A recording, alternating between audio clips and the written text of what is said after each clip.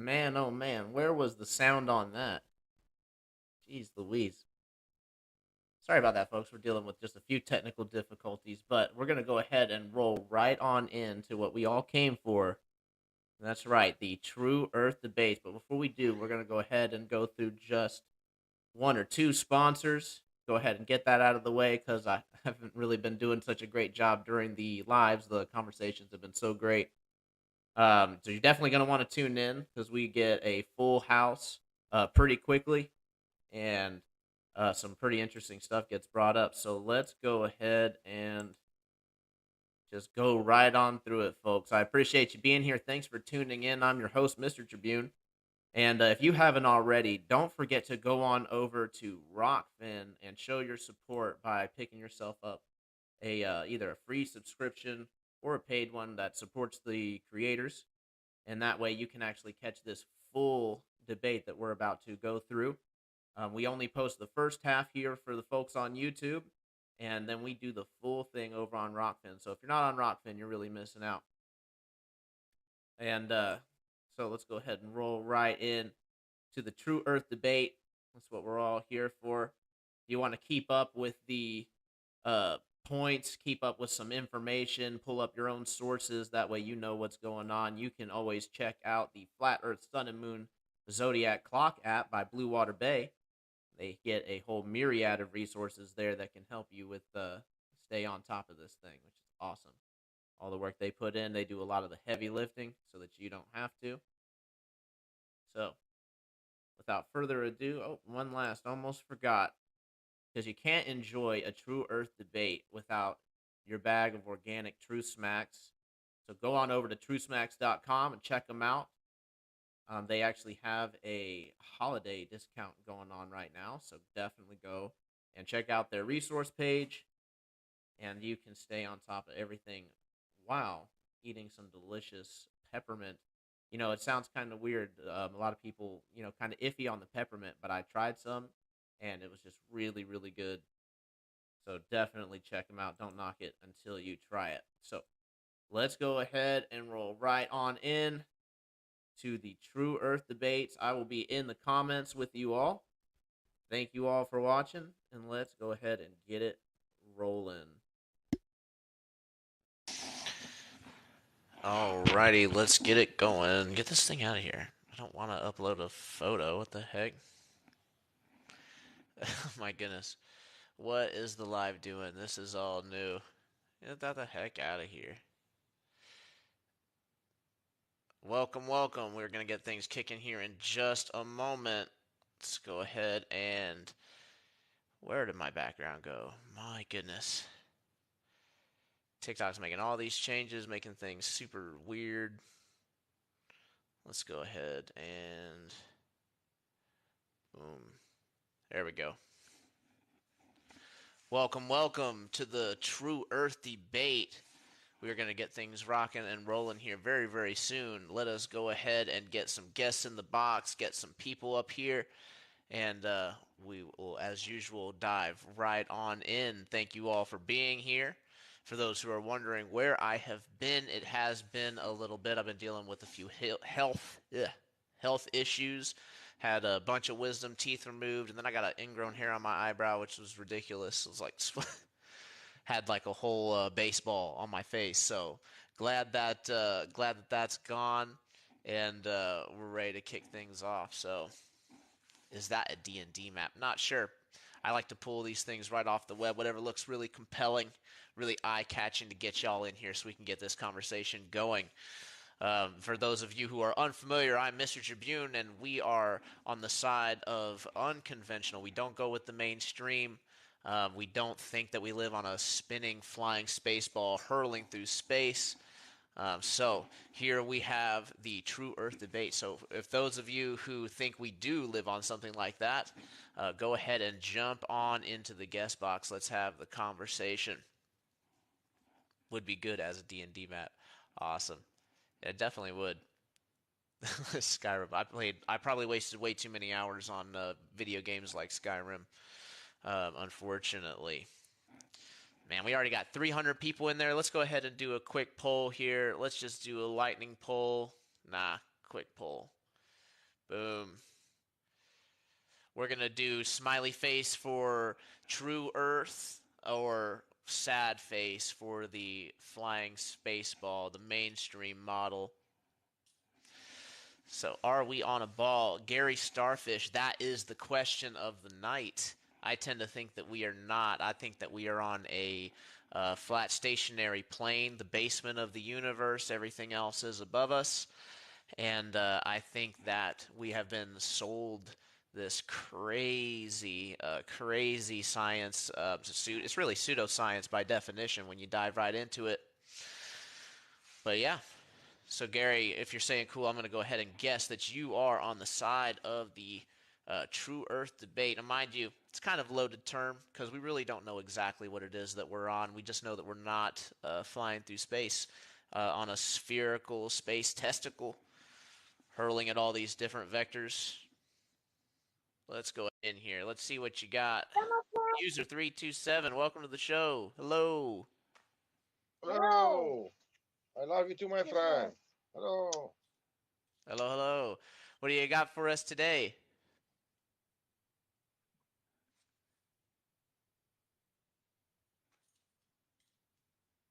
Versus. I'm going to go ahead and guess that you're on the side of the globe. Thank you so much. I love you so much, my friend. I love you too. My friend won. Caro, beep, beep, Caro, beep, beep. They just want to battle. Do you guys have an opinion on the shape of the Earth?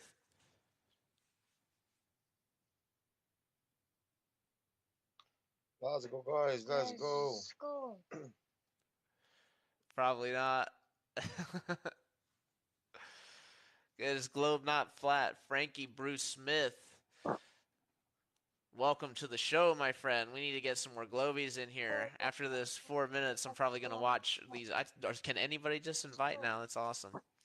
They really changed how they do things here. Let's go, guys. Let's go. Get a GoPro, a balloon, tie a GPS, and let it go up and watch the vid. Boom, round Earth.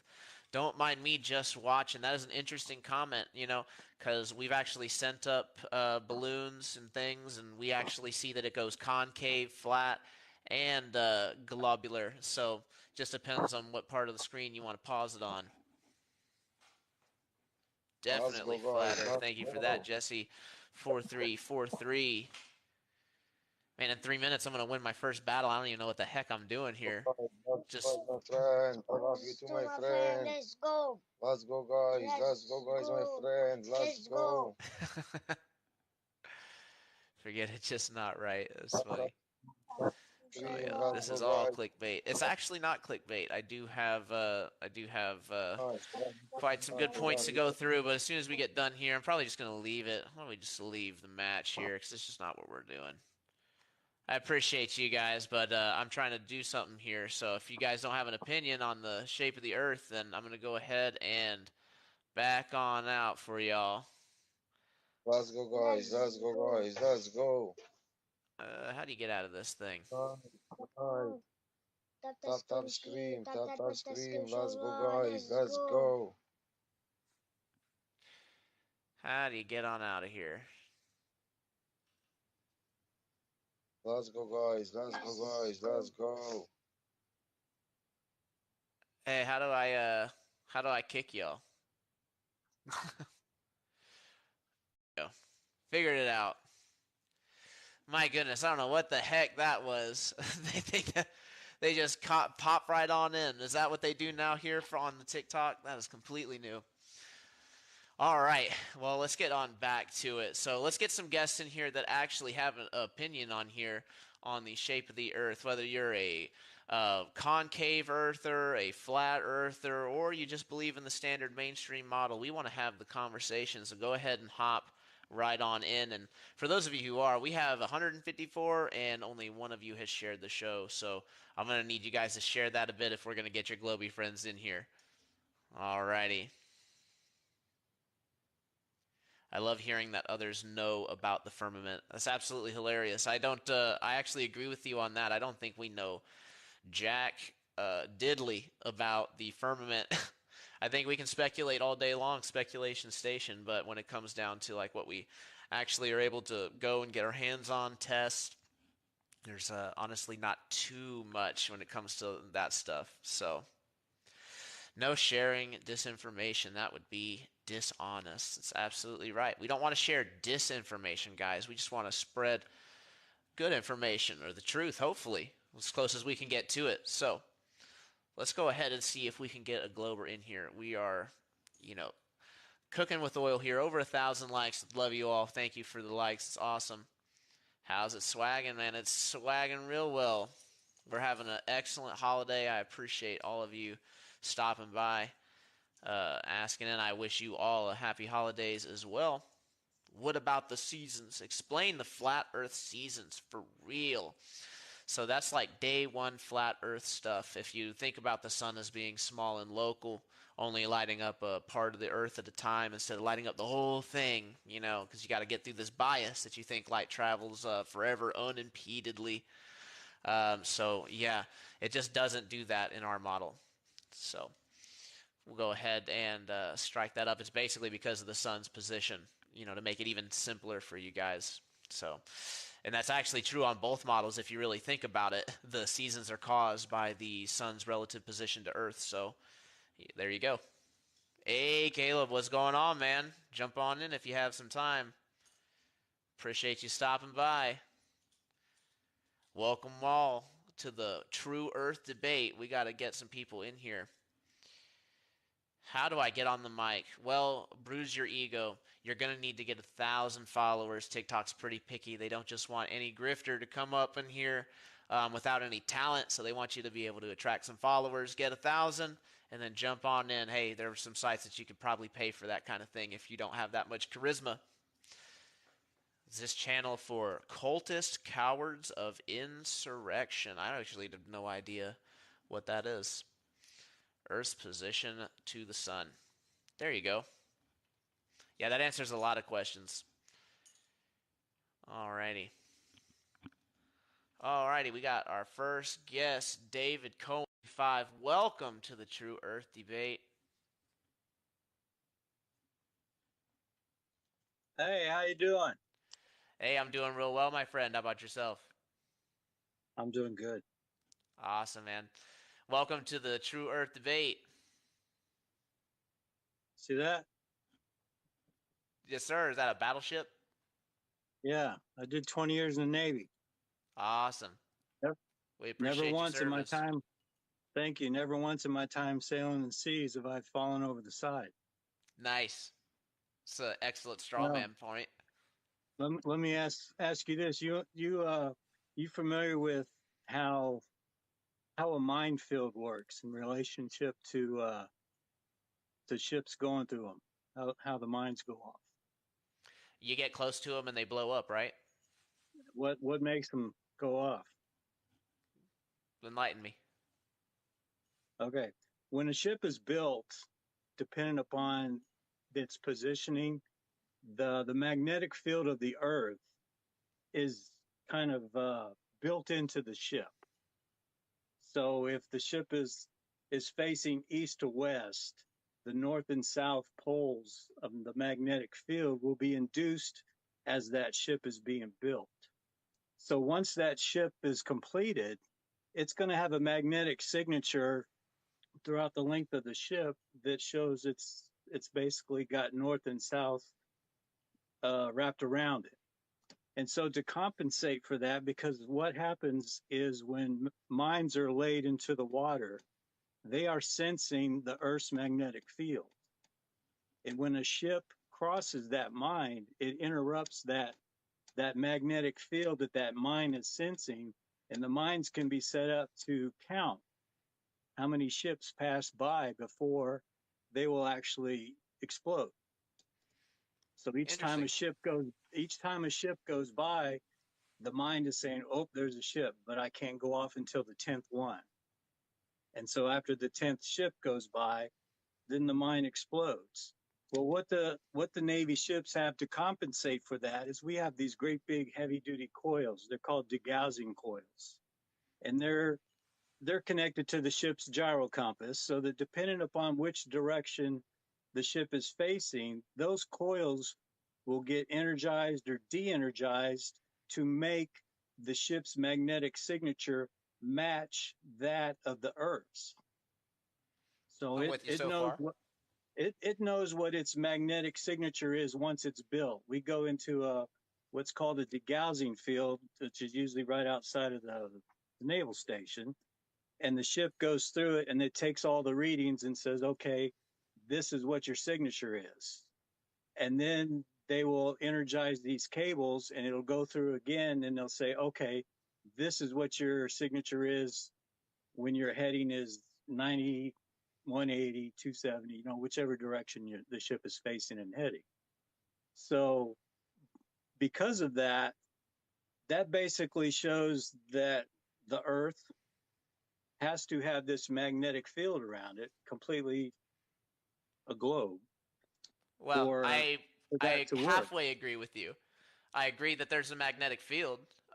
What I would ask you is how exactly does the magnetic field work on the globular Earth, especially with the molten core? Isn't there I can't remember the term for it. Isn't there a limit of heat that makes it so that things demagnetize and aren't things really, really hot in the core? Uh, So like, that's something. how does the magnetic field work on the globular Earth exactly? Well, you just have your North Pole and your South Pole, and in the middle, it's not really magnetic. If you take a regular magnet and you take and you sprinkle iron dust on it, it's going to make a figure eight, and the north and south is going to be stronger than the middle of the magnet because it's not as strong there. It's mainly out on the edges. Now we also have these things called magnetic compasses on board the ship that they use in the event that the gyro compass stops working. Well, on the magnetic compass, they have these two big heavy lead balls that are adjustable. And the higher north that you get in latitude, those balls have to be brought in to compensate for the heavier magnetic field that's up there, so that you don't get the the compass will start giving you erroneous readings because the field is getting stronger the further north that you go. Same thing as if you go south. So you got to kind of push them together so that the compass will stay on track, because it's going to compensate for that magnetic field as it gets stronger the further north that you go. To Okay. go like that. My next question would be, considering that, the magnetic field can be on both models, what exactly about that explanation with the ship mines has anything to do with the shape of the Earth? Because if it was flat, then there would be no need to do that, because there would be no round Earth. They would have this field that would change and require the ship to match that, because if it was flat, I So, guess it would be the so same all the way let's back across. it up just a moment to make sure, 'cause I think you might have misunderstood. So Okay. there's a magnetic field on the flat Earth model as well. It's just there's the North Pole, and then the South is just the opposite of North. Mm-hmm. So with that being the case, these mines are just operating off of the magnetic signature, and when things disrupt that magnetic signature. Now you can Right. throw in all this extra stuff about how many that it can count, and we can set it and all this other stuff, but all that's irrelevant to the fact that it's working based off of the magnetic field. What I'm asking is, what exactly about that magnetic field proves to us that we're living on a flying space ball? Uh, that would be in someone else's specialty. I just work on the ship's gyro compass when I was in. So I was all about the north, south, east, and west, and ensuring that the gyro compass itself, the further north we had to adjust the settings on it to compensate for the the curvature of the Earth as you got up closer towards the latitudes that were closer together than they Are you were down. referring? I think you might be referring to magnetic declination. No, this is just I forget what they call it. The precession, I guess, the precession effects that can happen on a gyroscope as it gets further up in the higher latitudes. Gotcha. So you're probably, I'm guessing you're unfamiliar with the fact that, like, when it comes to the gyroscopes, we don't exactly know that we're measuring the, the rotation of the Earth and all that. That precession that you're referring to, it could be caused by the actual sky moving. I can't remember which physicist said that there would actually be a translation of motion, just like if you wave your hand above a bathtub, even though you're not touching the water, you can actually make waves because you're translating the motion through. So Mhm. the fact that we have this drift with the gyroscope actually doesn't prove the shape of the Earth either.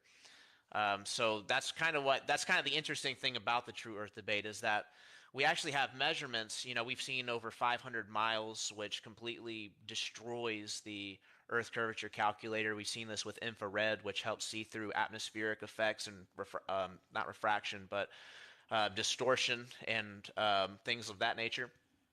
And we can see that we're seeing way too far, and that we're measuring, no curvature in several different experiments. There's even mirror experiments that we're doing where we're able to show 14 to 20 miles of absolutely no obstruction by being able to view a flash from a mirror, which that obviously works off a line of sight. So with all these things, it seems to when we get to the globe with the actual hard evidence, we're coming up short. So the main things that I look for when it comes to this debate is, do we have actual hard physical evidence of the R value or the actual curvature of the Earth? I Do do, because every time I go on a cruise, I see the United States disappear, and I see Asia and Africa and all those countries appear as I go so over if I the could cruise. show if there was a way that that could happen on a flat surface, would you be more open-minded to the Of flat course. Earth idea? How could that happen on a flat surface? You think the piece of pepperoni on one side can see the piece of pepperoni on the other side? Sure. Why? Because it's flat. So are But you but if aware you that, took a like, piece of pepperoni and put it over a basketball, you think this piece of pepperoni here is going to see that piece of pepperoni over there on the basketball? No, because it's curved. so you're under the impression that light doesn't curve, correct? Light doesn't curve? Right. No, light does curve. Okay, so if light can bend, then why can't that explain what you're seeing? If light can bend, why can't that explain the reason that land disappears? Yeah, because what you're doing is you're basically explaining an optical effect. We know that things shrink in the distance, things get closer to the horizon line the further that they get away. So where is this actual, like, drop? Because if you're referring to just the fact that the buildings and things, like, get smaller and then eventually disappear, we can zoom back into that, so far, and then eventually it gets so opaque that you can't see through all that atmosphere, or atmos, I like to say. So with that being said, it's like, yeah, I get that things disappear in the distance, but that's still not evidence that we're a ball. Now I can see why you might think that, because the things that are tall, shrink down, and we're pretty small, so most things that are in the distance are taller than us. So we think that that shrinking is due to the curvature. But if you just take a simple art class, I mean, even on a flat surface, on a flat piece of paper, to draw perspective, all you do is you make it meet towards the horizon line. Yeah. But I know when I'm out in the middle of the ocean, you can't see anything. I know that the horizon is 30 miles that way. And when I turn around and look the opposite, the other Right, right. horizon's 30 miles that way. Well, I completely agree. Well, it's not 30 miles, even according Well, to, if you want whatever to it go was. with the I calculator, you forget shouldn't it. be able to see more than 3 miles. But basically, what I'm trying to say, and to make this even simpler, is that, let's see how I can put this. Obviously, if we were to think about it, my finger cannot block my face, correct? Correct. Well, Okay. what do you mean? As far Well, as, what if I put it right here? yeah, yeah, So right. that's a perspective issue, right? So small waves can block, because the ocean's never flat. There's always some ripples and stuff, some waves happening. You're not ever seeing like a crystal mirror ocean, right? So when you're talking about Sometimes. seeing miles in each direction, it becomes very plausible for small waves to be able to block big things in the background. And not just that, but we also have the fact that the atmos is opaque. The further away something is, the more layers of atmos you have between you and the object, and it becomes just more difficult to see. And unfortunately, it doesn't really matter how powerful a lens that you have is, you're not going to be able to see through physical obstruction like pollution or opaqueness. Does that make sense? Okay. Well, I don't know. I just, like I said, I never fell off the edge. And I'm just out of curiosity, how would you explain the differences in the tides between the Atlantic and the Pacific? I'm actually really glad that you brought up the tides, because currently the explanation for the tides is very, very poor. The current explanation for the tides is that the moon is what's causing it. However, we're having tides of equal strength on the opposite side of the moon. If you actually look, there's something called tidal nodes. I encourage you to go on Google and look into that. And it seems that tides form like little circles around little areas that they inhabit, and then they vary in strength. And it seems to have absolutely nothing to do with the moon. No, but on the Pacific, you got a 25-foot difference, and on the Atlantic, you probably only got a 4 or 5 feet difference between Yeah, there's high definitely tide and low different. tide. Yeah, there's definitely different So, heights of tide, but there's so how also could you tidal have two nodes. different? How could you have two different heights of tides on the West Coast? You got tide pools, but you don't have tide pools on the East Coast because the tide there's no big difference. So if it's flat, why isn't the tides all the same depth change? Well, we're not asserting that all of the oceans and all of the water levels are completely, are completely the same elevation. When we say flat Earth, it's more of a topographical. It's relatively flat. It has hills and valleys. It definitely has areas of high and low elevation, and this would include the water. So my guess, and it is a guess because we really don't know what's going on with the tides, is that in those areas there just is more water. So, but again, it's hard to know. The thing that debunks, in my opinion, the idea that the tides are somehow proof of the shape of the Earth and that they are in fact caused by the moon is that when the moon, let's give an example, let's say the moon, full moon, is over America. Over in Asia, we will be having tides of equal strength, completely opposite side of the moon, which completely debunks the idea that it's the moon's gravity that's actually causing the tides. So the tides is an anomaly for both of us. Yeah, but like I said, the tides are different. And if it's flat, how come when you go through the Panama Canal, your ship has to be lifted up in locks in order to get from the Atlantic to the Pacific? That's Why just a isn't it? change in it's a change in elevation. So again, flat Earth doesn't mean that we're perfectly flat. We have areas of high elevation and areas of low elevation. So again, and that would be true of both models. So what would be necessary for your model to be true would be for us to be able to actually measure this rate of curvature that is very specific across the whole globe, which apparently we live on a globe that's 24,000 miles in diameter. And so probably, yeah, it is diameter. And so with that, we have to see curvature of a certain rate. And when we go and look at that, we're just not seeing that anywhere. So do you have any Okay. other points that you'd like to bring up before I bring on some No, more guests? just like I said, I've never fallen off the edge sailing 20 years in the Navy. Oh yeah, let me address that point for you also. The edge, if there was an edge, and again, couldn't claim that there is because I haven't seen it myself, but if there was an edge, it would be past the 60th south parallel somewhere over out in Antarctica where we're not allowed to freely explore, and that all the countries, or just about all the countries on Earth, have a unified treaty to not let whoever Joe Blow go and explore it. So that would How be my far is that explanation above? for that. How far is that above the Arctic Circle? The Arctic Circle? I Yeah. I have no idea. We're talking about the Antarctic ring. So in the flat Earth model, the Antarctica is more like some have it depicted as a ring going around containing all of the known land. So that's why you can fly around and it's still not a ball, because you can go around a cul-de-sac and it doesn't mean your cul-de-sac is a ball, right? Yeah. So So imagine the Earth is like a big cul-de-sac. so does the Arctic Circle exist on the Well, I flat mean, Earth? there's definitely a North Pole. There's a point that all the compasses point towards, and but you go on Google Earth, they have it all blocked out and they have it all stitched out. So I mean, it's really hard to say what's there. Like to go and explore it, but it's really, really, really I mean, treacherous, really difficult. I was up there and I got a blue nose certificate because we went above the Arctic Circle, shot at icebergs with the big guns. We were shooting at icebergs above the Arctic Circle. Nice, that's awesome. Didn't fall off the edge. Well, there wouldn't be an edge on the Arctic Circle. That's the center. Okay. So either It'd be way. the Antarctic. Have you ever been to Antarctica? No, I've been up to the Arctic, up above Greenland and up in there and stuff. I went up to Norway and uh, Germany and all that places up there. So, but Awesome. anyway, I just had to share that. Well, David, I really appreciate you coming on, and I appreciate you being honest because I can't tell you how many people will come on and just because they have a little bit of credentials, they'll just try to say whatever. Like, oh, I've No, been all over Antarctica, took my own gas supply, took a snowmobile, and there's all no. kinds of stuff that. That's one of the things I crossed off my bucket list. Went up there, lay down the deck of the ship, and watched the aurora borealis, and it was pretty cool.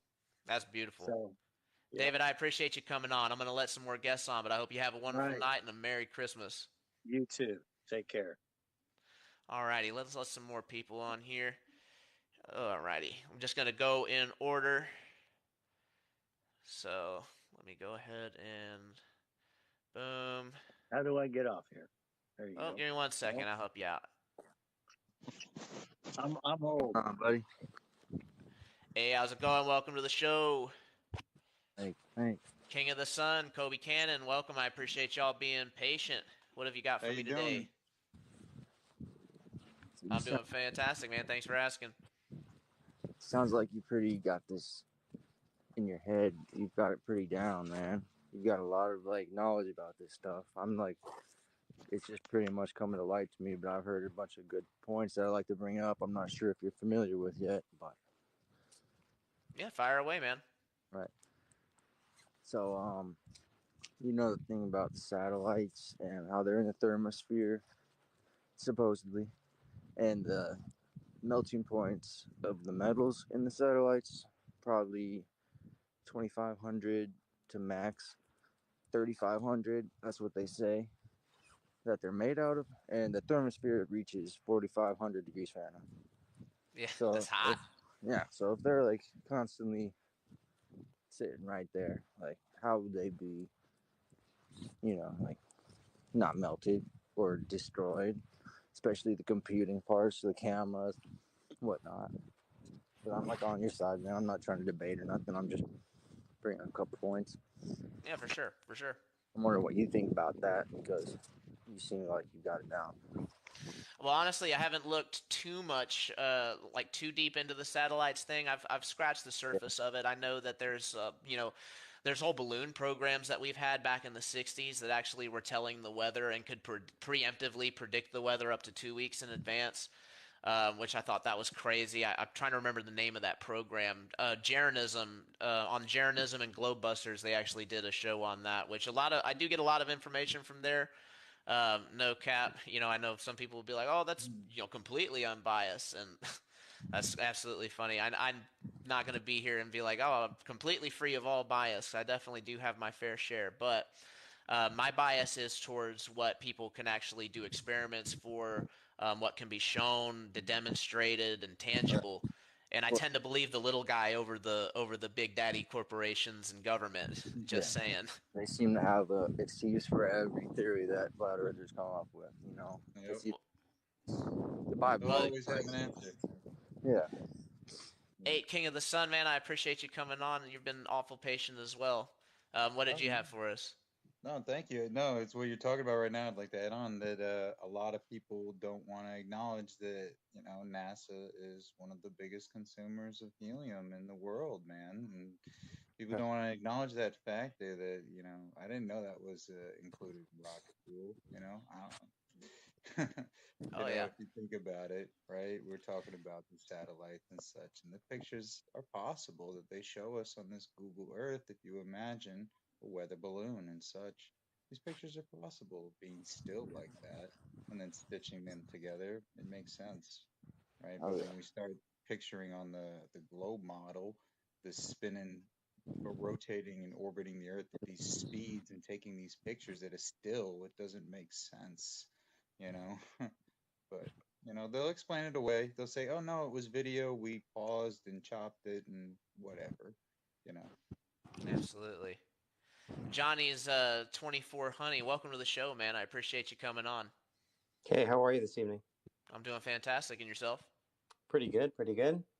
Awesome, man. What side of the conversation would you say you're on? More of the globe side or more of the what would we want to call it? Because True Earth is a big blanket term. So I've had concave earthers, I've had flat earthers. What would you consider yourself?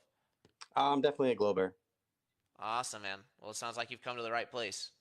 Yeah, for sure. I just wanted to ask you a few questions regarding some of the things that you were saying when you had the first guest on regarding the the fact that you said that we have 500-mile photographs, and yes, I mean of course we do, because when you're looking at items that are thousands of feet in elevation, like mountains, buildings, or whatnot, those are not gonna dip below the curvature of the Earth, and based on the Earth curve calculator that usually actually every time matches with what the observations are, there definitely are things that you're going to see depending on height. And so I just want to just address that and clarify that it's easy to have a blanket statement that doesn't define the terms of that particular photograph, because it'll allow people to lean one way or the other, but without having all of the facts, it's technically not true, or it's too vague, and so it allows, let's say, someone on the flat Earth to say, look, the Earth can't be flat because we can see those mountains. But in fact, if you plug in those values in the curve calculator, yes, you're going to see mountains. You're going to see the tops of the buildings of Chicago from the other side of the lake. I mean, that's like one of the most common ones, is that photograph that was taken not at the level of the water, let's say 6 feet, but on a hill that was a couple 100 feet up. Plug that in to the calculator, and you're going to see the tops of the buildings. You're not seeing the bottom of the buildings. You're seeing the tops of the buildings. Chicago has huge buildings, and so that doesn't debunk the fact that the Earth is flat, is curved. So I kind of get where you're coming from, and I definitely agree that usually it's good to have more information when possible. So, and I do apologize for being vague. It's just I didn't have all that information in front of me, but I do know that there have been several images and instances of us supposedly seeing much further than the Earth curvature calculator.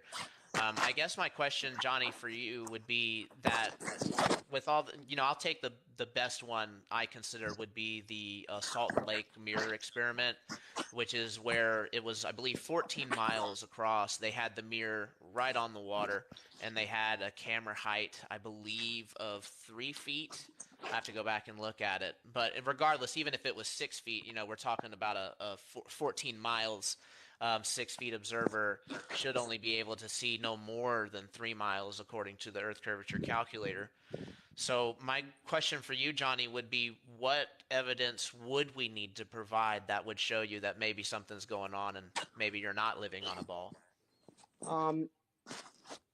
Well, I mean, to your point, if in fact, the example that you're stating with the mirror, there definitely are instances where refraction is definitely, a variable for sure, and depending, the temperature of the day. And I know the calculator does have a refraction variable that you can input. So I'm sure there's going to be instances where it's going to seem to not work, but there are way more instances where it's proven that the observation matches exactly with what the calculator shows. Because if the calculator shows that you only should see half of the Willis Tower, the observation usually, regardless of refraction, is going to show that. There's obviously going to be those days where the refraction is going to be, much worse, and it's going to cause the observation to be obscured. But what I have a problem with is that there's only like maybe 10 different examples that flat earthers use to say, look, this picture proves that the Earth is not a sphere. But yet there's hundreds and thousands, and we can every single day we can take pictures that match the calculation that prove otherwise. And so like that's where it gets me. Like, I've only been on these lives, and listening for like the last maybe a month or two, and every time all I see are the same images that are posted that say, look at these oil platforms. We shouldn't be able to see those. Look at the Sears Tower. We shouldn't be able to see that from Chicago, from the other side of the lake. look at this and look at that. So my guess is, Johnny, based on your response, is that there is no evidence that you would accept, that you would simply accept the explanation for why that's happening at face value?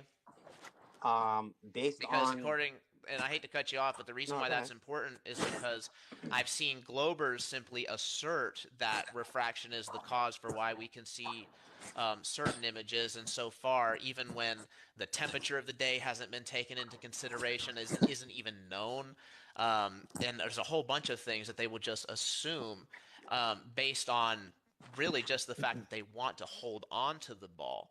So, is there any observation at all that we can provide that you would say refraction could be responsible for that?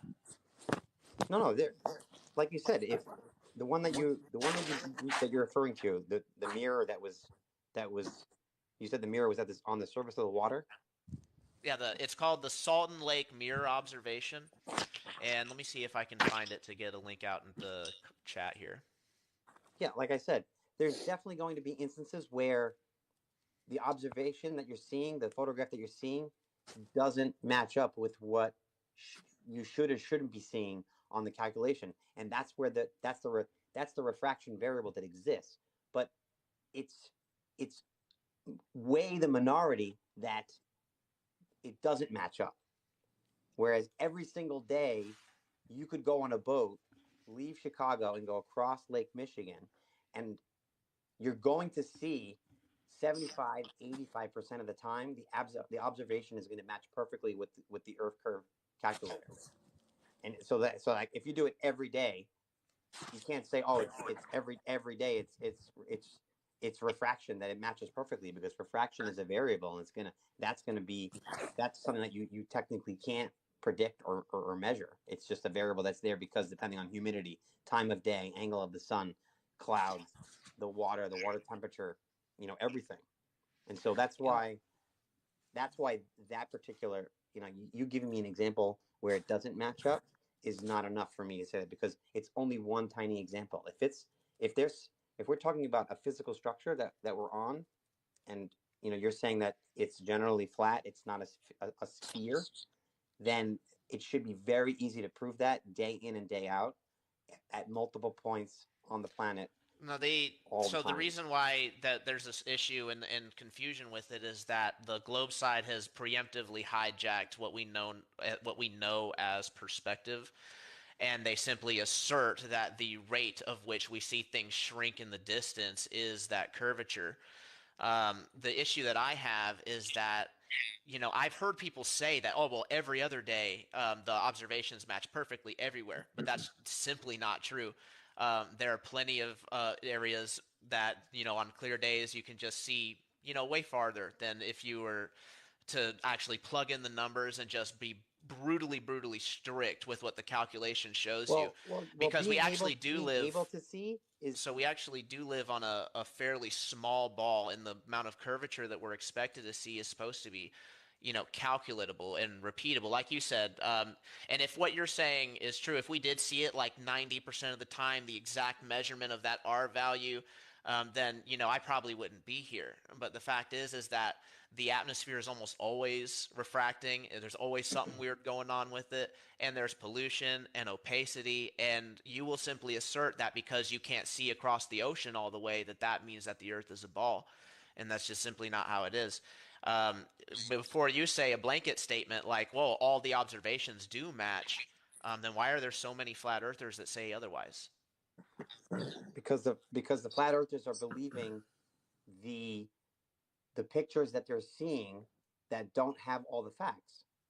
I constantly hear ask you a everybody question, referencing. Johnny? Can I ask you a question? Do you not know that the quote unquote pictures that you see of outer space are actually images and not pictures, right? You know this, right? What do you mean?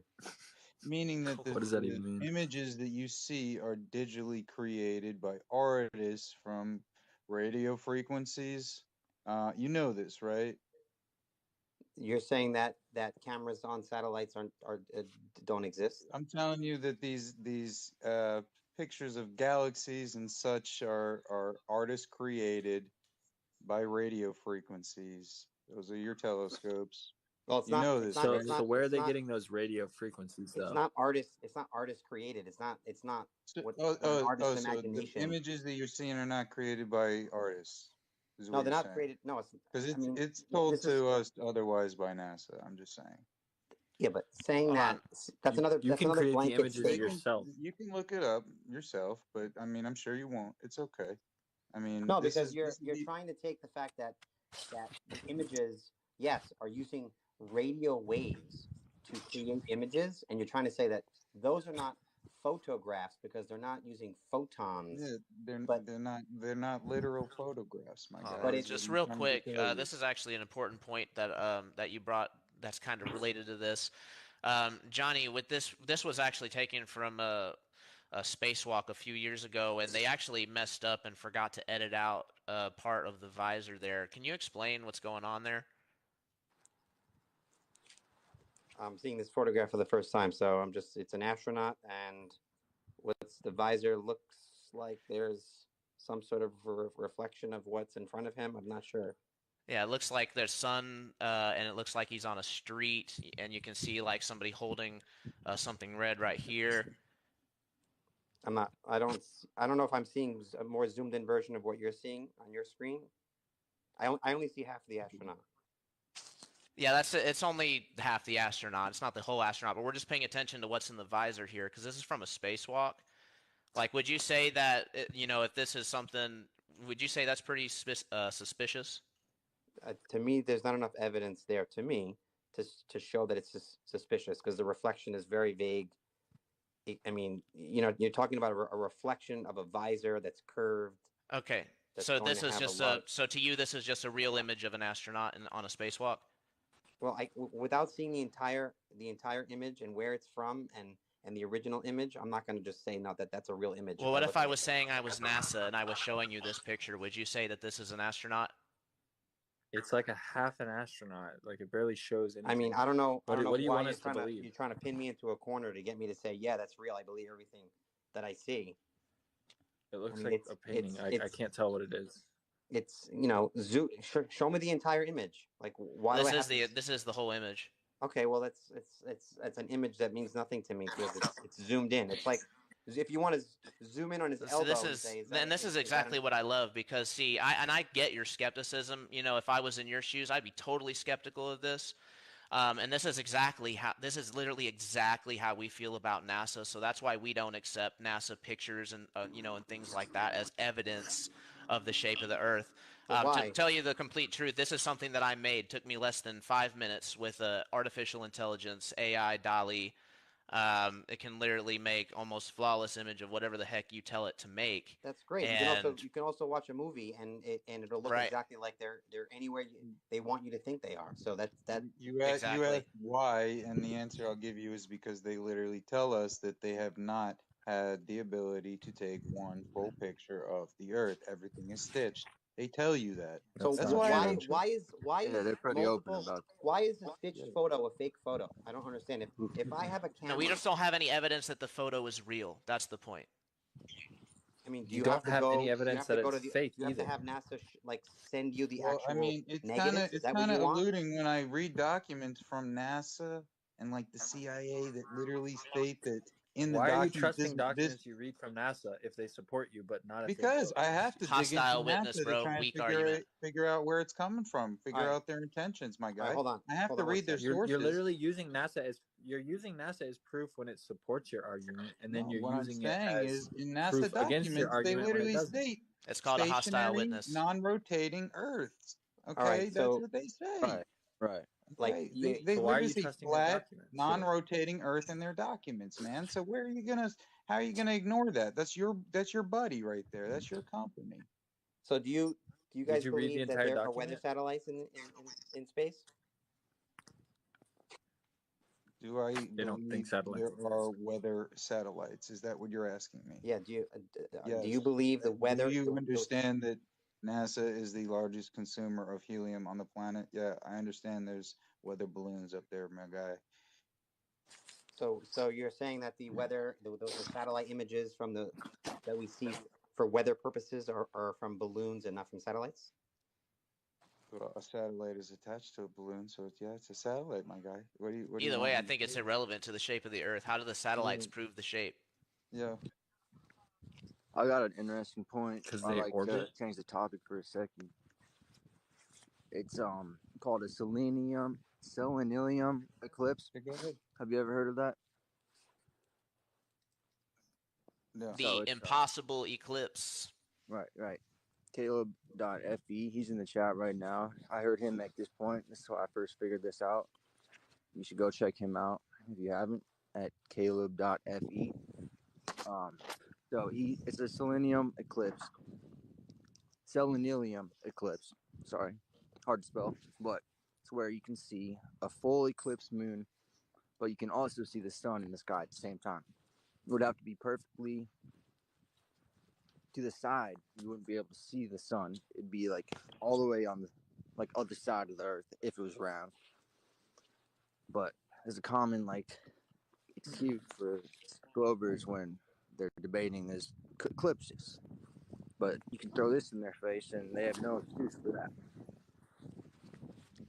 Behind me actually was images not from Dali, I swear. They actually did come from a spacewalk, and you can see that there's a guy not in a spacesuit. He's got sleeveless, or he's got half sleeves on. Kind of looks like he's wearing a wristwatch or something. Yeah, but we can show you real things like that from spacewalks all day, and you'll just deny that they're faking anything. Can we go back to? Can we go back to the actual Earth? Well, I just feel like it's kind of disingenuous if we can't even admit that the space programs are faking stuff. Well, that's not what we're. I mean, you're just showing that's not us what we're images. debating. That's just. I mean, we're trying to debate real world observations to keep it a little bit more. To keep it a little bit more And simple. wait, Really the want to go into eclipse, real world observations? Can we talk about the the eclipse 69 thing moon that he landing just then? brought up. Yeah. The eclipse thing that he just brought up. Why couldn't it happen on a round Earth? Did you say why it couldn't happen? It's literally called the impossible eclipse for a reason. It's because the shadows do not match. You can't have the moon and sun be visible above the plane of the Earth during that eclipse.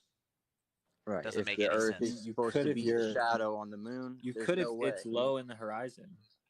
The moon's very low and the sun is very low, and you're on that edge, and the Earth is just getting clipped by the sun. Full eclipse. If You're you looking, invoke the sun's Bendy, behind if you you, the invoke a moon's- whole bunch of Bendy light, No, there doesn't have to be any Bendy it light. literally says it's part of the explanation. That is Earth. You're gonna have to go back to Google, my friend. It's part of the explanation.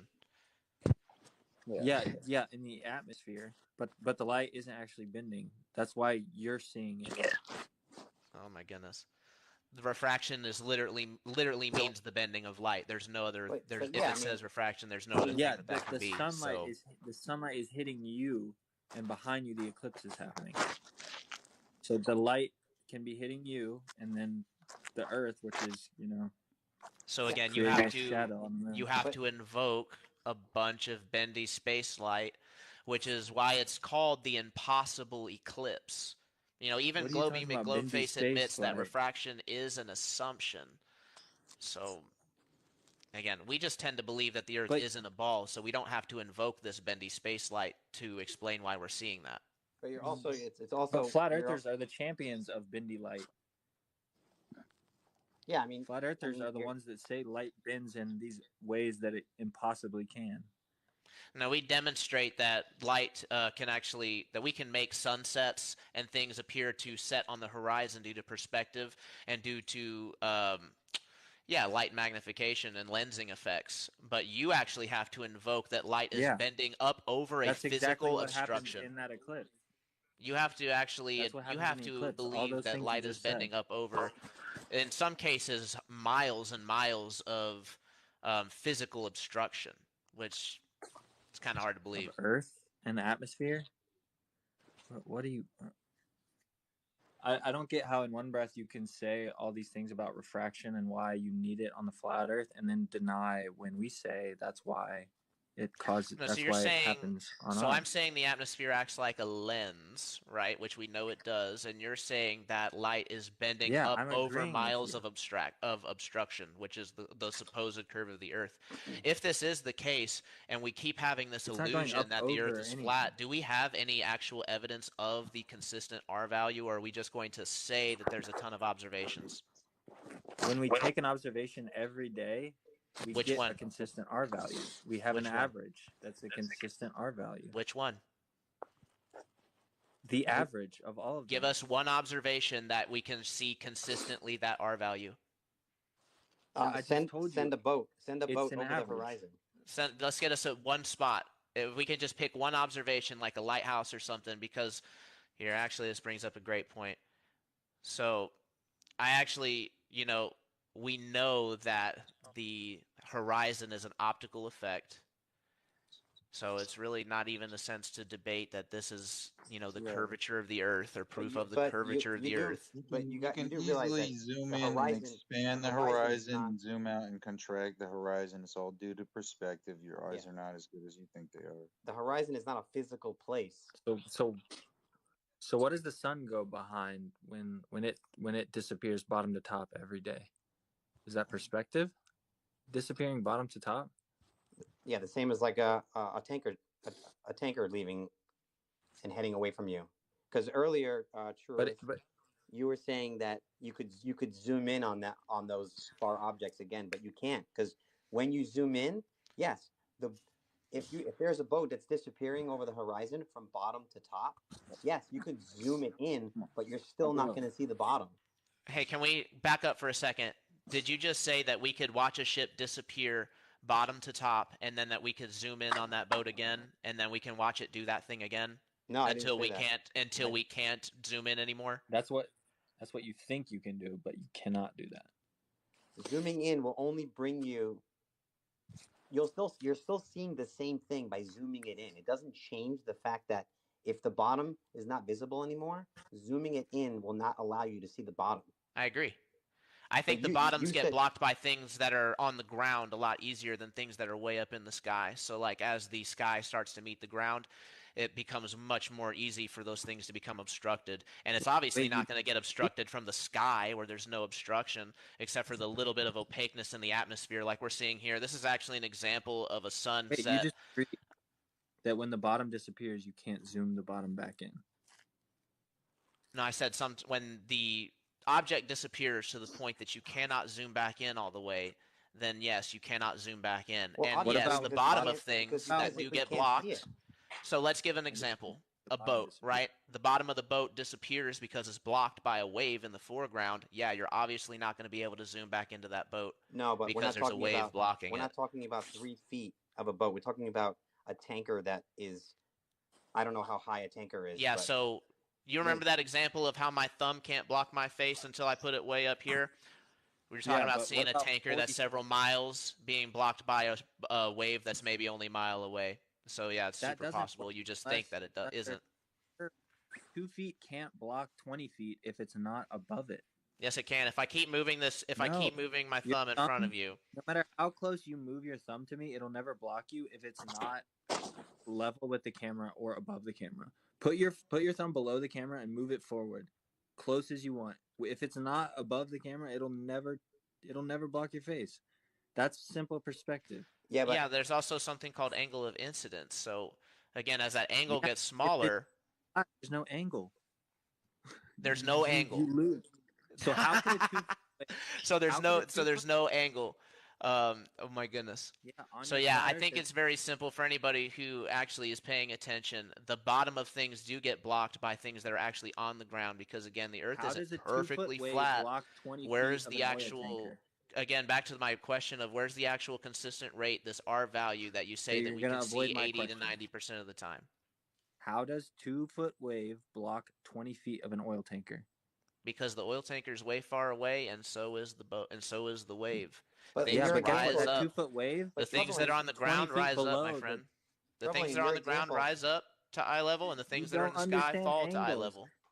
How in your example, you're bringing your thumb closer to us. This is what we're talking about. Is I'm exactly working the with opposite. limited space. You can't argue with someone that just doesn't understand, man. I know it's simple. It's really, really simple.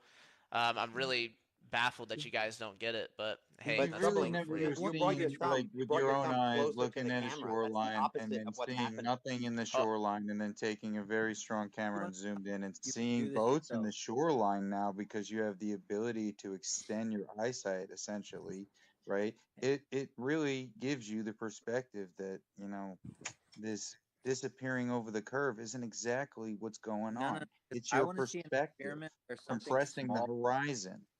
blocks something bigger without being higher, because that just cannot happen. You cannot have a What I 2 foot think what he object was trying block to a say 20 foot was, object if you were to with less zoom than in, and this is in what I'm saying, right?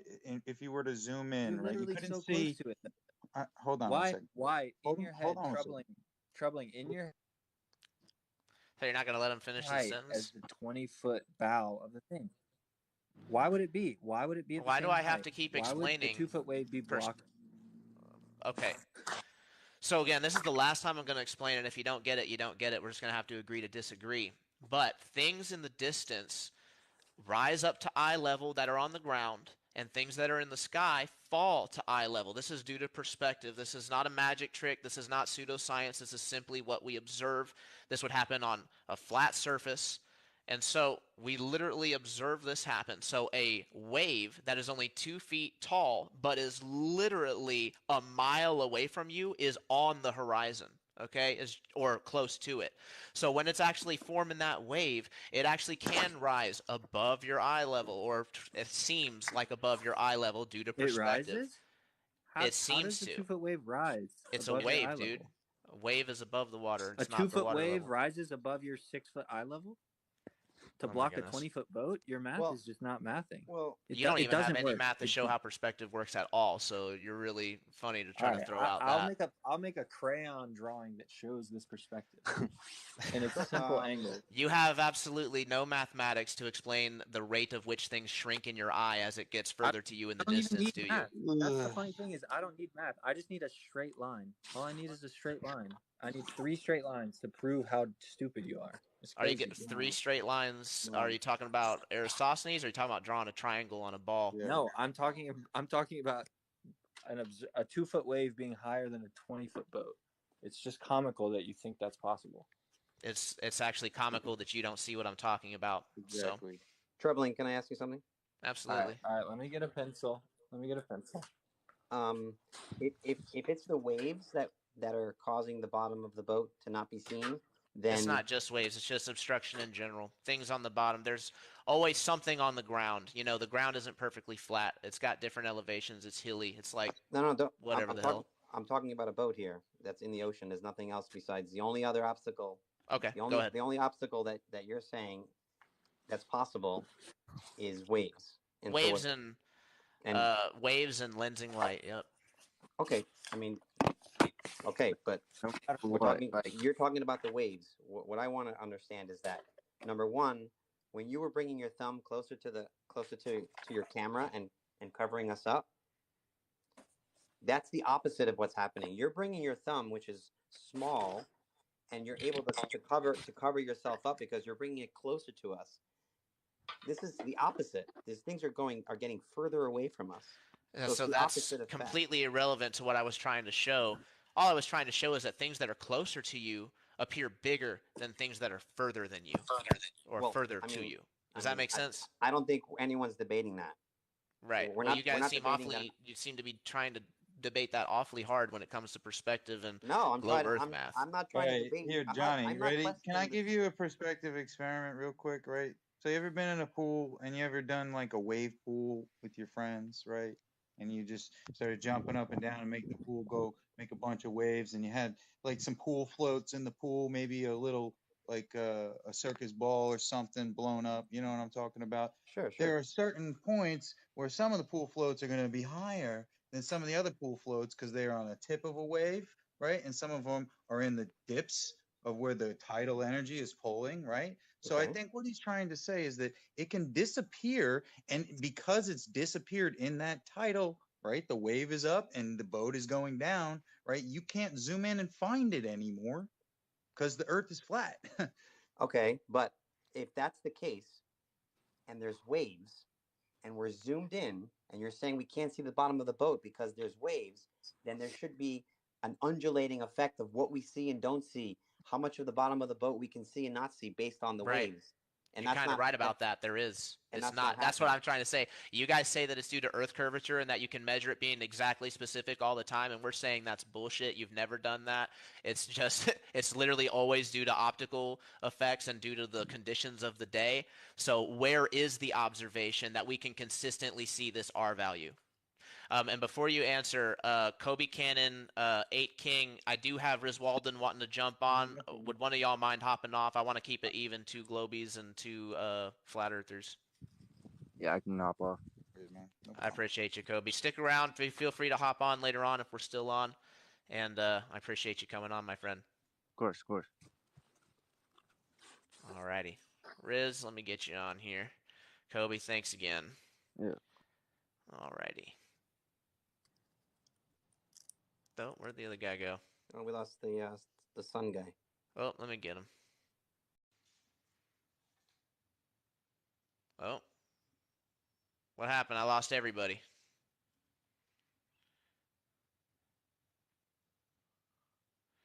That's I'm not sure what happened there. Okay, on. Apologize. It just kicked everybody. Where is... There's Johnny. And where's Huge Ball Weenus? I love the name, by the way. I appreciate a good troll name as good as the next one. So, all right. Sorry about the hiccup. Let's go ahead and pick it right back up. Riz, welcome to the show. Yeah, thanks, Mac. Thanks, Tribune. You're doing like a fantastic live. I love the patience you're showing these guys, and I like the fact that you're trying to bring out all the truth rather than spread lies. And Pat is spreading some big lies right now. Yeah, All right, Pat. what you got for me, Riz? Why? What? You know, one of the things that you like to claim is that you're trying to represent some form of truth, but then you come trolling on a Flat Earth live with lies. All right, what was I lying about? So Tribune explained the perspective of waves and ships quite clearly and quite simply, and yet you told him he's an idiot and he's lying. I asked him how a 2-foot wave blocks a 20-foot boat. And he explained it in 100 foot. He explained it in simple terms for you. I can explain it in science terms, but you're too dumb to understand it. So would you like me to explain it in science terms, or would you like Tribune to explain it for a fourth? Yeah, I want to hear it. I want to hear how Okay. Do you know what makes a angular? wave Do you grow. know? Do you know what angular resolution is? Yes, I do. Okay. How many pixels does a ship take up when it's near you? I don't see with pixels. Well, a camera or a telescope or any object that you're using to view a ship from far away, you won't be seeing it with your eyes because it'll be too far away. So you're going to have to look with a telescope or with a camera. I'm asking you, when a ship is close to you, does it take a larger area of your retina or does it take a smaller area of your retina? Larger, obviously, when it's closer. So when it's now, the waves that you observe on the ocean are fixed at every location, yeah? Whereas the ship is the only object moving out into the perspective convergence. So as the ship moves to the horizon, it gets smaller and smaller, takes fewer pixels from your retina or fewer pixels on your camera, and goes into a smaller angular resolution. You agree that things get smaller as they go further away? Yeah? Yeah, I do. Okay, but the Guess waves... what else gets smaller? No. The waves. The waves, which remain at a fixed focal point from the camera, stay the same size. So they will remain, say, the size of the ship when you're viewing the ship further away. And they will cover up a ship that's 20 foot tall with a 2-foot wave. So I don't know why you're trying to claim that you couldn't do that. If the Earth is flat and the ship is moving out away from me over that flat Earth, and I can see it, the 2-foot waves close to me aren't blocking it, and I can see it, it's going further and further and further away. Before it's disappearing at all, and I can still see all of it, and there's no 2-foot wave blocking it, the waves by it they have shrunk with the boat. They're still the same size as the ones right close to me when I could see the boat.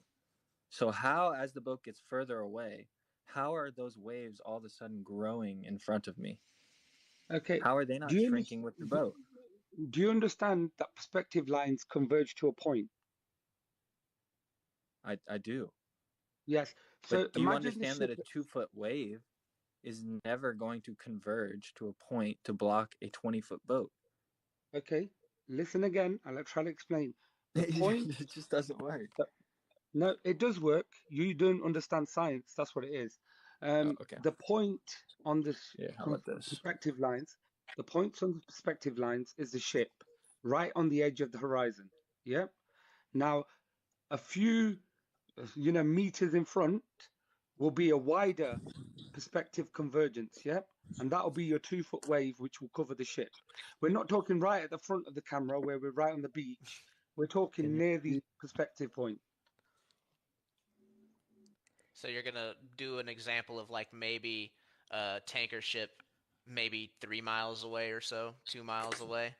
I mean, it's absolutely hilarious. We're talking about stuff at like as far as it can be for our vision. Now you're probably infinitely actually less than that. Infinitely. Here's the thing about angles: you can make them infinite, and they will always be at the same angle. I mean, they will never go below zero. Sorry, Well, not be at the actually, now I kind of think this, that you're misinterpreting that because this has actually been just demonstrated with the sun. If you literally, and this literally in a computer model, take a straight line for the ground, a straight line for the sky, or for the track that the sun would be on, and put the observer right on the ground. Draw an angle from the sun, from the eye of the person to the sun, and then drag that sun on that track. The further you drag that sun, the smaller that angle is going to get. And that is why we see. I mean, this is simple perspective. I mean, it shows that you're being really disingenuous when you try to do something like that. Just draw a big old guy right here, and then on the same sheet of paper, not even that far away, it'd be like, see, look, the angles are the same. Yeah, keep pulling those further and see that angle change, my friend. I just am crazy, but if I'm 6 feet tall and I'm standing on the water and there's waves that are 2 feet tall, no matter how far I look, those waves will never be above my eyes. So you have to be above my eye to block my vision. So let me ask you this. You this. can't block me from below. So let me ask you this. Have you ever seen a bush in the distance, like a bush, like a 2-foot tall bush? Yes. How far away do you get to it before it's like at your eye level?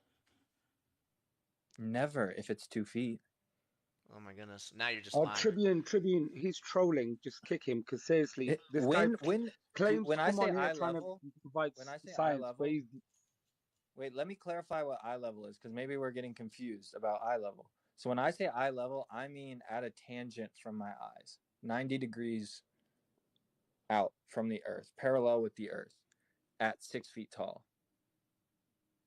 Is that what y'all mean by eye level? Pretty much. Okay, so how does a 2-foot tall thing ever reach 6 feet tall if it's traveling parallel with the ground and the ground's flat? All right, let me give you an even easier example then, if you don't understand that. Have you ever been away from a house, right down the street of a neighborhood, and you look out at the house at the end of the street? You can see the roof on the house, right? Yeah. What happens when you approach the house? It gets bigger. You can't see the roof. The house is taller than you. Okay, well, you're literally doing exactly the reverse of it. Okay, we're talking about something that's taller than you being brought low to your eye level. That's what happens with the sky. The reverse doesn't now happen. Do the same thing with the ground, and you've figured it out. It's not the same thing, though. That's the opposite of what happens. You're telling me to believe the opposite of what you're saying. It converges at a point. Can you not accept that? And if it converges at a point, then obviously the angles change. I mean, it's really easy to understand. But I mean, you can talk about refraction for something small, but you can't use refraction I'm not as talking about as the, refraction. I'm talking about perspective and the way that things merge to the ground, making you able to see roofs and houses when you're far away, but not when you're close up. Imagine what happens when you're close up, like on a 2-foot wave. Of course, if you're on a 2-foot wave, you're going to see right over it. It's going to be easy. Your angle is way over that wave. But as that wave gets further out, let's say a mile out, now it's at your eye level. Okay, it's not at your feet still. You're seeing it at your eye level. It's almost at your eye level, but Okay, it's well not. then It's below 90 degrees. That's not eye level. If it's below 90 degrees, it's not eye level. No well, matter if you how can at close. least acknowledge that the angle changes, then we've already debunked your previous point that the angle stays the same. So, But the angle changing doesn't bring it above eye level ever. No matter how much it changes and no matter how close it gets to 90 degrees, it never gets above it to block something that's over 90 degrees. Because if I'm looking at a boat that's 30, 40 feet tall, I'm looking up, just like that roof. I have to change my angle.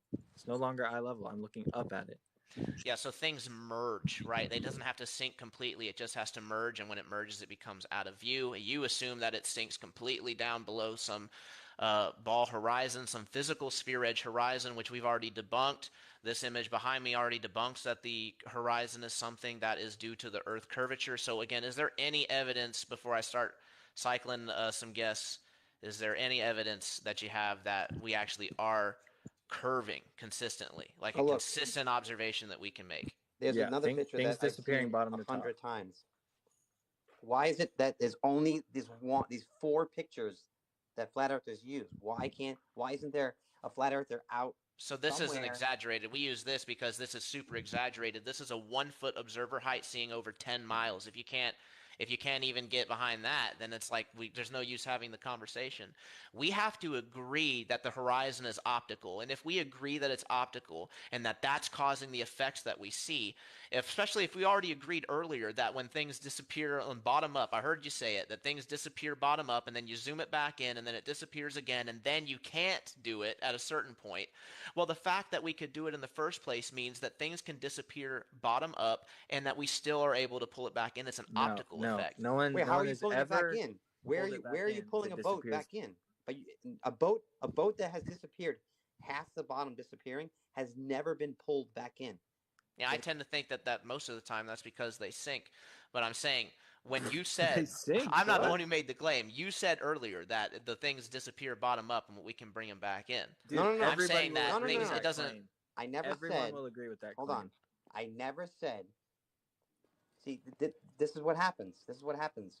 You say something and it's being used against you because it's being interpreted in the vaguest way possible. You said at the beginning of the conversation when I wasn't even in the live yet, and that's why I brought it up, in that you could bring a boat back in, meaning You if can. the boat has half disappeared, you could zoom in with this. That's not what I said. I said that when a boat has disappeared after it's gone too far for us to see, that we could bring it back in. I never made any mention of. But that's just That's not the horizon. We don't disagree that has with nothing you. to do with curve, flat, nothing. That's just the fact that our eyes are not Okay, as so the powerful horizon's only as supposed to be 3 miles away based on the math. So where is this physical horizon that we're But supposed to have his then? problem is with you saying we can bring stuff that's disappeared back in, because that's not us saying it's disappeared over the horizon.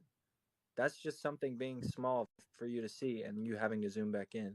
And Okay, so then where is the horizon then? Where is the Earth curvature at? That's the simple question. That's the question of the night. what do you want to know exactly at what point, if your eyeballs are on the surface of the water, how far the water that you can see, how How far about is just a that? 6-foot observer? That's just an average person. How far can I see? How far can you see? So then you're looking for something that's on the surface, so 0 height above the water. Call it 1 foot, right? Sure. Call it a beach ball floating on the water. What is that? Well, it's sea level for a reason. It's not sea curve. Well, see, now you're taking something that's even simpler and trying to extrapolate it. Well, it wouldn't be able to. I have one last question before I got to go pack. One last question. I don't know how to pull up the picture because I'm an idiot and I don't think I can as a guest. But I took a photo of the sunset the other day, where right before the sun was disappearing, there was a shadow on the clouds, on the underside of the clouds. There was some smaller clouds below, like a big shelf of clouds. So you could see a shadow from the smaller cloud below it shining on the cloud above it. And I'm just wondering how on a flat Earth where the sun never sets, how the angle of the sun is below the clouds. Yeah, you won't draw the line with the. You won't do what I told you about drawing the straight line above with the observer below and pulling the sun out to see what happens to the angle of observation to show how that's actually possible to, answer your question. So I could tell you that it's simply possible because as things go further away, they appear to sink down. And that's due to perspective. That's due to the But way how? the No. light How is the comes light? in because of the light comes in at a different angle the further it goes away. So this is very easy to understand. Just draw the line, you'll get it. I promise. So draw No, a but curve. his curved question is line. valid though, right? I mean, you No. understand his question. No, How his question's is not the valid because sunlight Pat doesn't hitting understand the bottom of the perspective. cloud? Right. It's not valid question because you don't understand perspective. That's exactly right. If you What were to is understand perspective? perspective and how things You drop, can't just invoke perspective as a word. so I've You explained have it to clearly and you explain just why. refuse to get it. So I don't want to keep beating a dead horse. I mean, either you go Why look does it up the or we agree angle? to disagree. Why does the angle of the sunlight coming in at an angle to hit the bottom of clouds? What does that have to do with perspective? Everything. Literally, Well, Pat, it you need to is. spend some It time doing is. some How does I perspective can't make it any explaining and clearer. then come back. Okay, Yeah, but that shadow would make it clear. exist for How anybody make it underneath. clear for a third grader. How does sunlight come I'm up pretty sure to hit the bottom of a cloud? I'm pretty sure I did. So the thing that is far away, which is the sun, is low on the horizon to the observer, and the cloud is closer to the observer than it is the sun. So the angle of the light of the sun comes in such a way that it allows it to illuminate the bottom of the clouds. I Yeah, when can't you make it say any simpler than that. when you say the light comes in such a way, what do you mean in such a way? It bends? I can't make it. No, it literally from the light source at an angle. So, all right, so here's the sun. Let's just pretend my fist is a sun. It's shining the light. There's a cloud way the heck over miles and miles and miles closer to you, which still appears high in the sky to you because it's high to you. But the light from the sun, because the sun is so far away, is coming in almost parallel. Okay? So that parallel light is going to be able to illuminate the bottoms of the clouds that are close to you. But what he's saying is that the shadow that he saw was as a result of the sun not able to penetrate the light of the lower cloud, which is because the sun is in fact what we're claiming below the horizon. Listen, then it's just in that sweet spot. So there's two layers of clouds. The sun's in that sweet spot at the distance that the light is coming in at that angle. That it won't go beneath that second cloud. Okay, but it is going beneath the first set of clouds. Let me rephrase the question then. Does and I know you don't have a specific model, but does your sun is it ever below the clouds anywhere on Earth? And I'm not talking about perspective. No. I'm just talking about as it moves above the flat Earth, it's never below the clouds. No, I don't think so. I think it's above the clouds. Okay, and the sunlight coming from your sun, it emanates in all directions, but the actual light comes parallel. It comes out pretty parallel in a straight line, you would say. I mean, yeah, the light comes out parallel from the light source. Or sorry, just perpendicular. Yeah, perpendicular. Yeah, you know what I mean. In all directions, the light's coming out perpendicular and straight. Well, okay, well, and that's not accounting, for any lensing effect of the atmosphere at all. That's just assuming like perfect conditions. Well, then all over the place. My question is, how does parallel light coming out of a sun that's always above the clouds hit the bottom of the clouds? So again, you're going to have to draw the line to figure that out because, again, there the further away it gets, even if it's at the same altitude. Listen, even if it's at the same altitude. True. Can you draw the line? Remember when I had this conversation about how the angle, like it can get low, but it'll never cross the 90-degree threshold? The sunlight shining on the clouds was coming up. It was very clearly hitting the bottom of the clouds and coming up, hitting a low cloud, shining up, casting a shadow that pointed up. How can that ever happen if the sun is above Yeah, the clouds. I don't think it was pointing up. I think it was doing that, like spreading out in all directions there. So again, without even you having the observation here, it's really hard to even talk about it. But even if something like that was happening, and let's just say that you're 100% right, and that the angle of the light was just, you could clearly see it was coming up at like a 60-degree angle, Well, all right. Well, obvious, that from is a third harsh because observer looking from the side. Let's just pretend that was the case. If that was the case, I would assume that it's because of the lensing effect of the atmosphere bending the light up. that is a harsh burden of truth for me to ask you to believe my picture. But anyone who lives in like a high rise, if you live, above like 30, I don't know exactly, but if you live like upper 30s, uh, you can see this when late in the evening, the shadows will start to get really long and they'll even point up. Yeah, The that's shot. so. Here's what I want you to do. You can take, and people are asking me in the comments if I will do it, and I'm not because I'm hosting this live. But I can get a visual representation for next time. I didn't realize it'd be something so hard for people to understand. It seems really simple to me. So take a flashlight above a table, take an object that's really small, put it on the table, just drag the flashlight at the same elevation across. You'll see the shadow gets longer and longer. So it's literally the same effect. And again, this is because of the light that's coming in. The angle changes the further away it gets. This is also why the Eratosthenes experiment Yeah, was but do BS. that, but troubling. Do that experiment with the flashlight above the object. No, The that's literally shadow, what we do. That's the literally what shadow we will do. never get. The shadow will never be more than 90 degrees. It'll get long, but it will never change its angle and point up.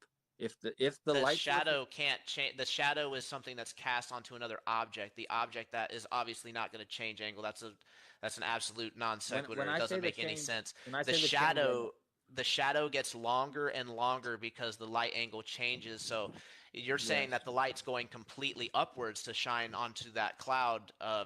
I mean, I'd yeah, have to see that to know what you're talking about. But even if it was doing that again, if I assume that what you're telling me is true, I would still say that could be possible due to the bending of the light through the atmosphere. Not to sound like a heretic, but I actually do believe that light can bend. I think that bendy light is a huge problem for y'all because it makes your position unfalsifiable and therefore unscientific.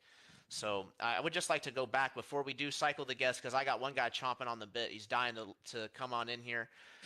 So I just want to ask one last time: do you have any other like solid scientific evidence that we can use to prove the oh yeah, actual I had one curvature more of the thing Earth? that you brought up earlier. One more thing you had brought up the magnetic pole, the magnetic, basically compasses and how south is in every direction. I just want to like see one example of a uh, magnet that has a pole that's in more places than one. Because in my understanding, every magnet has two poles and they are fixed. You cannot have one pole in the middle and an infinite number of poles in a circle around you, no matter what size the magnet.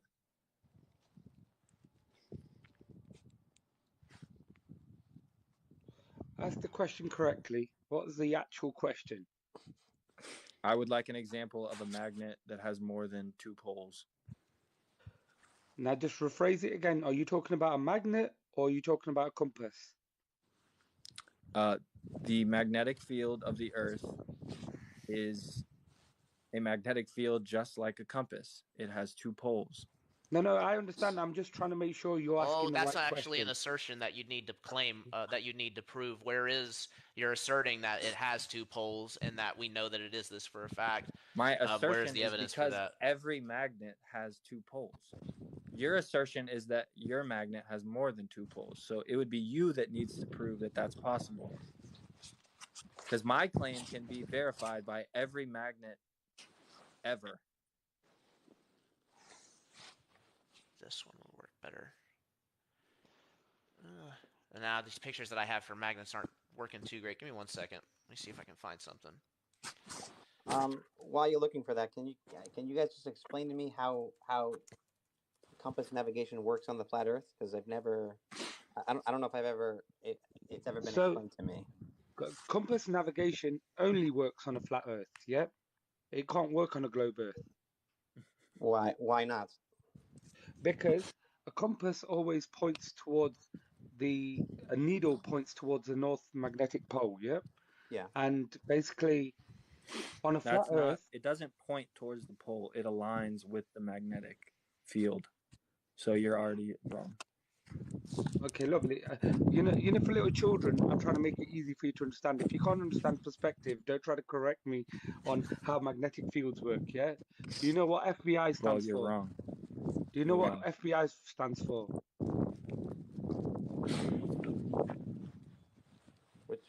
What letters? If you're an expert on magnetic fields, what does FBI stand for? FBI, Yeah. female body inspector. Okay, there you go. That's fine. So we'll carry on talking third grade language for you. No, go ahead, Riz. So just keep yeah. explain. Riz, Yeah, I'm going to correct you when you're wrong. You can't correct me for nothing because you don't even understand So Riz, perspective. I don't understand. You said it doesn't. A compass navigation doesn't work on a globe. So then why aren't people getting lost? You know, well, not nowadays, but you know, back in the day, why did it work perfectly? Why did navigation work perfectly? Yeah. Are you ready for the answer, or do you want to carry on asking me the question multiple times? Go ahead. Okay, so on a flat Earth, the compass needle always aligns or points to the North Magnetic Pole. And yes, I know it's the South Magnetic, according to your science beliefs, it's the South Pole pointed to the North. Yeah, opposites attract. But on a flat Earth, they align to the North Magnetic Pole. Anywhere you go out from the small Arctic circle to the wider Antarctic circle, the needle is always pointed north on a flat plane.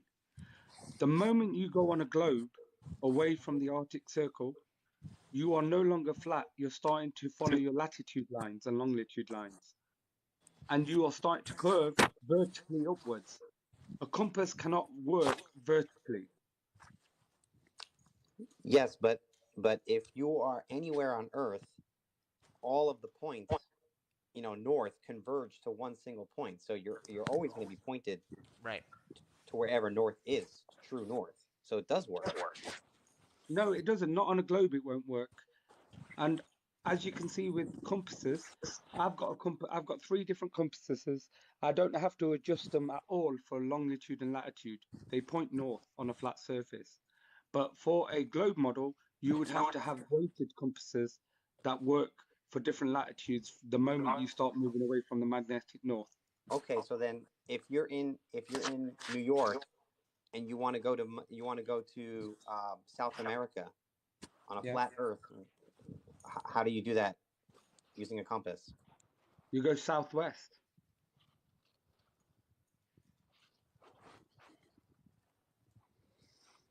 What about if you're in Asia and you want to go to Australia? You go south or southeast. But it's 2 different directions on the flat Earth map. Like when you're looking down. If you're looking down at Earth from space, what you're asking, talking about 2 different directions.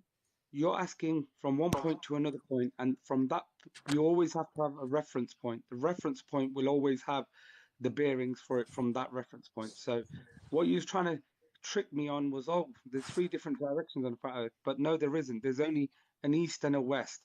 That's why you have latitude and longitude lines that go from 180 degrees east and 180 degrees west. Why is it that America and China are both right next to each other, and the only difference is one changes from west to east? But if I'm in space, looking straight down at the Earth, right? Didn't you say earlier that you wanted to stay on the Earth model rather than go into space?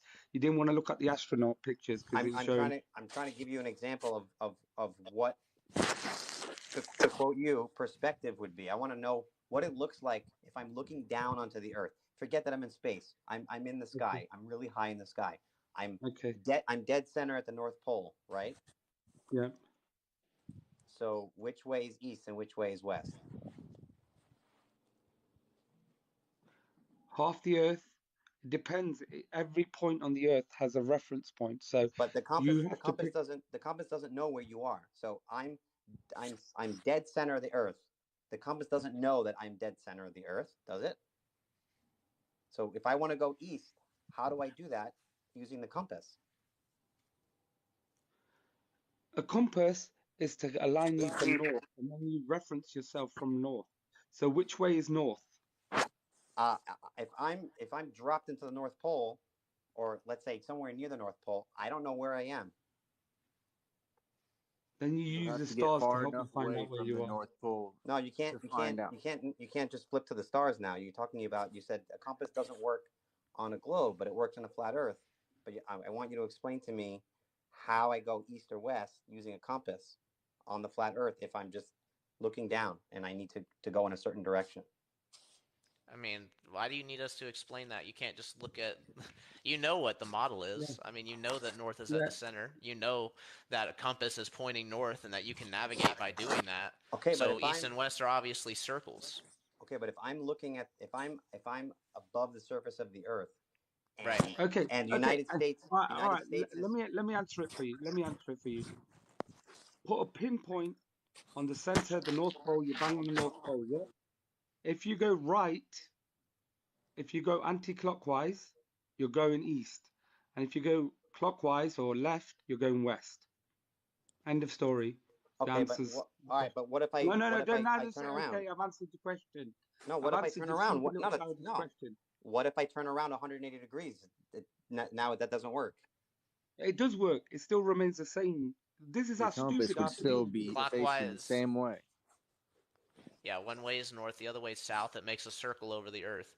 It's really not hard to explain. I do have some more guests I want to get in. There was one guy who's been, like I said, chomping at the bit. I don't know. Give me 1 second. Let me find out if he's a glober or Well, a. before you drop me, all these magnetic pole this, North Pole that. Why does your magnetic, why does your flat Earth not have just two poles like every other magnet? So again, contrary to popular belief, the magnets work when, they, like you said, they pretty much do have to have like an opposite charge or an opposite, the south point, if you will. But if you look at, and I can't get those pictures to pull up of the magnets, or I'd have a much better representation to show you. I'll have them next time. But basically, we have the Earth is flat underneath us, and the magnetic field is going over the top. And with that, we have the Earth as the actual block domain wall, the neutral point of the magnet, if you will. And with the globe, MIT had a paper that came out. They said they really weren't sure how to explain that. So again, if we are going to talk about magnets, you can assert that, well, we don't know where the South Pole is. Well, we would simply assert that you don't know how the model works at all, and that's at the highest level. So you can't say that you know it. What do you mean? If MIT says What do that you they mean don't know it. we don't know how it works at all? We know. Yeah, so there has to be an inertial. There Pat. has to be a inertial plane Mhm. for every magnet. Okay, so where would that be on the sphere? Inertial plane. What do you mean? Yeah, block domain wall is the actual name for it. Inertial plane is actually more descriptive. It tells what it actually is. So again, where would that be on the globe Earth, the block domain wall of the magnet? And you I don't can't know what say that it's the is. molten core because the molten core is way past the temperature that allows magnetism. So I if you don't can't know answer what the you're question, asking for. right? So you don't even understand magnetism, and yet you're going to assert that we are the ones who have a problem not knowing where the South Pole is. Again, you're probably going to have to go back to the drawing board on some of that stuff before you bring it up. I mean, Pat, before you came on, you was teasing Tribune with, "Are you scared of me? Why aren't you letting me on?" But I That think is we why I didn't let let you you on on. But immediately, by the way. That's a great way to get me to let you on, yeah, because I can't yeah, stand people that talk shit. yeah. Yeah, And well, we've you now weren't found out, letting me Pat, on. that you That's don't why I even talk have an shit. education enough to understand perspective and how magnets work. Please do an I've experiment just on how you never can seen get a molten magnet that fluid has. to And create a even if what magnetic you're asserting field. is true, and I don't know where the block domain wall is, I've still never seen a magnet that has more than two poles. So you've I've never never seen a seen a disk magnet. magnet? You've never seen a magnet that has a charge of north or south on the top and bottom, and then the side of it was the opposite charge? Come on, dude. No, I haven't. That's ridiculous. Give me 1 second. I'm going to Pat, find the please, actual yeah, exact name for it for Pat, the audience. Pat, I want you to show me an experiment in which you have molten fluid producing a magnetic field. Show us your globe model magnet, please. Molten fluid producing a magnetic field. Show us that, please. The Earth. No, I'm asking you to show me an experiment. Show me one of your magnets where you actually do it yourself, because you're asking for our magnets. Show me where molten fluid creates a magnetic field. I didn't ask for your magnets. I just said any magnet.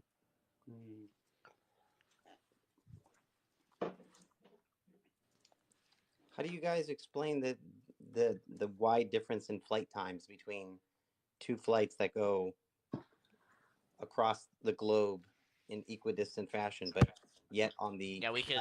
flat Earth Yeah, we map? could come up with tons of explanations, all the way down to they just are straight up making it up by flying in circles. They're flying over the ocean. We just don't know. I want to see somebody get up there with an actual compass and show that the direction is the actual direction that they say it's going, and then we can talk about the flights. So the people that go on these flights every single week, they're just going in circles, and nobody realizes it. No one knows that we're going. Possibly. There's tons of explanations. It could also be the winds. The wind, stuff that we're not up there measuring. You don't even know that it's going the direction that they say, so it's really not worth talking about. Yeah. But see, if you look at the one flight of the main map, things that I you want can to actually highlight see that for they're the curving. flights. But now you're just kind of like not eyeing everything. You're just saying, oh, there's wind, and oh, they're flying in circles. Or some people say those flights don't happen, but they happen. If you actually look at a flight map, you can see that they're flights curving. that you claim happen don't have GPS coordinates for their flight log. They have GPS coordinates for the airport control towers from the takeoff position and the landing position. No, they do not have intermediate position. Riz, I've seen it. Come on, I've seen it. It's the data you're not listening to what I've just said.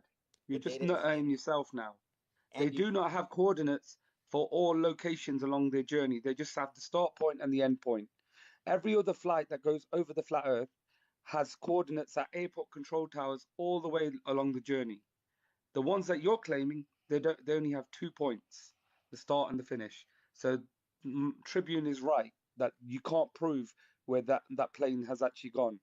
You only know the start point and the end point. So if I were to show you that data, then what would you say?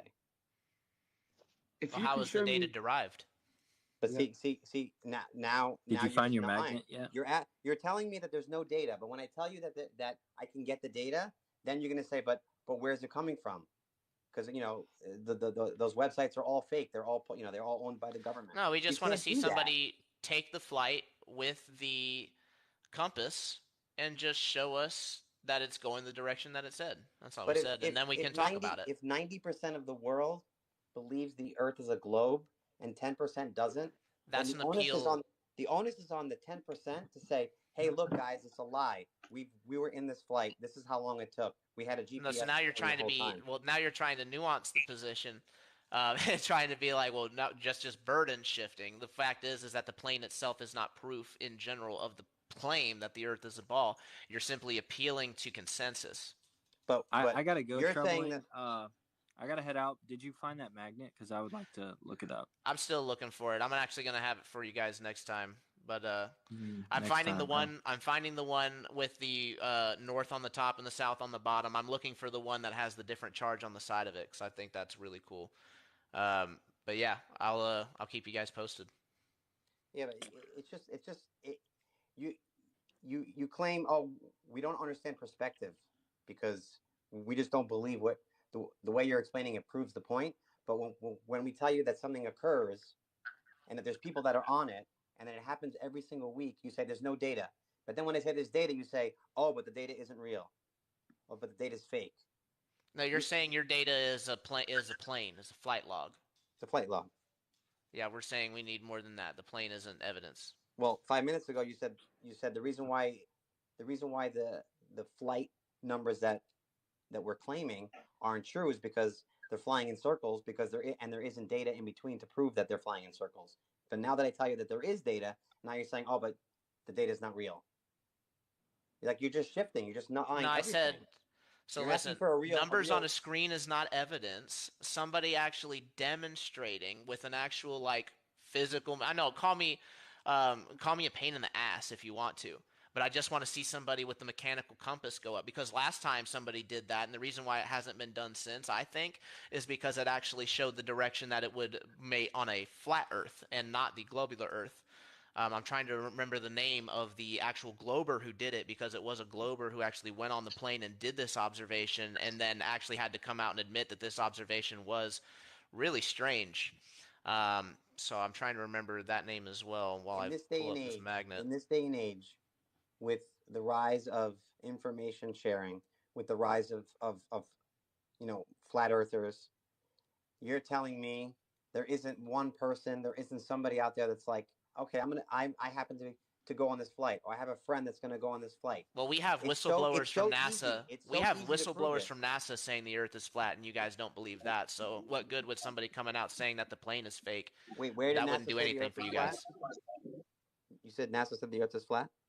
Somebody from NASA said that the Earth can be flat, and actually was fired from NASA and had a whole bunch of had a whole big stink over it. So. You can actually learn more about that over on the Globebusters and Jeranism channel. They were talking about that just a few episodes ago. Okay, but yeah, I mean, you can have a crazy person, anywhere. Well, that's the thing. You would just call them crazy. How many whistleblowers would we need? All of them? Would the entire organization themselves have to say, "Hey, we lied," before you would believe it? But don't you think it's a little bit odd that in the Found it. how many years that NASA has been in existence? I found the magnet. I'm going to show it to you guys right now. I don't want you guys to think I'm full of shit, so I definitely want to bring this up. Just one second. I think it's pointless. Debating that the whole NASA thing is I don't think is fun, because it's just because you'll lose that debate every time. Here's the disc magnet I was talking about. Here is a magnet that literally has a different charge on the top of it, on the center, versus the side of it. And this tend to be what I think could be the magnetic field of the Earth. But again, without us being able to go out and do our own observations, do our own geo-surveying, it's really difficult to say the exact model. But I tend to think that it's something like this. So I hope this clarifies what I was saying about the magnetism.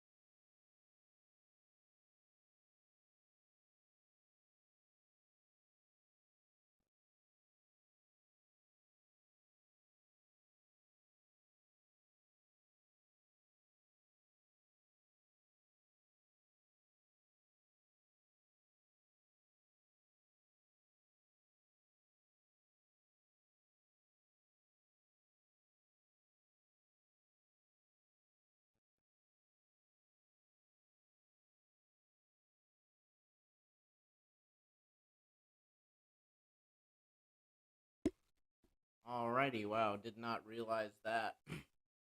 Well, that is part of the risk you take when you let TikTok save your live. Unfortunately, um, unfortunately, it only saved the first hour and 43 minutes of the 4 hour and 30-minute conversation. My goodness, that is terrible. So I do apologize for that. I did not realize that. But let's go ahead and take this opportunity. Go ahead and slide it back on over. Awesome. Get that out of here. Again, I appreciate you all tuning in. Thank you once again for joining us for the True Earth Debate number 7. Unfortunately, we're not going to get to watch the rest of that conversation, as much as that sucks. But I will go ahead and get to show you guys a much clearer picture of that magnet I was trying to show, because that is super duper blurry. You can't see that at all. So give me just 1 second. I'm going to pull this up.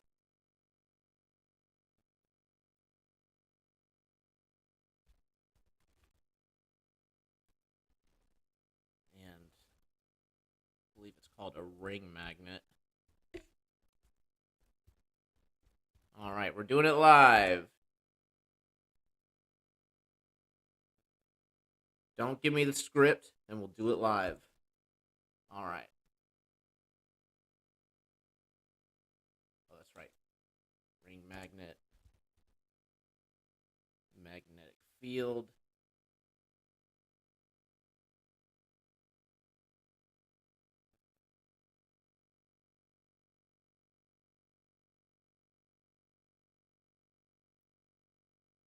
Let's see here.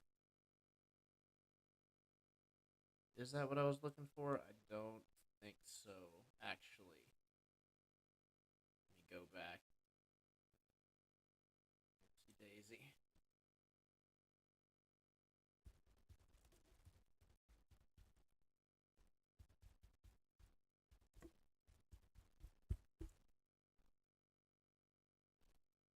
Alrighty.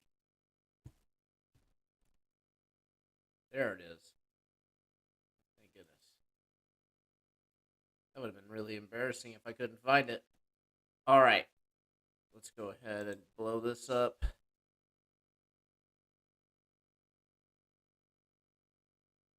course. Just give me the picture.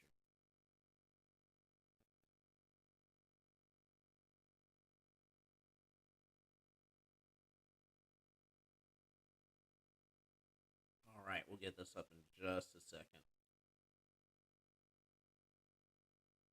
So the magnet, the ring magnet is really interesting because I think that, um, it can definitely explain what's going on with our magnetic field, especially when you consider, we have the northern, we're basically our compass points north, right? And so with this, it makes sense that the south charge would be the one in the center, attracting the northern end of the magnet in our compass. So let me go ahead and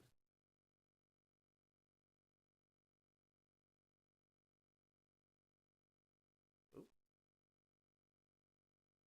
get that out there. All right. Finally. Sorry guys, this was unexpected, super unexpected. So, but that's what you get on holidays. Very low prep, but very high output. Let's go ahead and crank it out. You guys see, this is what we're talking about over here. On the right, you'll see the south on the top. And then on the side here, you actually have the northern attraction, which of course that would just be, for us on the True Earth model, south, which again also is just everywhere that is not north. Is there any way I can make that bigger? Let's see here. Alrighty. I don't think that I can. Excellent. Absolutely excellent. Yeah, there wasn't. They really tried to get us stuck on the perspective issue. Had to explain that 9 ways from Sunday, um, and we finally got to where we could get to some other things. Credit to Dave Weiss for the disappearing sun image that we had. Of course, if you guys haven't already, make sure you go ahead and grab your Flat Earth, Sun, Moon, and Zodiac app for a limited time. Go ahead and get double the referral points. Make sure you know the Tribune has sent you. And we will go ahead and what else do we got? All right. I think I know exactly what to do here. So let's go ahead and go and do a holiday surprise bonus. We did a debate the previous week. We actually moderated for uh level 610, also known as Flat Water. And he does have a YouTube as well. I'm trying to remember his name. Absolutely terrible with names though. So forgive me on that. But let's go ahead and find it here.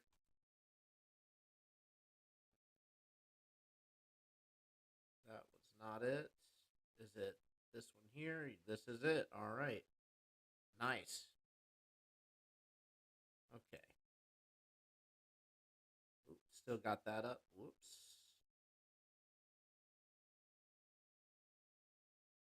Let's go ahead and drag this over. Boom. All right.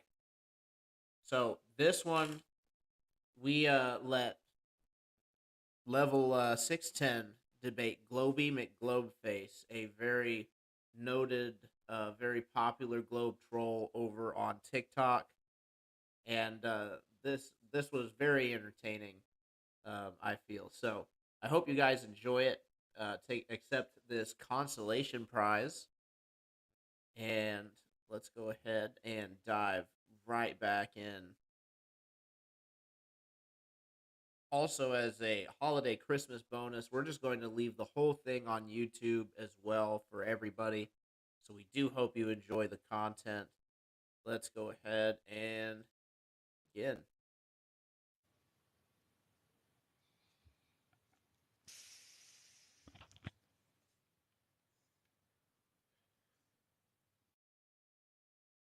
Between Globy McGlobeface and level 610.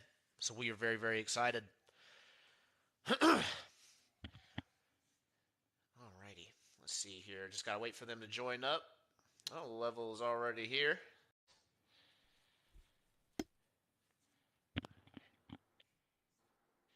Hey, True Earth, welcome.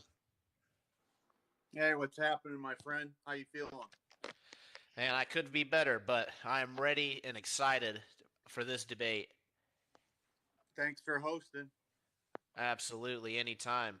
Anytime. I sent out an invite to Globy, waiting for him. Looks like he'll be here in just a second.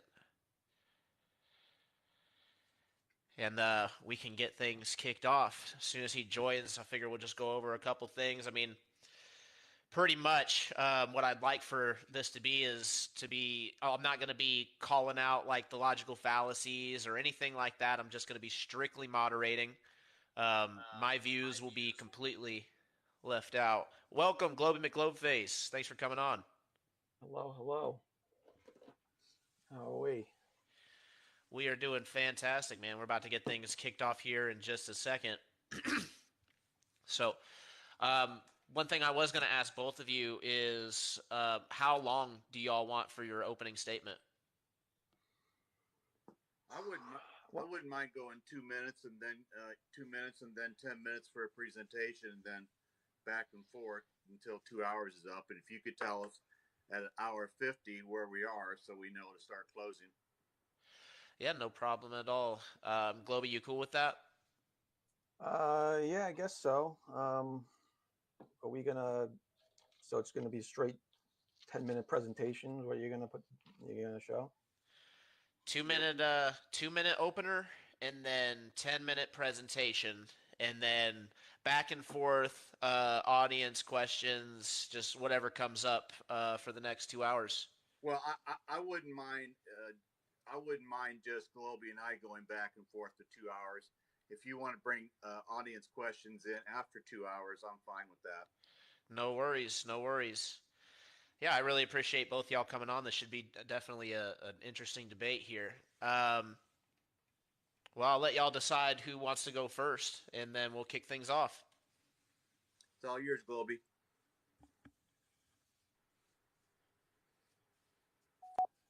You guys hear me all right? We hear you fantastic. All right, I left my PowerPoint presentation at home, so we'll just get right in it, I guess. All right, so what I'm going to present tonight is going to be a series of proofs that don't involve needing any government agency or anything. I'm going to establish through a few logical steps here what we would expect to see on a globe Earth and what we do actually measure in real life. I'm not going to talk about my feelings. I'm not going to talk about anything that's scary in my life. I'm going to give you facts. I'm going to show you measurements, and few of them I did myself. So you'll see those. And by the end, you're going to see there is no other way to conclude based on the evidence that the Earth is certainly not flat. So that's all I need for my opener. If you'd like to take your opener, go ahead. Yes, thanks. I think the number one thing that that I've seen is, we're told from age 5 that we live on a tilted, wobbling, spinning, curvy, bendy ball brought to us by Jesuit priests, and water is held down by this magical, invisible force that no one can see or explain why it happens, and that something came from nothing in the vacuum of outer space while traveling throughout an ever-expanding universe at 1.3 million miles per hour. While Polaris, the North Star, has always remained fixed above the North Star, and the stars revolve counterclockwise as long as anyone can remember. Here's the thing that I'm going to emphasize tonight, along with a number of other things. If you cover a lie, you have to lie. You have no choice but to lie, because truth will always win. Truth will always come to light. When you cover a lie, you put yourself in this tough situation where you have to begin to lie and use fallacious arguments and be dishonest and mislead and twist things around. And the globe is definitely a lie. John Calvin once said, I'm going to paraphrase this, John Calvin, who helped with Martin Luther go against the Catholic Church in the 1500s, said, "You will see those that are so deranged when they say they see the earth move around the sun. And when you see such people, you will consider them devil possessed. And we will put them as a mirror to be able to see who they are." Thanks. Alrighty, fantastic openers from both of y'all. I guess we'll go ahead and let Globy get started with his 10-minute measurements presentation, and and then we'll give you a chance to respond and give your 10 minutes level. All right. I'm going to flip you around here. Unfortunately, TikTok's an awkward medium to do this on, but we'll try our best. So let's start off with getting a few things straight. Flat earthers misuse the word level. So we're going to get that straightened out right off the bat, okay? This straight from every reference you can find on surveying. Here's leveling, section 9 of this leveling surveying manual. True level is a curve conforming to the surface of the earth. Right? True level is a curve conforming to the surface of the earth. Here's Webster's Dictionary, hardcover edition. A surface which is everywhere perpendicular to the direction of gravity. More textbook definitions of level, Merriam-Webster's Dictionary, digital version, having no part higher than another, conforming to the curvature of the liquid parts of the Earth's surface. Okay, this goes on and on and on. There's many different references here, so let's just get that right off, just clear right off the bat. Level does not mean flat and flat forever. Okay, so that's a commonly misused term by flat earthers. This is the definition of level. Perpendicular to the line to the center of the earth. It's level to where you are standing. It is a measurement in reference to where you are measuring level to be. If you're standing over here, that is level to that person, so on and so forth. You put infinite amounts of these measurements together and you end up with a circle. That is the definition of level, so can't change that. All right, so let's move on from there. We can use, let's see, we can go right into measuring the Earth's radius, because I think that's probably the most important thing. Okay, we got Eratosthenes' experiment. I want to turn on my light here. Hold on. Okay, we all know Eratosthenes' experiment by now. Okay, this was done by him, but then recreated many, many times. Okay, and it was recreated as recently as a month or so ago by a flat earther. The data, I have the data, is Riz Lawden is his name. You all should know him by now, probably. Okay.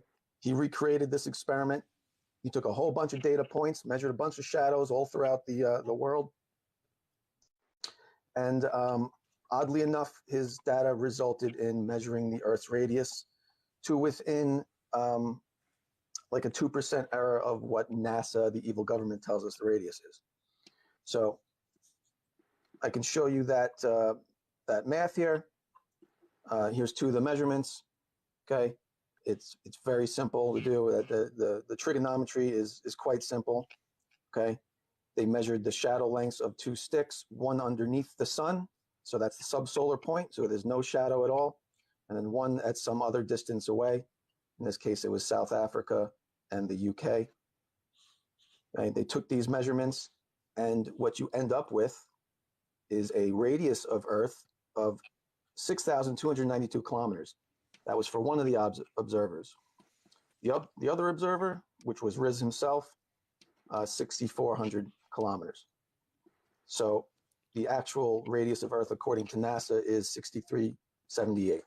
So that was within 2% error of the actual radius of Earth as measured by a flat earther. Okay, so when we talk about measuring and verifying things without the government and doing it ourselves and taking our own measurements, this is what we're talking about. Okay, now you can take the same data and assume a flat Earth and see what you get. Okay, you don't have to just assume a round Earth. You can assume a flat Earth and see what you get. And luckily, since it's flat, that makes the math very easy because it's all straight triangles, 90-degree triangles. Okay, so what happens with his data is he ended up with measuring a height to the sun from where he lives at 5,500 kilometers up, because that's based on the angle he measured to the sun and the length of the shadow. It's very simple.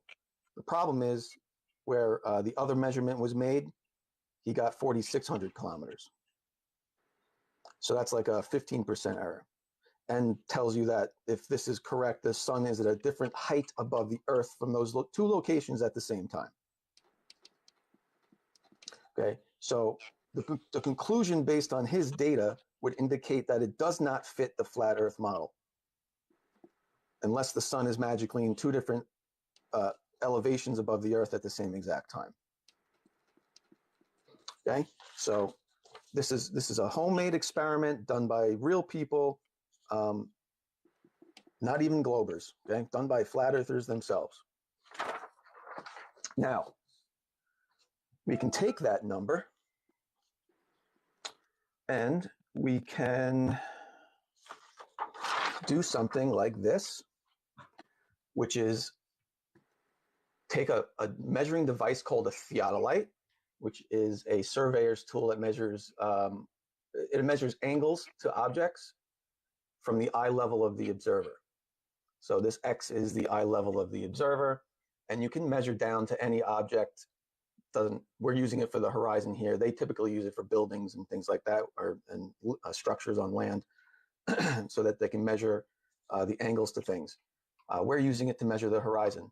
So we have observations like this, where we're up here at about 37,000 feet, and we see a dip angle to the horizon of 3.3 degrees. Okay, that's the measured angle from eye level down to the horizon there in this picture. Now, why is this important? This is important because we can take the radius that we just measured using Eratosthenes' experiment and see what the dip angle should be from that height. Okay, now the dip angle is this angle here. Okay, if you're an observer H above Earth, the angle down to the horizon would be this dip angle here. That's what we're calling the dip angle. Okay, and that is easily figured out using some trigonometry. And this is the formula here: the arc cosine of the radius of the Earth over the radius plus the height of the observer. Okay, that will tell us what angle this should be, based on whatever height you put in, because H is a variable. Okay, R is a constant. Now I'm going to use the R we just solved for, And I'm going to use an observer's height of 37,000 feet, which is this observation here, 37,000 feet. And we end up with a expected dip angle of 3.23 degrees.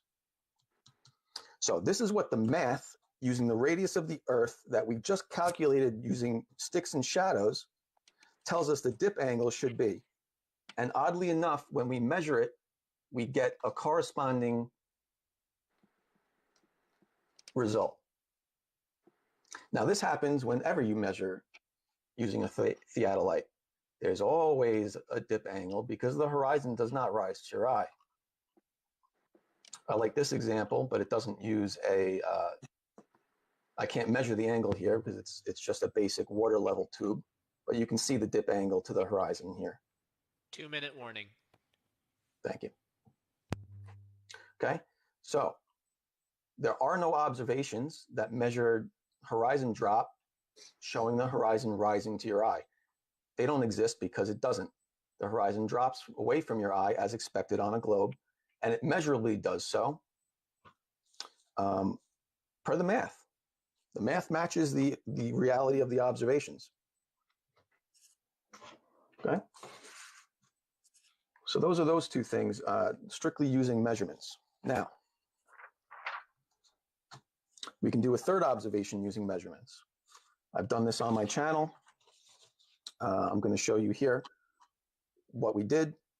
I used parallax, which is, again, geometry. So what this observation was taking two pictures of the moon at the same exact time of night, one from New York and one from California. Okay, now what you do is you line up the two pictures, and you line up the two pictures based on the stars in the background.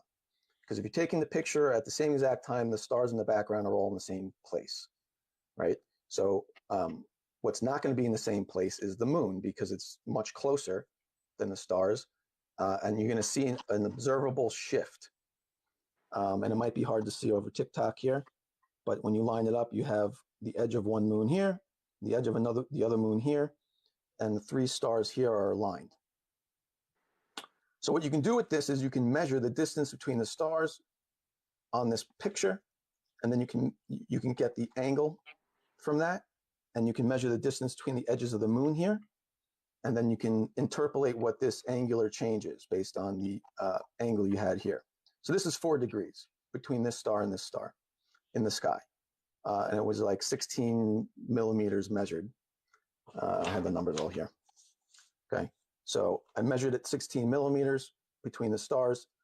That gives you an angle between the moon of 0.29 degrees. That means the moon has shifted, the parallax of the moon is 0.29 degrees from the two observers' location. Same exact time of night, 0.29 degrees.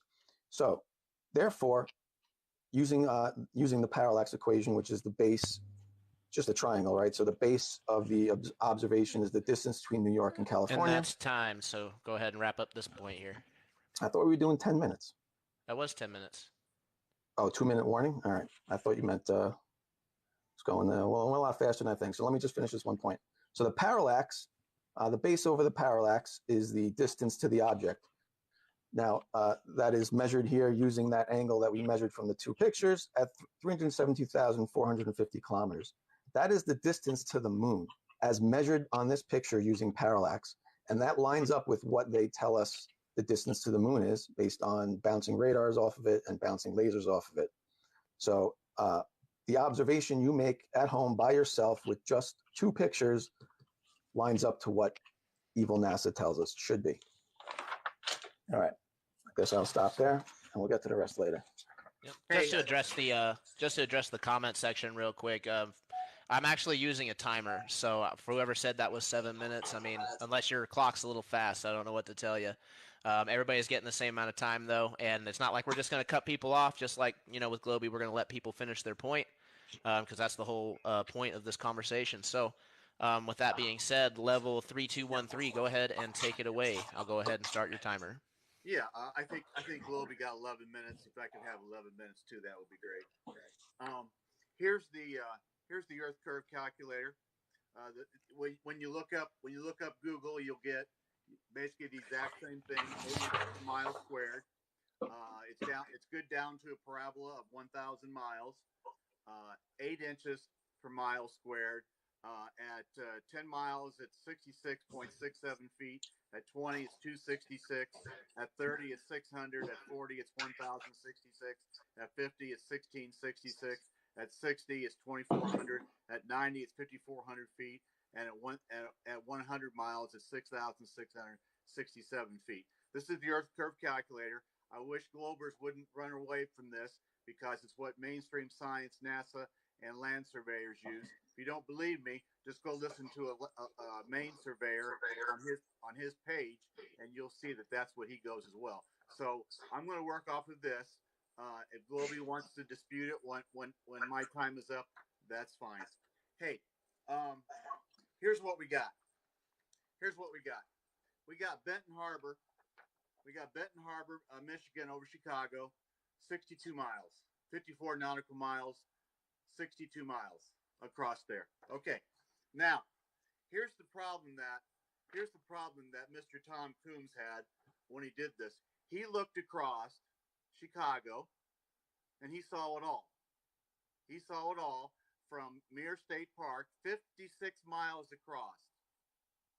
Now, I'll even give you, he didn't tell us what the observation height, but the observation height was even 160 feet, which is really high. That's 16 stories. There should be 1,094 feet worth of hidden curve. All of the smaller buildings in Chicago should have been gone. The Sears Tower, the Willis Tower, same thing, is 1,450 feet tall. About over two-thirds of that should have been gone. So what did Mr. Tom Coombs do? He had a dilemma.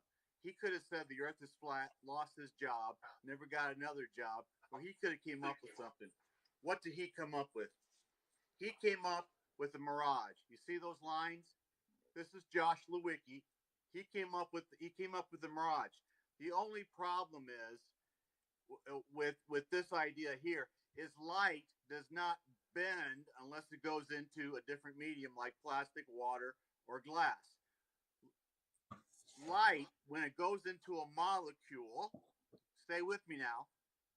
When light goes into a molecule over land or over water, it will go in either the top part of it, the bottom part of it, the side part of it, or the middle part of it.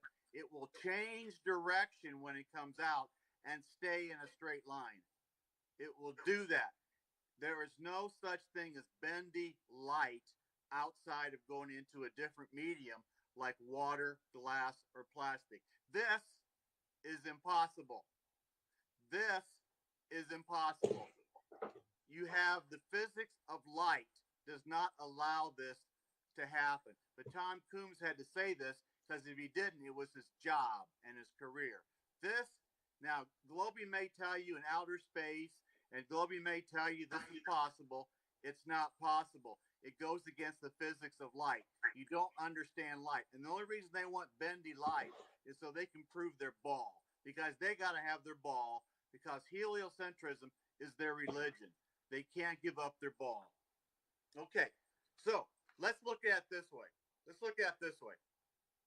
Under the heliocentric model that Globey believes in, you didn't see the Chicago skyline. You saw a holographic projection of the Chicago skyline from behind the alleged and assumed edge of the Earth curve based on NASA, mainstream science, and land surveyors' approved use of Earth curve calculator for a cartoon. Because you cannot, my friends, you cannot take something that should be totally gone from view.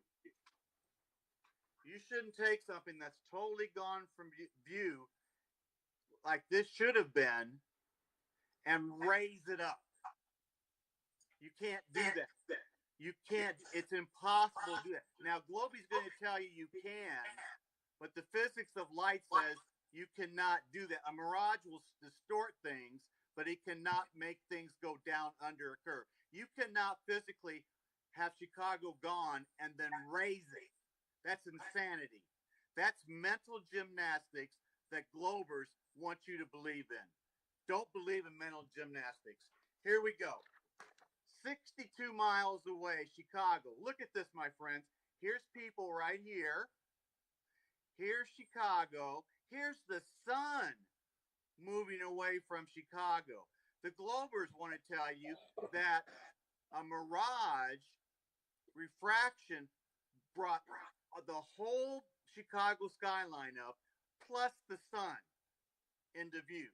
They want to do mental gymnastics to bring everything up, including the sun and the Chicago skyline, because they got to believe in their ball. They can't give up their ball. It is the most perverse thing that I could ever imagine. They tell you not to trust your eyes. That light is bending around the ball, and that somehow it brings it all back into view. That's insanity. Last time I talked to Globey said, I said, you can see Chicago from Benton Harbor or across Lake Michigan. And he said, no, you cannot. Globey, here's one right here. Globey, I didn't here's say one that. right here. I didn't say Globey, that. here's one right here. Globey, here's one right here. Globey, here's one right here. Globey, here's one right here. I'm sorry, my friend. It doesn't work. It doesn't work in your cartoon and your fairy tale. You know what Globers do? Globers presuppose their ball. They reverse engineer everything. When I say reverse engineer, this is what they do. This is what they do. They shoot a bullet. They go find where the bullet hit, and they draw a circle, bullseye around it, with the bullet right in the middle. With archery, they send it out. They go find it, and they build a bullseye around it and put the arrow right in the middle. They presuppose everything. They assume, because of their religion, they live on a ball in the vacuum of outer space, traveling at these insane speeds. They want you to, they assume. See, an honest person would say, I don't know if it's flat, I don't know if it's a globe. We're going to do measurements to prove either way. They assume it. Globey assumes, for whatever reason, that he lives on a ball, and he'll do anything to prove he lives on a ball. That's dishonesty. That's disingenuous. Globey told me when I asked him last time, how many people do you believe with you? He said 99%. He told people that were listening that 99% believe with him. He's telling everybody, don't be part of those 1% flat earthers. They're nuts. He told me 99%. And the most that I could ever find from CNN or NPR is 84%. Globey either was dishonest, he was disingenuous, or he was lying to me. You decide what he was doing. I'm telling you, folks, these people are sick. Trans-Australian Highway, 301 miles in Australia, middle part of Australia. 301 miles. No architecture, no blueprints, no engineering. Says that they built this with 60,297 feet of curve, or 11.42 miles. Nobody says anywhere that was built for 60,297 feet of curve, or 11.42 miles. Not in the engineering, not in the blueprints, not in the architecture. There isn't one bridge. There isn't one highway. 2-minute warning. There isn't one oil pipeline. There is nothing on construction in this world that has in its documents building in for curvature of the earth. You know why? Because there is no curvature of the earth. There is none. But the Globers have to have their religion. It's a philosophy. I will get into philosophy and their religion a little bit later. It is a religion. It is a philosophy. They die on that hill for their religion. It's absolutely amazing. We'll talk about, I don't know if I have a minute and a half left or whatever. I'll just say this. I'll just say this. When Globers have to use doublespeak 1984 in 2022 and say level is curved because they got to have their ball, because they're pre-assuming their ball, that's mental gymnastics. They should be ashamed of themselves, but they are not. And Globey should be ashamed of himself. I think I know why he's not, but we won't go into that tonight. Thank you. I was hoping you were going to keep your feelings out of this, but that was 90% feelings. Thank you. No, it was lots of facts, my friend. All right, I think we're going to go ahead and move into the back and forth open discussion. So if y'all want to kick that off, ask each other some questions. Let's keep it entertaining for the audience. I'm pretty entertained so far, so let's keep it going. So I just want to start off with asking a question. So I just wanted to be clear, you believe that atmospheric refraction does not exist? It does not bend light, except if it goes into the water, glass, or plastic. You have to understand the physics of light. When it goes into when it goes across the land or it goes across water, it enters heat, humidity. Hmm? If there's heat and humidity above the land or water, it goes into molecules. Yep. Molecules do not bend it. They will change inside and go out in a straight direction in another way. You cannot have bendy light. You can't have it in to explain away the Sicilian eclipse. You can't have it for that. And you can't have it to explain away what happens over land or water. The physics of water, physics of light is on my side. Because, Globey, this is flat. This does not curve. When I drink a little bit of it, it's still flat. Now, if you want to go through your mental gymnastics, Globey, have at it. Can I ask you a question now? Well, let me retort to that. So, just give me a chance to ask you a question. Sure, you can ask away in a minute. Okay. So you're saying when a laser goes in, into a medium, say it goes into water, or it's just a laser's just shooting through water, it won't bend. No, I didn't say no. It bends when it goes from air to water, but once it's in the water, my friend, once it's in the water, you just straw man me. Please don't straw man me. I just asked you a question. It's not a straw man. I never said that it didn't do something when into water, plastic, or glass. You're going to get a copy of this debate. I'm going to get a copy of this debate. Can you just answer the question? There's no need for the theatrics. There's no need for the theatrics. No, okay? I answered the question before. I'm trying to understand. I'm trying to understand your point. So once a laser enters the water, it will change direction from air to water. But once it's in the water, it won't change direction again. I didn't say that. So what are you saying? Please clarify. I don't understand. If you take a laser and put it into plastic, glass, or water, especially sugar water, we've all seen that, it will bend. It will change direction, and it can bend, but not in air. I'm sorry. Well, you don't have to apologize. So what if I can show you bendy lasers in air? You can't. Okay. You can't. Go ahead. You can't. All right. I'll find it. I know where it is. I know which one you're going to show me. Which one? Go ahead. Which one? No, just go ahead. Well, save us the time then. Just tell me which one I'm going to show you. Across where the light goes almost straight up. It was a flat Earth core, the FE core test, where they're shooting lasers across the lake. Go ahead. Let's see it. I got to find it. I don't know where it is. I got to find it. But it clearly shows bending lasers over the lake. Did you come prepared, Globey? Yeah, I don't have everything at my disposal in 2 seconds, but I'll find it. It was longer than 2 seconds, Globey. See, I can play this game. You play the game with me. I'll play the game with you. You didn't play a game. All you did so far was tell me about your feelings. No. So, no, I told you about Benton Harbor and the physics of air. So, straw man some more. Go ahead, straw man some more. Hey, Globy. There's no straw manning. Globy, beat that straw man up. Beat him up. There's no straw man needed. Yeah, beat that straw man up, Globy. Let's see, what was his name? Damn.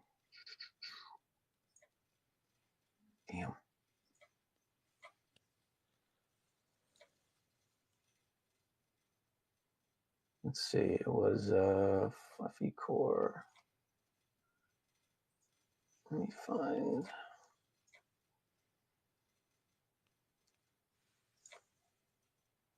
I saw that 56-minute video, so go ahead and do your little laser bendy thing.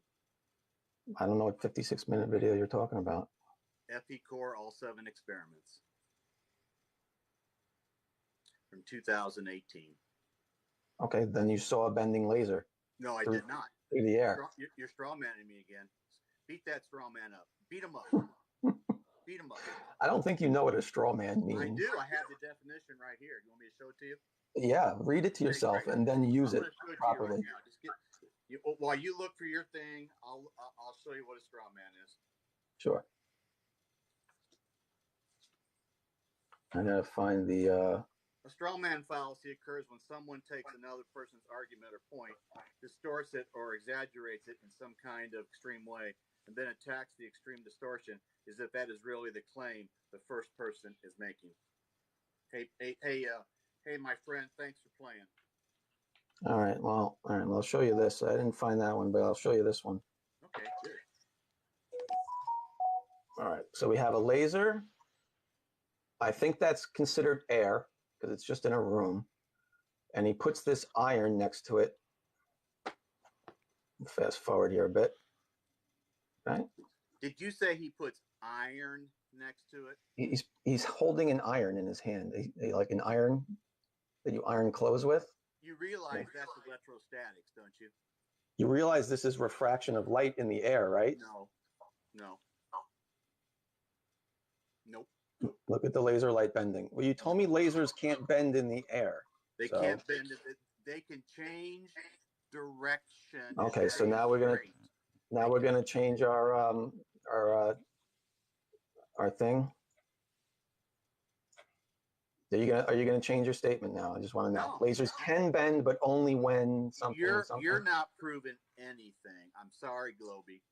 You can try, but you aren't proving anything. Okay. Is it my turn for a question? Because can you respond to what I just showed you with the laser bending? It proves absolutely nothing. I respond by saying it doesn't prove anything. That's fine. So nuh-uh. Is that your first nuh-uh? Okay. No, it's not Okay. I'm so sorry. You can gave me a when you said Chicago cannot be seen across from Benton Harbor last time we talked. I never said that. I never said that. That's yes, you did. That's the definition of a straw man, because I never said that once. It's okay. As a matter of fact, hey Globy, it's okay, Globy. Matter of fact, I showed you. Hey Globy, Globy, drink some water. You're getting triggered. Is this when you start your whole ranting stuff? Don't do that, because that's gonna be. Globy, you're imploding, Globy. I'm imploding. I just showed you a bending laser, and you said nuh-uh. You didn't show me anything. So I know you're straw manning me because I did a whole video on that observation from the Chicago skyline. I actually measured the dunes. I got the topographical maps. I measured the elevation of where he took that picture. And I did the calculations on Walter Bisland's Earth curve calculator using a 160-foot observer. And you can see... Are you saying his Earth curve calculator is different than the one that NASA mainstream science and land surveyors use? NASA does not use 8 inches per mile squared. Yes, so they do. Yes, no, show me where they do. They do. Show me where they do. Land surveyors, NASA. No. You said NASA uses 8 inches per mile squared. Please show me that. Hey, it's the first three things on Google. The first 3 posts are the Earth curve calculator. So you show me where. Level. You just said NASA said it. So show me where NASA uses it. They don't. I'm not going to show you something because You want to what? Pin me down? Hey, Globy. You made the claim, not me. Hey, you made the claim. Sun, how far is the closest star to the Earth? If you want to do a gotcha question, go ahead. The sun is 93 million miles away. Other than the sun, what's the closest star and how far is it away? I don't know, off the top of my head, I don't know. Why don't you? Why don't you know your model? Why don't you know your outer space? Because it's a useless stat that I can look up. I don't need to remember it. 4.347 light years away is 25 trillion miles. Did you Okay, write that what's your down, point? Globy? Do you have that now? What's your point? My point is, I love your gotcha questions. I can play gotcha questions all the time you want to. Is this how you debate? Because you're very bad at it. Is it my turn for the question?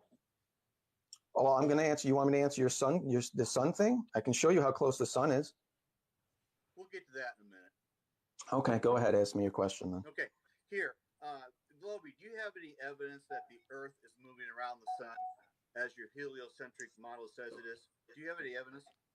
Do I have any evidence? Do you have any evidence that the Earth is moving around the sun? Do you have any? Retrograde planet motion would be one. Retrograde, you know what's funny? Einstein and a bunch of these people that I can read to you say you can't detect the motion of the Earth from on the Earth. You want me to read those 8 or 10?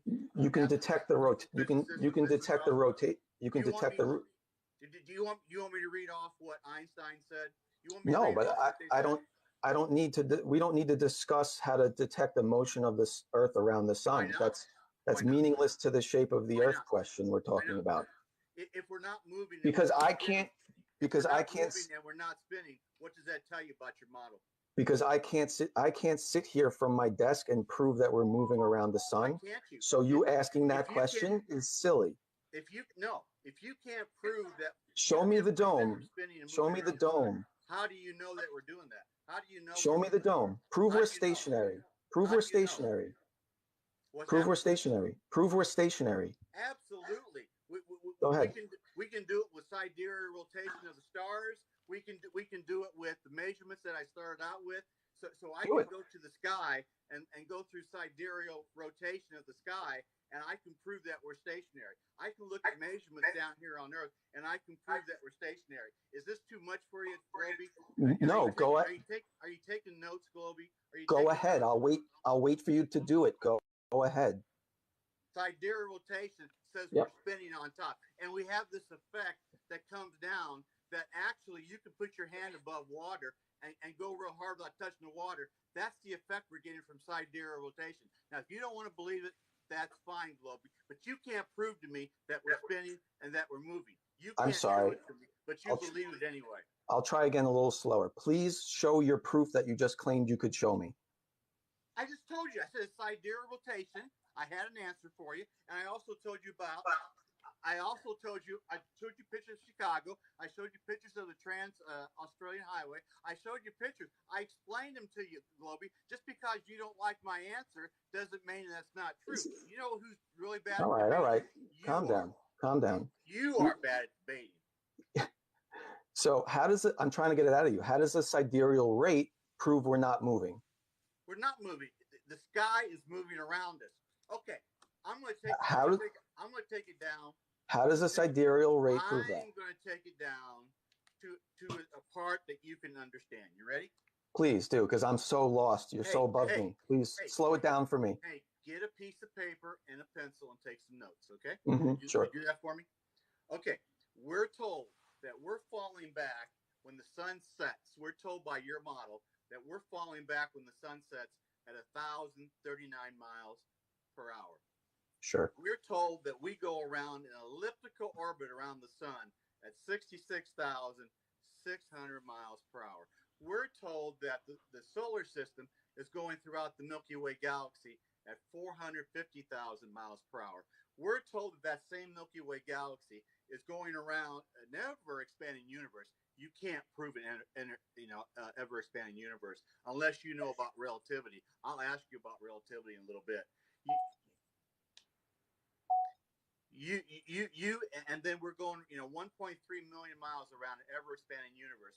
while Polaris, the North Star, has always remained fixed above the North Pole. The sky has revolved counterclockwise, Incorrect. while the constellations have remained the same within the alignment of each other, and the stars have not changed their intensity. Thuban was the documented North Star for the Egyptians. Is an impossibility on your ball. Thuban is the documented North Star for the Egyptians. That is an impossibility on your ball. I'm sorry, Globy. If you don't like my answer, I can't help you.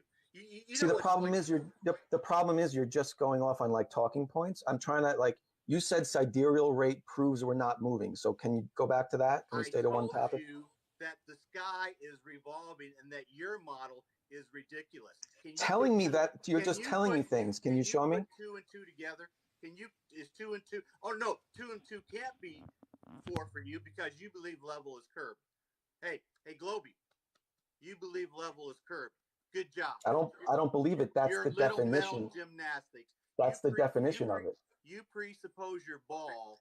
Why would you want to change the definition of a word? Why would you want to change? You do has to presuppose your ball. Level. Can you explain to me why you want to change the definition of a word? Hey, this is horizontal. Okay, this is level. This does not curve. You want to talk about gravity a little bit? It's very small though. If you make that very long, it'll start to curve. Oh, there you go. If you make it very long, even though you can't show it, you can say it. You can say it with a mathematical equation inside your head, but you can't show it. You've never been able to show it. You never have. But because you got to protect your ball, Globy, you're going to believe it. You know what's fascinating about this is curvature. This is curvature right here. No, so it is not. Tell me why this is not curvature. It is not curvature. This is the horizon dropping away from your eye. This is curvature. No. You have Neil deGrasse Tyson telling us that. No. Don't appeal to Neil deGrasse Tyson. No. Tell me why this measurement of Earth is not a measurement of Earth. I'm going to talk about your priest that everybody looks up to. So you can't refute the measurements I'm showing you. Is that what you're saying? Neil deGrasse Tyson said Barton Garden when he jumped out at 127,854 feet, a little over 24 miles, there was no curve. I have that on my TikTok account. You can go watch it. Yeah, you and every other flurf have that on their TikTok accounts. What's your point? Everybody can go see that. So what you're doing is what they call disingenuous, Globy. Me showing you measurements is disingenuous, but you quoting Neil deGrasse Tyson on a stage is the facts. Trying to prove your ball. Right? Wait. Hey, measurements are false. Measurements are false, but you quoting Neil deGrasse Tyson is right. Do you know what Neil deGrasse Tyson was talking about in that speech? Do you know what he was talking about? He was saying that. What was he saying? He said at 2 millimeters above this beach ball, you don't see any curve whatsoever. What was the context? 27,854 feet or 24 miles. What was the context? Are you reading his mind? No, but are you a mind reader, Globy? I don't have to be a mind reader. There was a longer clip, like the whole interview. What was the context of what he was saying? After Bezos went up, No. Don't switch the topics, please. What was he talking about in his live? I'm going a step further. What was Neil deGrasse Tyson talking about in his live? Everybody can watch his little interview with this beach ball. So you did not watch it. My account. So you didn't watch it. You think you know how he speaks, what he thinks about. Did you watch the entire segment? That's all I want to know. Did you watch the entire segment? I watched the entire segment about a dozen times. So what was he talking about then? You should know the context. You can't see Earth curve at 2 millimeters above this beach ball. That wasn't the point of what he was saying. He said, hey, Globy, he said that stuff is flat. So you just said that. He said that if you want to read into the mind of your. I don't have to read into the mind. I will go pull up the video right now and we can all watch it together if you like. Globy, if you want to do mental gymnastics, it's all good with me. He also went the Bezos thing, 63 miles up, about 350,000 feet. And when they showed convex and concave outside the window, he went on an interview and said that stuff is flat up there. You don't see curve at 63 miles. Globey, help me out, Globey. I know you love your ball. I know you love your ball. It's okay, Globey. Your ball, the sun will still come towards you in the morning. Can he get a timer? From you in the afternoon. Can he get a timer?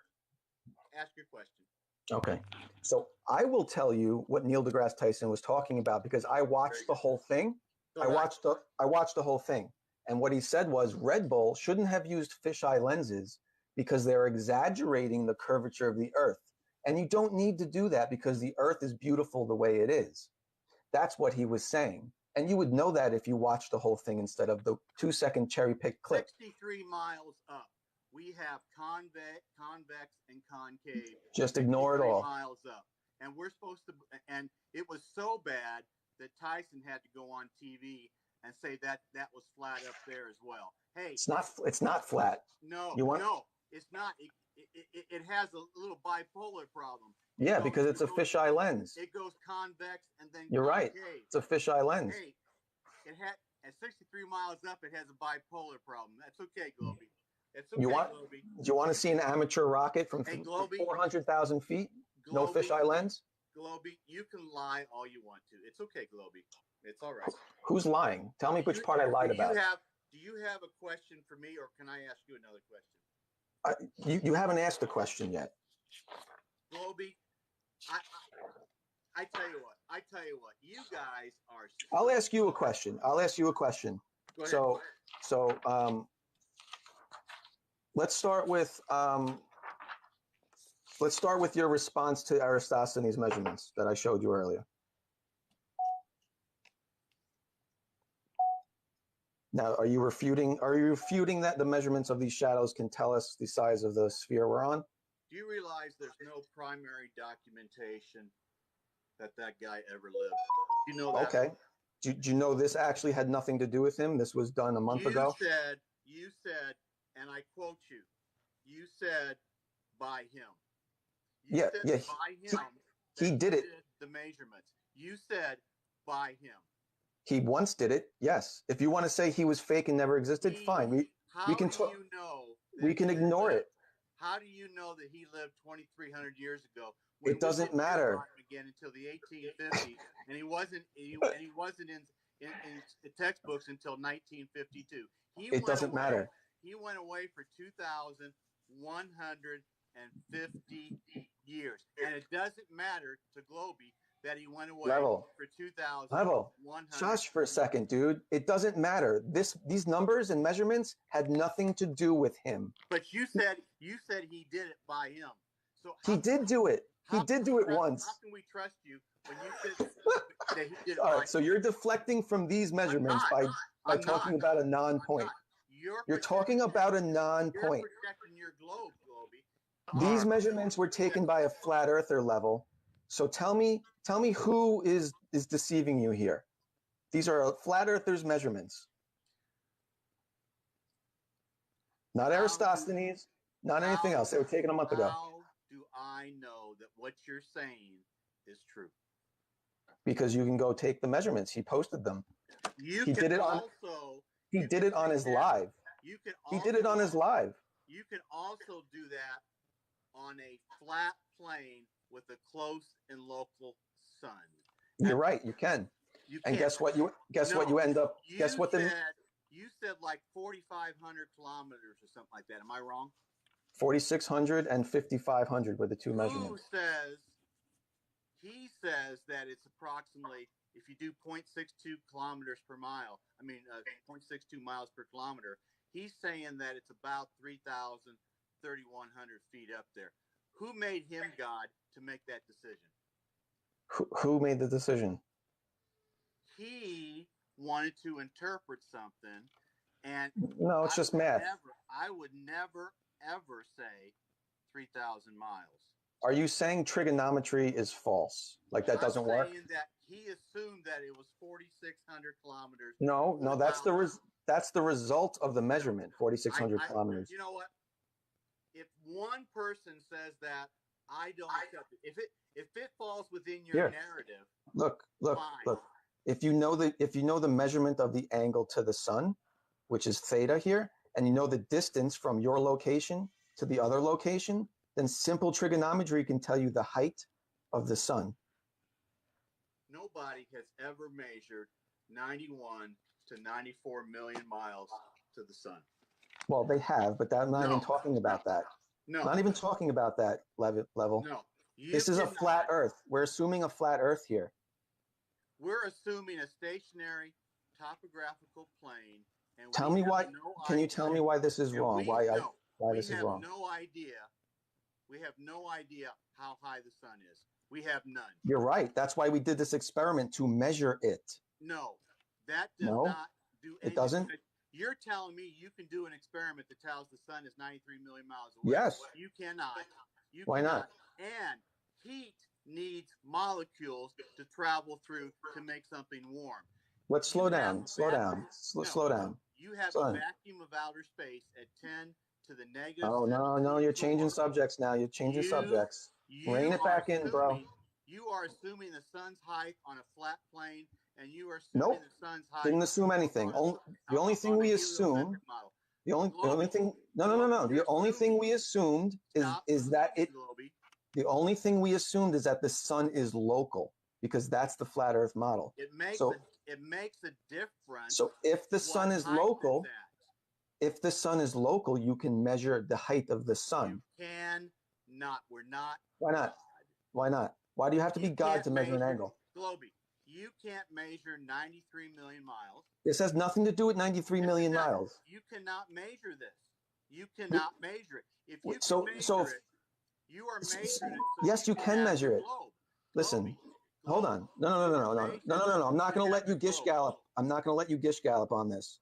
If there's an observer right here where my finger is, and you're not even going to pay attention, look at you. You're not even going to pay attention because you're already thinking of your next stupid point. All right, I'm not even going to bother explaining this to you. Congratulations on gish galloping your way out of facts. You know what I'm going to tell the audience, because the audience wants to know. If there's an observer here, the sun right above their head, that's called the subsolar point.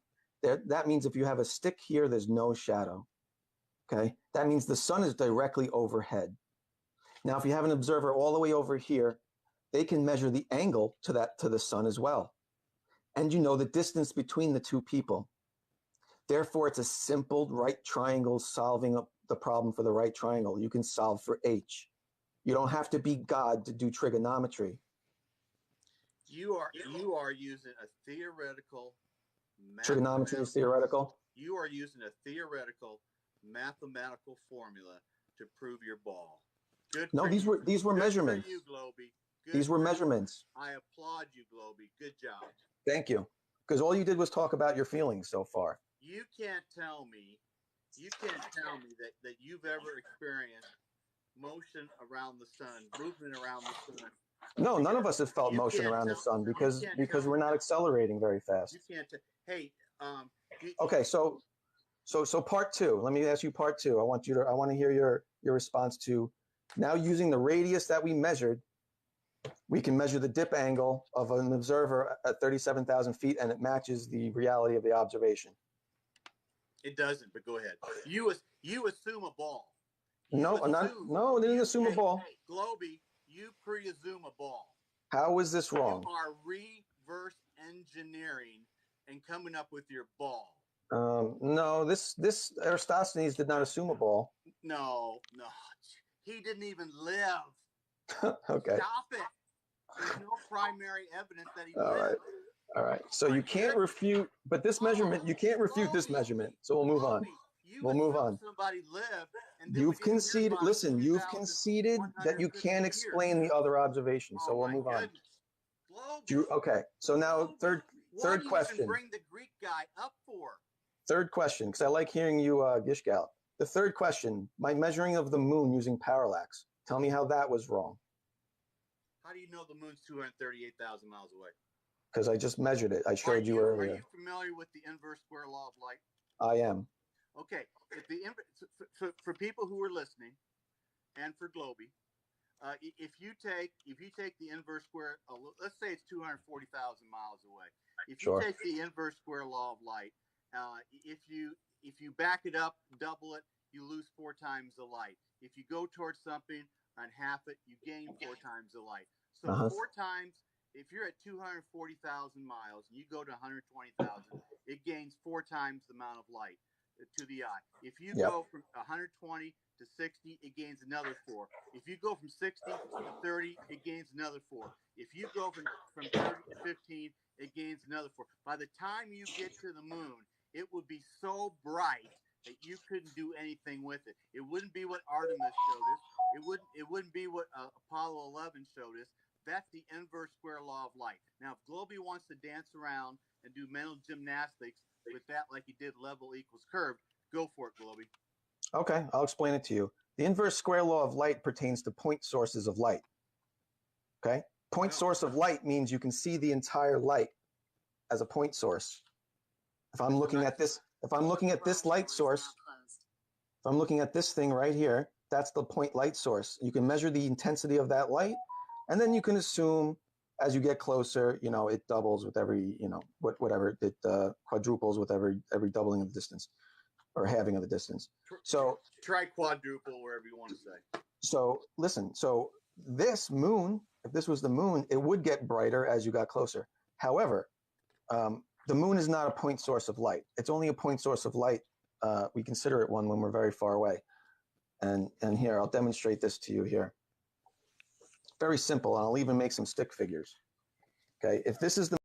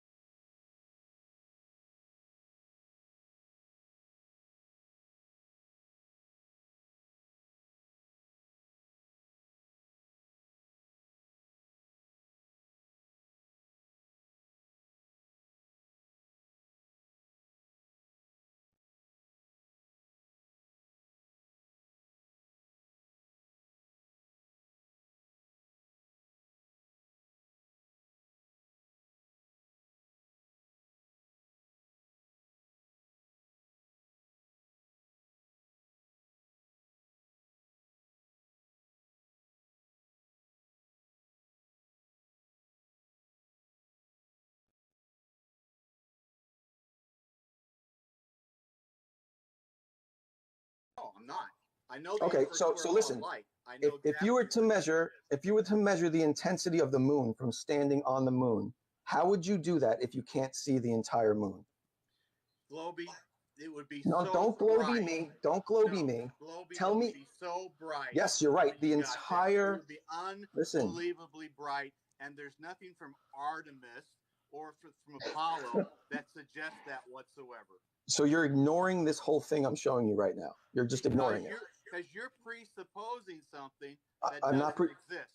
How am I presupposing something? You are assuming the moon exists. You assume that the Earth is a ball. You assume it all the time. You brought this up, not me. How am I assuming it? You're hilarious. I love talking to you. Hey, you know what? Globy, you don't live on a ball going through the vacuum of outer space. I'm sorry. There we go. We're just gonna end on nuh-uh. We're not ending. And you said, I love when you do this thing, with flat earthers on your page. Globy. Here we go. Here we go. Me all the time. Go ahead. Here we go. Go ahead. So again, I'll try one more time. The entire intensity of the moon would increase as you get closer, but you don't see the entire moon as you get closer. Tell me you don't understand that. I understand just fine. You don't want to get out of your ball. You want to believe good. You want to believe in your outer space cartoon religion. Gotcha. Good for you. You gotcha. Want to believe in your outer space cartoon religion. All right. Go ahead. Now I'm gonna show you some other magic. Let's see some other magic that you can offer me. Okay. Why do you use drawings and not experiences that we actually go out and see? This was This was done with 2 pictures of the moon taken in real life. Where's the pictures of the moon? I showed them in my opening thing here, but I guess you weren't paying attention. Okay, here's the pictures of the moon overlapped. Okay, the 2 pictures, one from New York, one from California, and you can measure the angular change of the moon based on the 2 viewers. You can't prove 238,000 miles. You can't. So you're just going to say, nah. Hey, I love how you do that. Hey, but this is what you do. But this is no. Tell me about no. Shush. What about your response? Tell me which part about your response. Which part of your response was not a naha? Start with that. I'm showing you how you measure something, and you just said no. You can't do that. No, that's a na'a. That's the definition of a na'a. You can't prove. You are presupposing and assuming everything. No, I'm not. To your ball. No, I'm not. Absolutely. What? Okay, so what is presupposed in this picture? Are you? What did I presuppose by doing this? Again? Be specific. What did I presuppose by doing this measurement? You presupposed 238,000 miles. No, I didn't. Yes, I'm measuring that here. No, I'm not presupposing anything. You're not measuring anything. Why not? Why can't? Then you have to tell me why I'm wrong. You aren't. The moon. I tell you what. You go. People who are watching, go to my TikTok. In the front, I put down about 12 or 15 videos.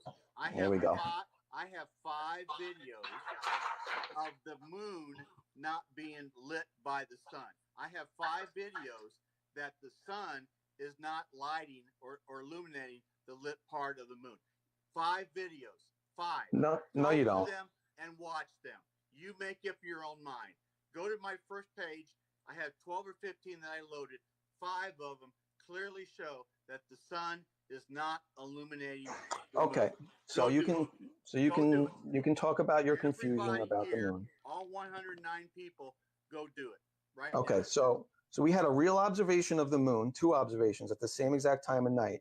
We can measure the angular shift of the moon based on those 2 observations, and then using that angle change, we can use parallax to determine the distance to that object. Okay, and that's using the stationary stars as reference behind it.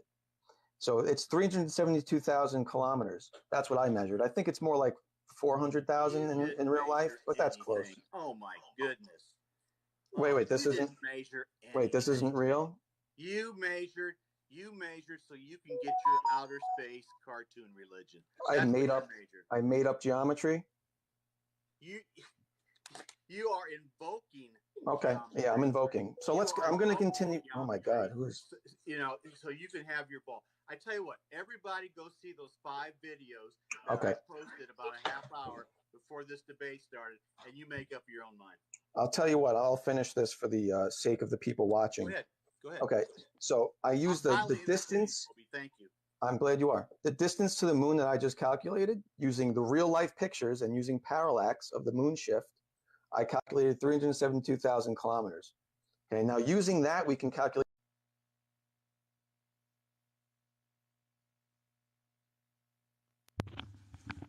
Whoa.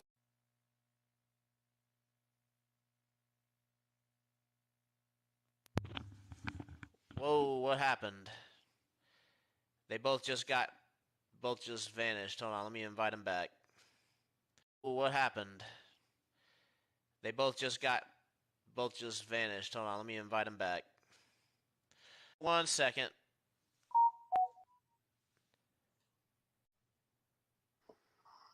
It said you turned off Go Live. I didn't touch it. Damn you. All right. I did not touch it. I would like to say though that I do think there's a little bit too much talking over one another. Level, I'm looking at you just a little bit more because you have been talking just a bit over Globy when he's trying to make a point.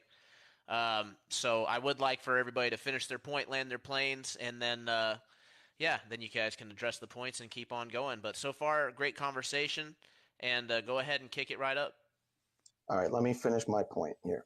So listen, when you're on Earth and you're seeing a quarter moon, okay, the quarter moon is half lit. During that time period, it's half lit because the sun is making a 90-degree angle with it because half of the moon is lit, okay?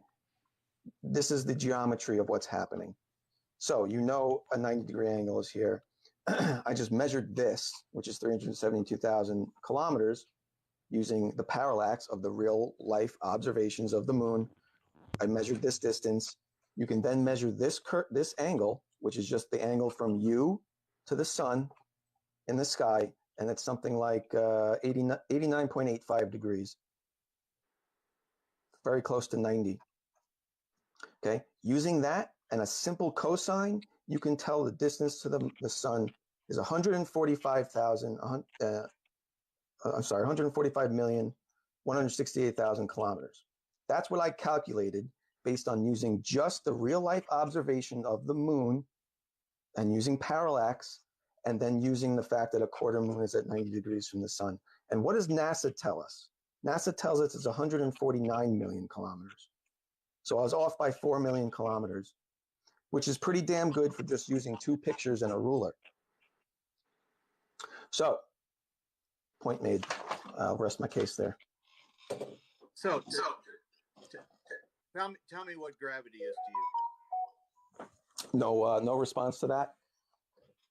No, because I told people to go to my TikTok, look at the 5 videos, make up their own mind. You gave me theoretical mathematical formulas. You gave me calculations. Sometimes you give me a hypothesis, which is an educated guess. But I gave you 5 videos. Go watch the videos. You gave me a drawing. I gave you 5 videos. I encourage people to make up their own mind. Was my real pictures of the moon a drawing? I'm confused because I don't think it was. Go see my 5 videos when we're done here. I'll gladly show one on the screen right now. I can do it. You want me to show one? Oh, one of my 5 videos, please. Yeah, absolutely. Go ahead. I love to see these. Which one? Anyone you want. I don't know. Is this one here? So we have what, about a half lit moon?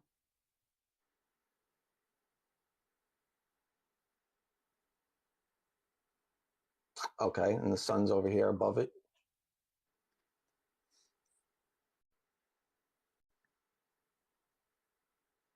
So what's the problem here? Okay. For somebody who wants to love their globe because they have globe in their name twice. The sun was above the moon, right? You panned up in the sky to see the sun. No, the sun. Yeah. You are presupposing 93 million miles, and you are presupposing 238,000 miles. Not presupposing anything. You're confused why the sun is lighting up the moon? You can't comprehend the fact that you don't live on a ball, and you can't prove your ball. You can't prove that we're moving around the sun. You can't prove it. What does that have to do with these videos we're watching? No, I'm just saying we have a close and local sun. We have a close and local moon. The moon lights itself, self-illuminating. That's what I'm proving. I encourage people to make up their own mind.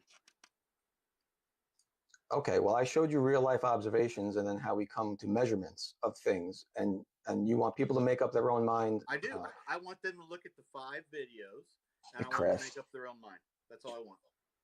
Okay. Well, here, they can use this to help make up their mind. Here's a study done by, I believe it's Caltech. Yeah, it was Caltech. By all these students. They used a new type of chip scale ring laser gyroscope to measure Earth's rate of rotation,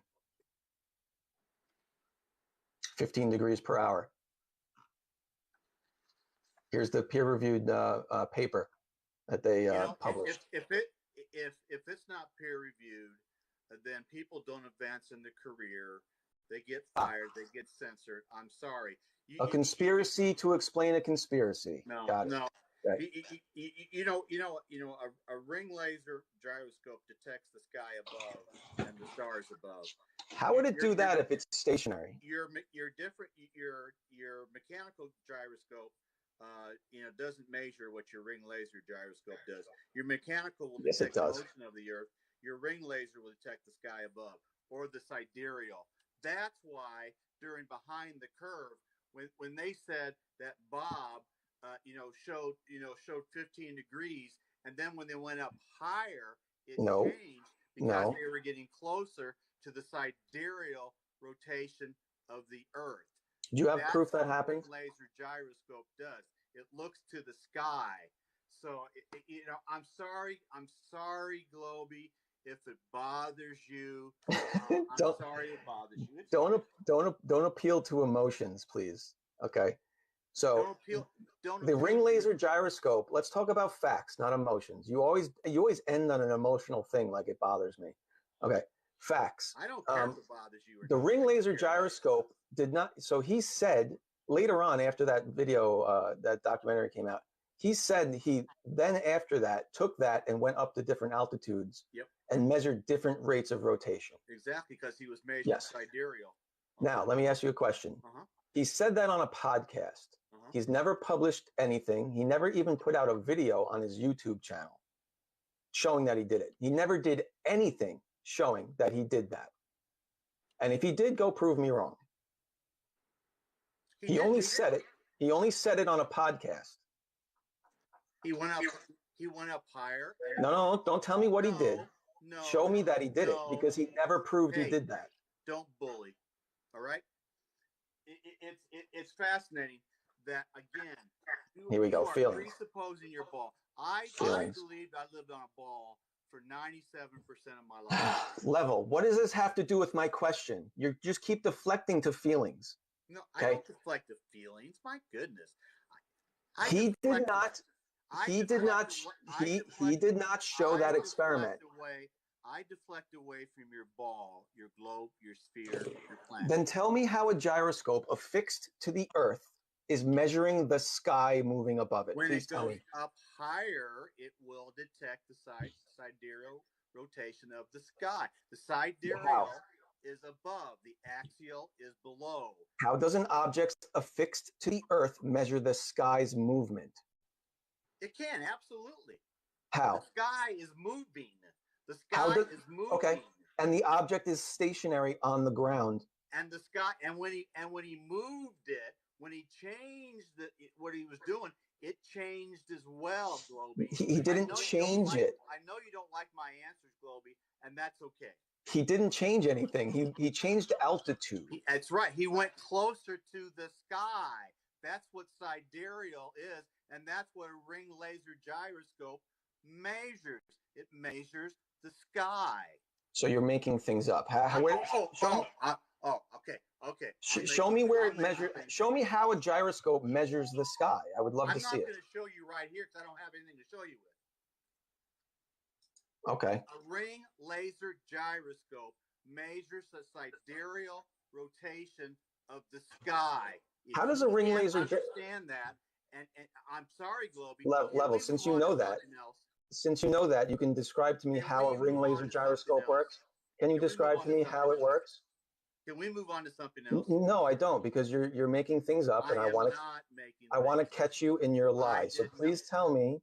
Are you saying the ring laser gyroscope doesn't measure the sidereal rotation of the sky? Is that what you're saying? No, it doesn't. It wasn't designed to do that, and it doesn't do that. That's what it does.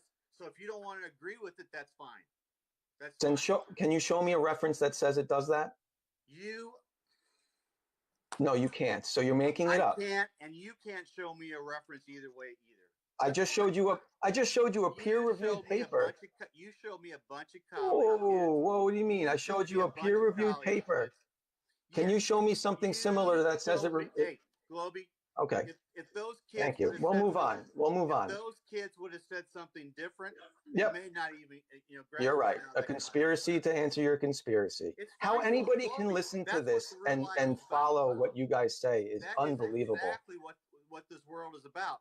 Can you show me one reference that a ring laser gyroscope measures the sidereal rate of the sky? Can you show me one reference, please? Do you have one reference that can show me that? Just yes or no. Answer yes or no.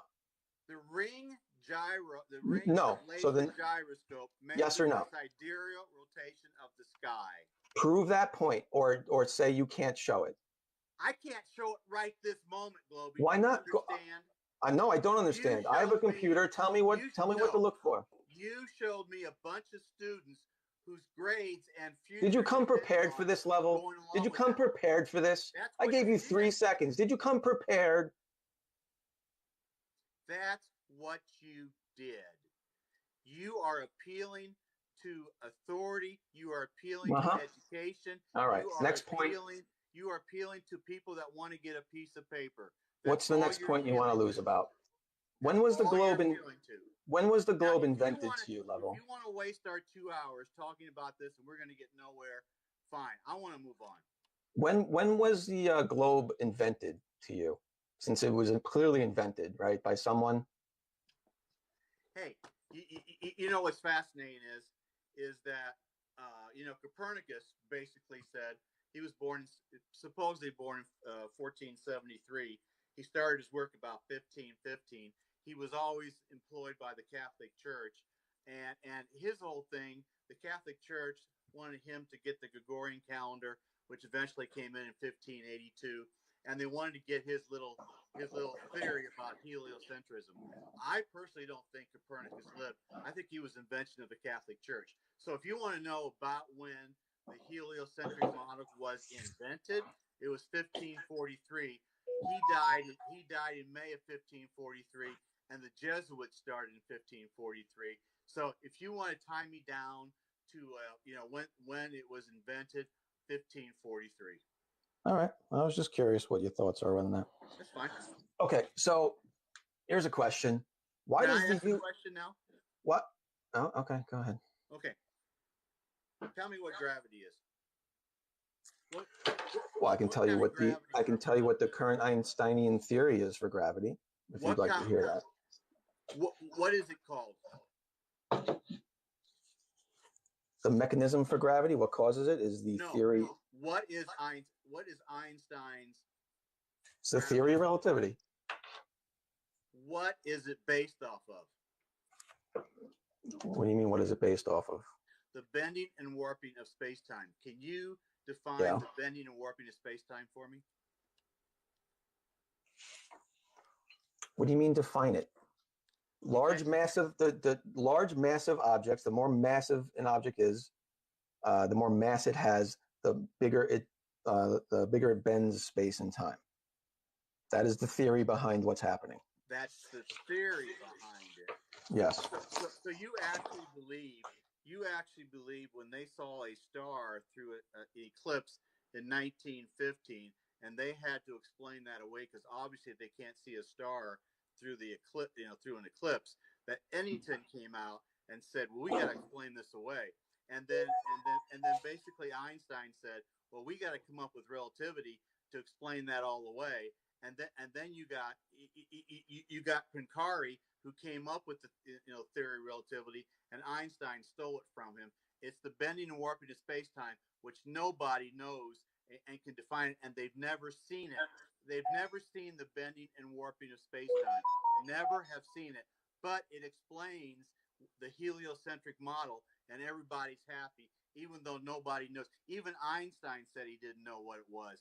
And scientists worked on it. He didn't even know what it was. So if Einstein didn't know what it was, Globey sure doesn't know what it is, unless he just wants to make something up. I didn't come in here claiming I was smarter than Einstein, so I don't claim to know better than Einstein. No. So what is your point? So what is gravity's mathematical equation to come up with how fast things drop? Well, now you're talking about Newtonian gravity. GMM over r squared. What is it? GMM over r squared. So gravity isn't 9.81 meters per second squared? That's the gravitational rate of acceleration. It's what everybody goes by today. To calculate. It's an agreed upon average of 9.81 meters per squared. Do you dispute that? That's the acceleration of gravity. No, I don't dispute that, but that's not what you asked. You asked how to calculate the gravitational attraction between objects. Do you think that there's any other way possibly to explain why things fall to the ground? No, there's not. There's not. So you haven't been. There are, but they don't hold up to scrutiny. Do you know what it takes Do you know what it takes to come up with 9.81 meters per second squared? Do you know what you have to factor in to get 9.81 meters per second squared? What do you mean we have to factor in? All you have to do is measure it. So the mass of the Earth has been measured? Yeah. It's estimated based on its size and composition. Yeah. Has the weight of the Earth been measured? The weight of the Earth, there's no such thing. But the mass of the Earth has been estimated based on the size and density and composition. Yeah, you can Google weight of the Earth. Who did? There's no such thing as the weight of the Earth. Weight is a construct of the gravitational acceleration of Earth. You can look that up in Google. They'll tell you what it is. Yeah, you can make it up. You can say the Earth's mass is such and such. You can make it up. You made up your whole ball, Globey. Thanks for playing. Weight is a measurement, okay? You can't weigh Earth unless you put Earth on an Earth. But they did. They had to. No, they didn't. They had to calculate the weight of the Earth. You know what? You can just. The weight of the Earth is, Globey? You can calculate the weight of the Earth, assuming that the Earth is on Earth. It's 13,170 billion trillion pounds. That's great. And how'd they get that? Who came up with the radius of the Earth of 3959 as far as miles? Who came up with that? I just showed you how to do it yourself. No, you can't do it yourself. I just showed you how to do it yourself, and you could not refute it. Yourself. You can't do. Who came up with? Do you understand that you saying that is not? You're saying that something. Why do I have to explain that to you? You're saying no. You're making things up. You can say all you want to.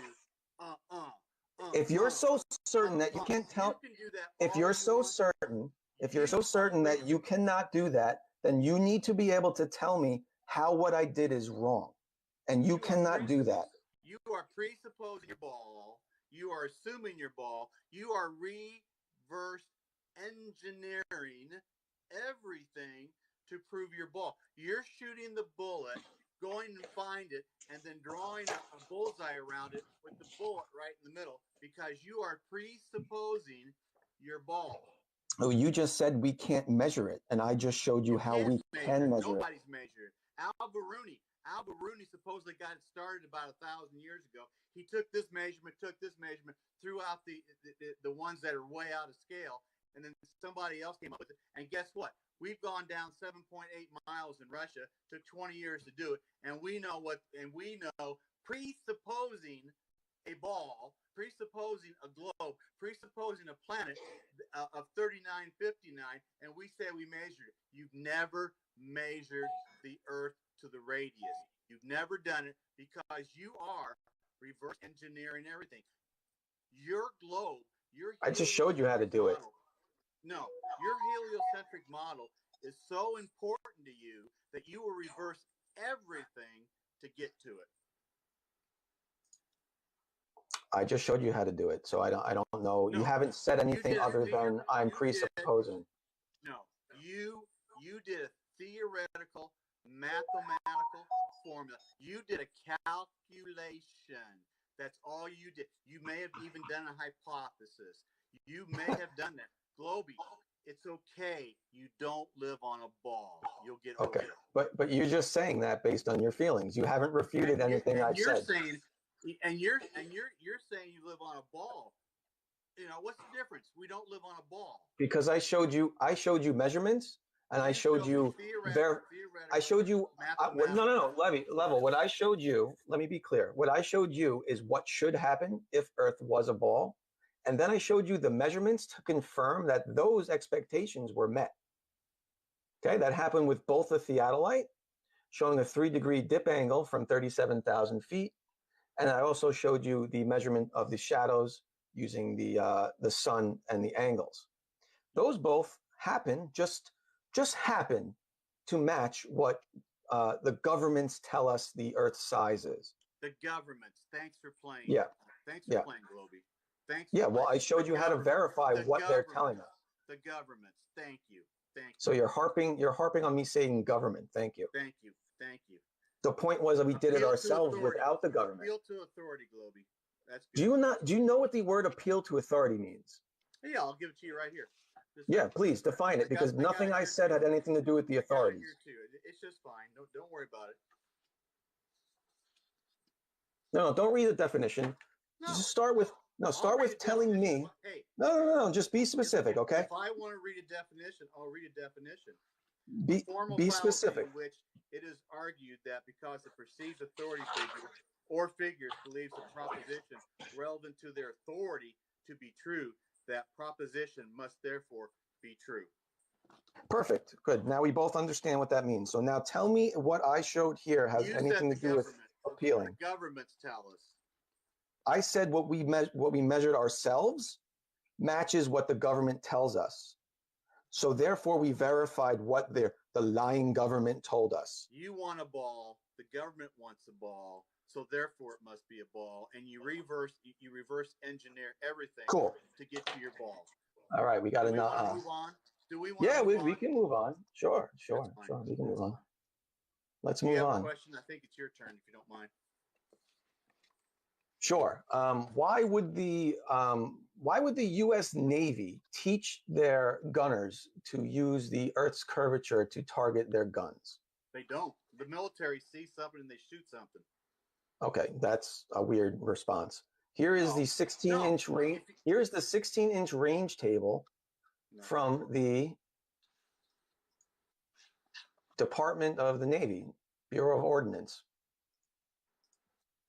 Curvature of Earth table. It is the curvature of the Earth. U.S. Navy range tables are based on the gun trunnions, target, blah, blah, blah, blah, blah.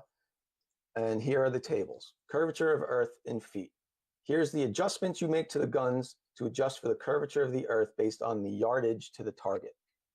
So why are they teaching that? Are they teaching our gunners to miss targets? Here we go. NASA. Effect in yards range due to the rotation of Earth. Here's Question. NASA.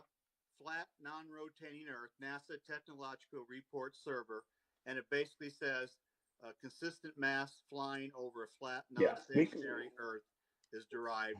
So you show me yours. I'll show you mine. No, we can talk about that right after mine. If they have a textbook, Globey, I'm going to ask you to be real honest with me if you could. If they have a textbook that they're trying to sell, let's take the school board, and you take a textbook into the school board, and the one textbook says they live on a globe, and the other textbook says they live on a flat stationary plane. Which textbook do you think they're going to buy?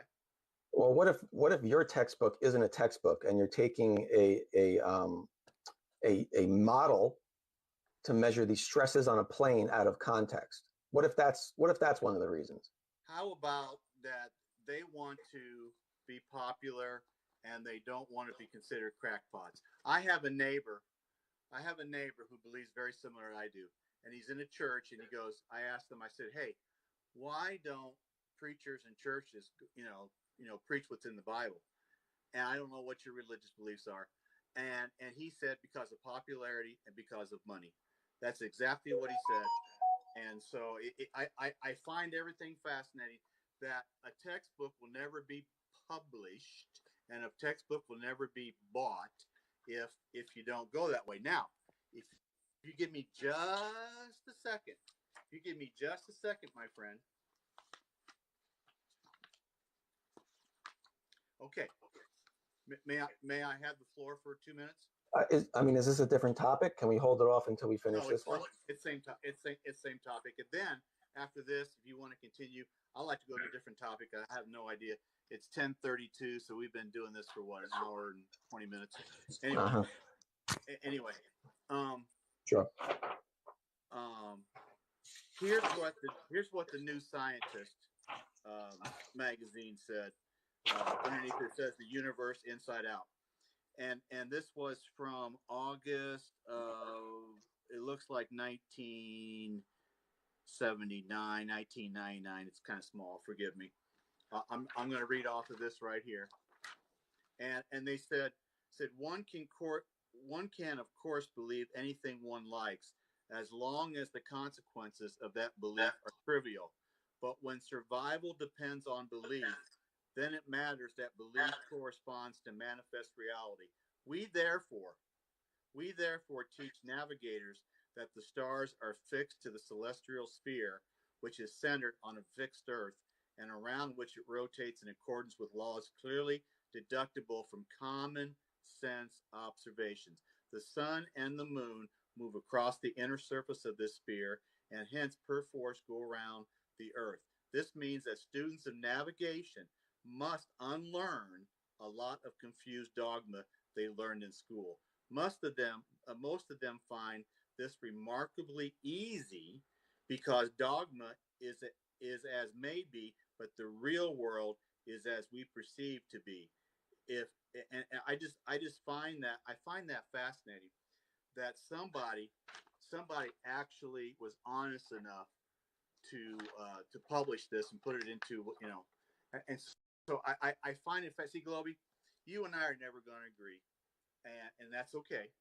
That's okay. But what I find fascinating is, and I'm going to give you time to talk here in a second, but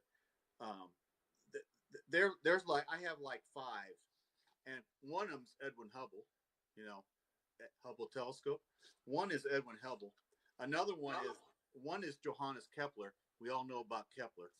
And so Kepler said, I demonstrate by means of philosophy that the earth is round and is inhabited on all sides, that it is insignificantly small and is born through the stars.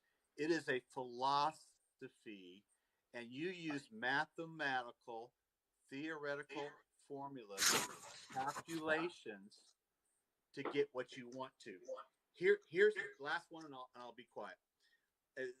George Wald, Origin of Life, Scientific American. That leads us scientifically to only one possible conclusion, that life arose as a supernatural creative act of God. I will not accept that philosophically because I do not want to believe in God. Therefore, I choose to believe in that which I know is scientifically impossible, spontaneous generation arising to evolution. I have a whole bunch of them here.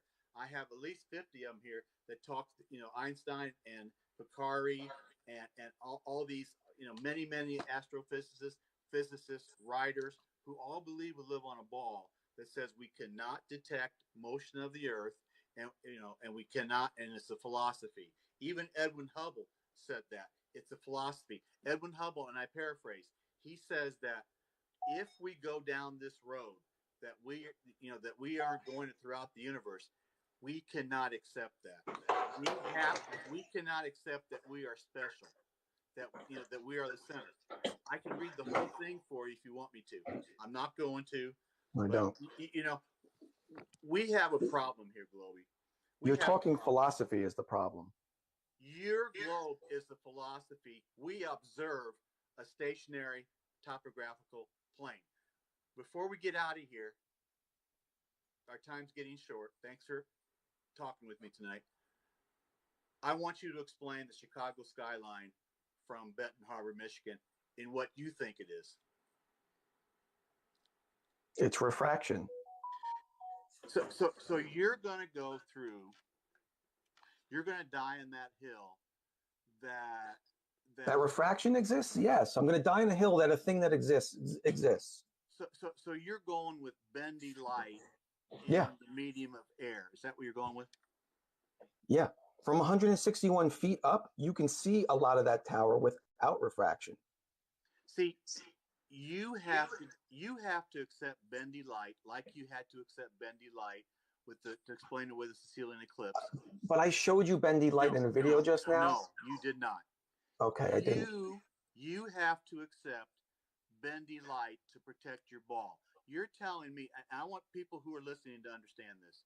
You are telling me that the Chicago skyline, the geometric horizon is 6.47 miles at 30 feet. That the drop is 2,321 feet from 30 feet observation height. We can't see Chicago.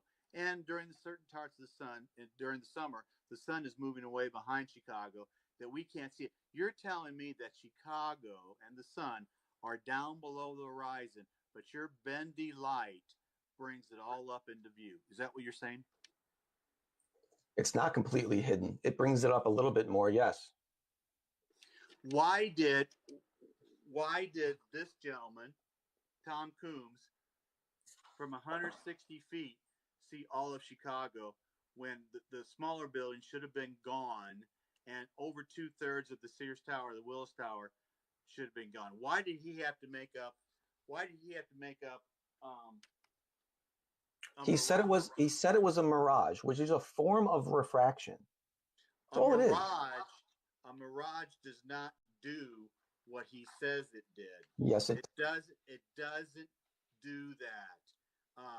Depending on the different temperatures, depending on whether the warmer air is lower or higher at that time, you have inversions of temperatures. The light's going to bend different ways. No, you either have upward refraction or downward refraction. No, that is not in the. That is your cartoon.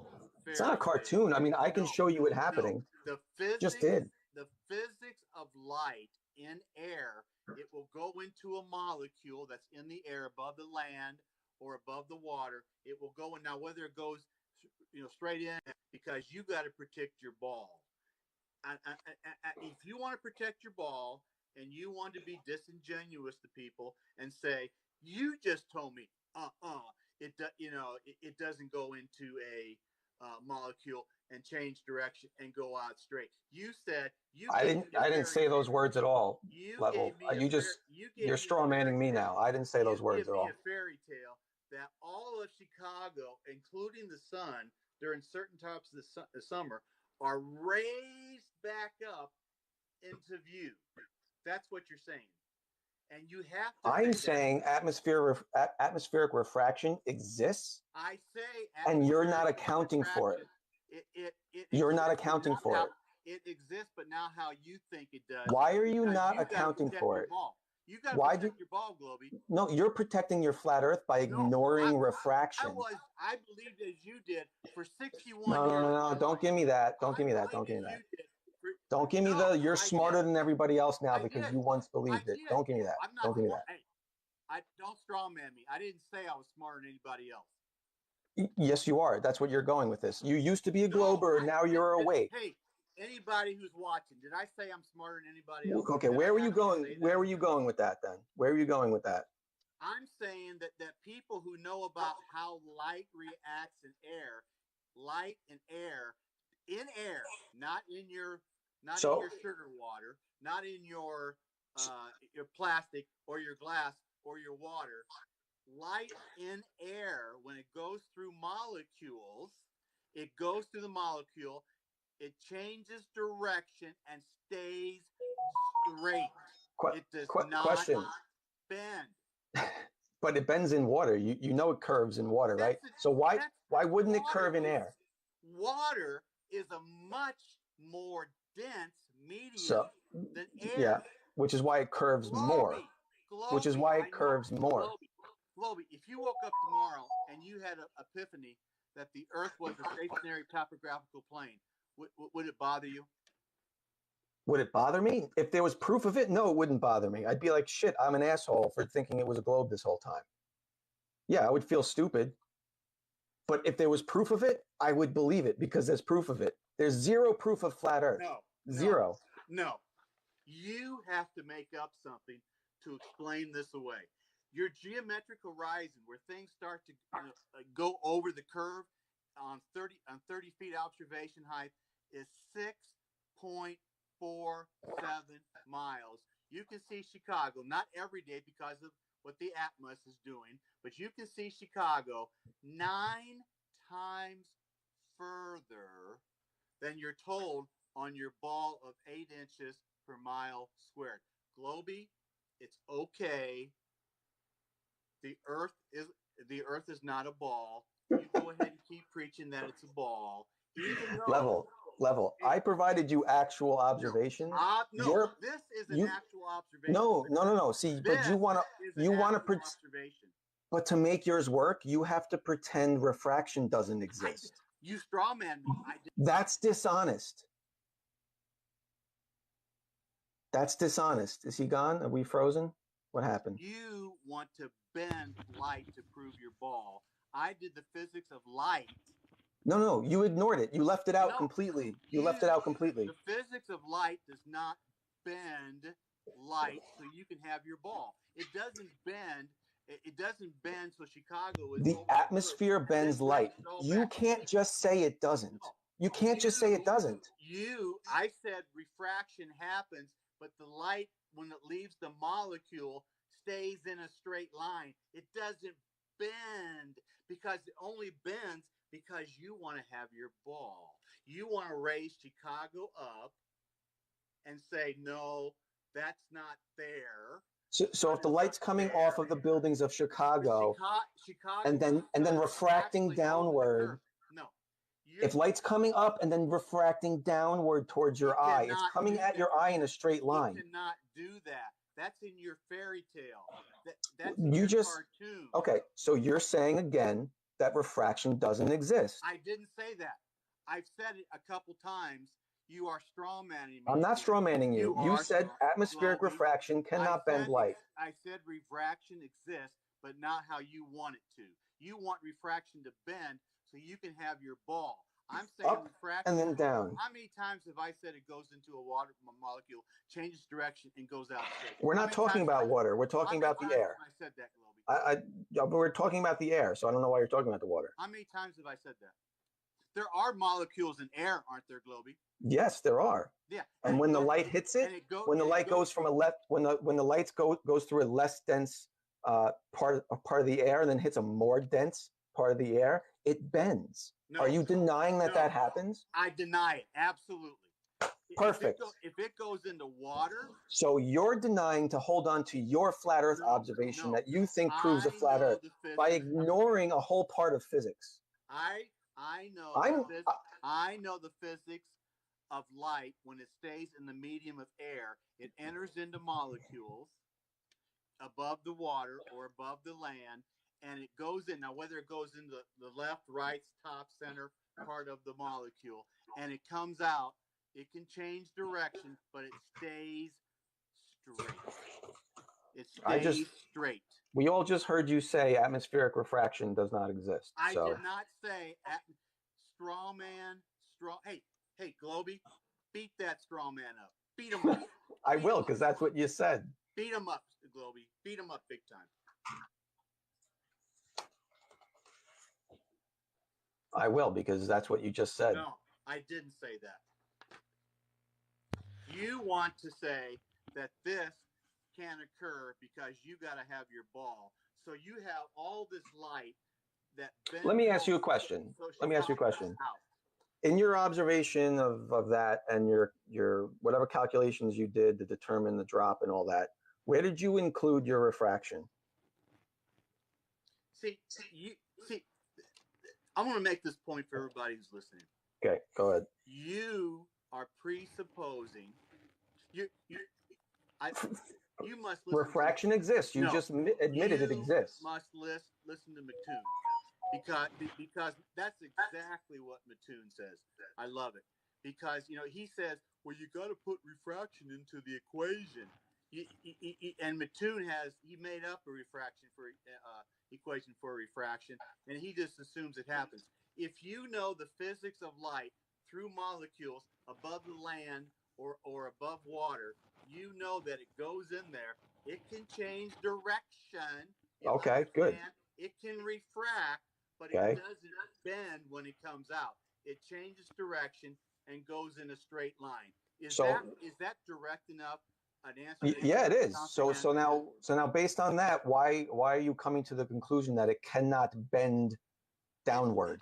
It doesn't. It's in your fairy tale world. But you just said it bends. It can bend, right? You said that. It can bend when it goes into a much denser medium of water. Sugar. We've all seen the sugar water thing. Okay. And glass. It can do that. So lasers can do that too, but not in air. You're talking in circles. You're talking in circles. Win an argument by being disingenuous? No, you're talking in circles. I'm not talking in circles. I've been very definite, and you haven't. Answer. You don't. Can light refract? Hey, folks out there and Rokfin and the YouTube, just wanted to pause real quick and give a huge shout out to Carpathian9 over on Rokfin. for breaking the ice and giving Trouble and Tribune their first Rokfin tip. So huge round of applause, putting them on blast for the call out. We really appreciate it. Let's go ahead and finish up with this debate here. Appreciate you all for tuning in. In the air. Simple question. It can refract and go into a straight line after it comes out. I don't care if it's straight or bent. Can light refract? No, it's not bending when it comes out of a water molecule or some sort of molecule above the land or above the air. You want this. This is what you want. This is what you want. You want Josh Lewicki to be here, and you want. I don't want anything. I don't want anything. You can have your ball. I want you to be clear on your stance, because you've left refraction out of your observation completely. Oh, I love it. I love it. Beat that straw man up. Okay, let's use your own molecules then as a thing. Beat that straw man up. So if the light's coming out of colder air and hitting warmer air that's denser, right? It goes into molecules, right? Yeah, it hits a molecule. Right? It hits a molecule of air. Right, it hits a molecule of air and then bends and then turns. Not bent. Not bends, turns. Direction and goes straight. No, not bent. It stays. Okay. It comes out of the molecule and it goes in a straight line. To where? Enters the molecule. It can change direction in the to molecule. where? Haven't you ever seen a shoreline that goes up and yes. up and up like this? Yes. Have you ever watched Maine Surveyor? From one day to another, it looks different. Yes. So when listen, hour to hour and day to day. So when light is going this way and it hits something denser and it turns and then goes this way. Okay. Define what denser is.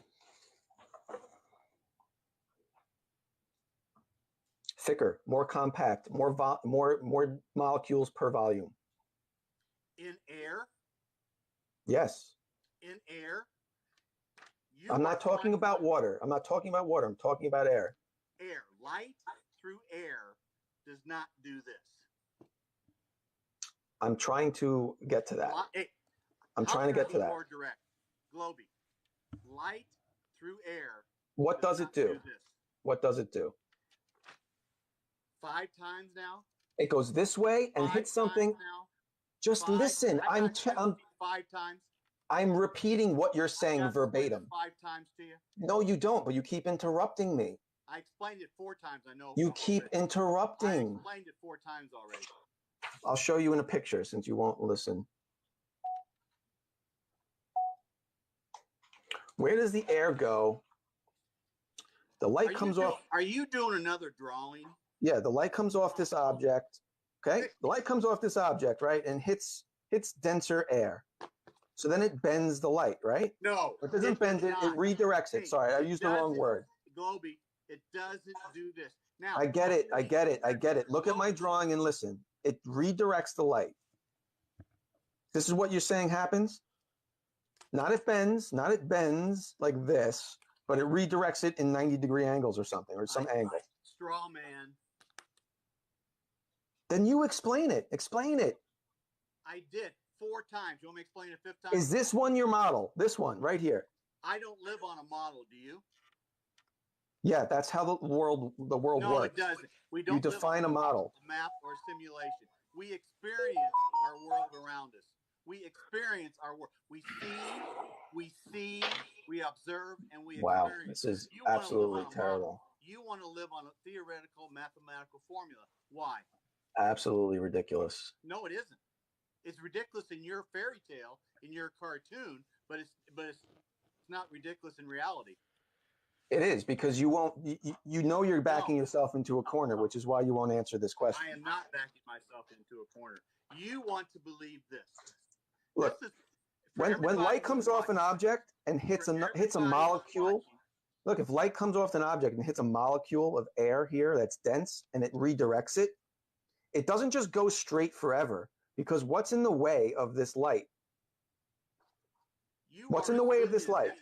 You are assuming that that's how much it bends. It will enter into other molecules, absolutely. But it does not bend. Globy, Okay, I didn't say bend. I didn't even use the word bend. I said redirects. I didn't use the word bend. Everybody to understand. Globy wants this. This is what. Can you just? You can't even answer my simple questions I'm showing you here. You want this. This is what you want. The physics of light says this is impossible. Why you keep gish galloping? I don't get it, man. I don't I'm get gonna go it. ahead and I'm gonna go ahead and jump in because we've been kind of going in circles on this for a little bit, and Please, we're please getting close to the top of the hour here. So I do think it's been a pretty good conversation. If we can go ahead, let's go ahead and make our finishing statements and wrap this up for the audience, shall we? Sure, unless you want to get into any audience questions, I'm fine with that. But that's all right if you don't. I'm cool with either way. Whatever you guys want to do. If somebody wants, I really don't want people hopping in the live, but if they want to ask questions, like they do on Modern Day Debate, that'd be great. Yeah, it'll be in the comments. I'm not letting anybody else in the box today, so sorry for whoever's in the guest box. It's not the day for that, but I'll definitely be taking the questions here in just a minute. Globy, you want me to go first, or sure? You want to go first? Go ahead. Thanks everybody for watching. Globy, thanks. I know we don't agree on much. Maybe we don't even like each other that much, but that's fine. Thanks, Troubling. I just want people to know that I enjoy this conversation. I have so much more that I didn't even get close to getting to. Not even close. I have 20 pages here, and I got through 2.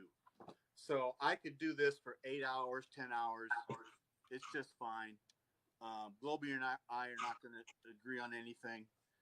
He can put me on his TikTok and go all he wants to. But I just want you to know. That's what you did. I just want you to know this is what Globy believes. This is what Globy wants you to believe to keep his ball alive. This is what he wants you to believe. He doesn't want you to believe that when you look across, whether it's at 30 feet observation height or 160 feet observation height or something in between, that you can trust your eyes, that this isn't actually there. The light brought it up. Bendy light brought it up so you can see it. That's what it is. If you want to believe that this is actually not there, but Bendy light brought it back up, then have at it. If you want to believe in a fairy tale so you can protect your ball, believe this. But the physics of light tells us that we can see this from either 30 feet observation height, 160 feet observation height, not every day because of the atmosphere, but we can see this. And if this Tom Coombs guy would have said, our eyes are seeing this, he would have been fired the next day. He would have been gone. It would have been over. So we have Globy said 99%. Then he hand waved it away, and he said, I didn't really mean 99% of people that believe with him on his ball. Okay, so all the things you can believe Globy and the Globist and all those people that light does that so you can prove your ball, or you can actually think for yourself and see we live on a stationary topographical plane like this, and you can go from there. So again, it's your choice. I ask you to think for yourself. They say the eyes are useless if the mind is blind. We are all born into a prison system that we cannot see, therefore we cannot get out of it. One of the greatest gifts that you can give yourself is the ability to think for yourself. Don't let other people tell you that this is happening so they can protect their ball or you can protect your ball. Think for yourself. I did. Many people have. More than 1%, Globy, who see this and they go, wow, we live on a stationary topographical plane. And maybe, just maybe, there's a creator who created it. Thanks. All right. Thank you. And I got nothing. Where's my video? Globy, I know we're not going to agree on anything, but thanks for at least coming on here. I appreciate it. look, we're not, let's be honest, we're not doing this for each other. Neither one of us are going to convince the other person. We do this for the entertainment of it, and we do that for everybody else watching. So I never got into the second law of thermodynamics. Listen to this. I never got into gas pressure. yeah, we could have got into that. That would have been fun. I went out and bought 3 of these because I wanted to show the second law of thermodynamics, but we didn't get to it. Maybe another time. Yeah, maybe another time. So look, I think in my closing statements, I think when you look at the observations and match them up to the model and match them up to the reality of the observations, it all works out. And it all works out for a reason, because Earth's a globe. It's obvious. There's no tests, as I showed tonight, that show the Earth is flat.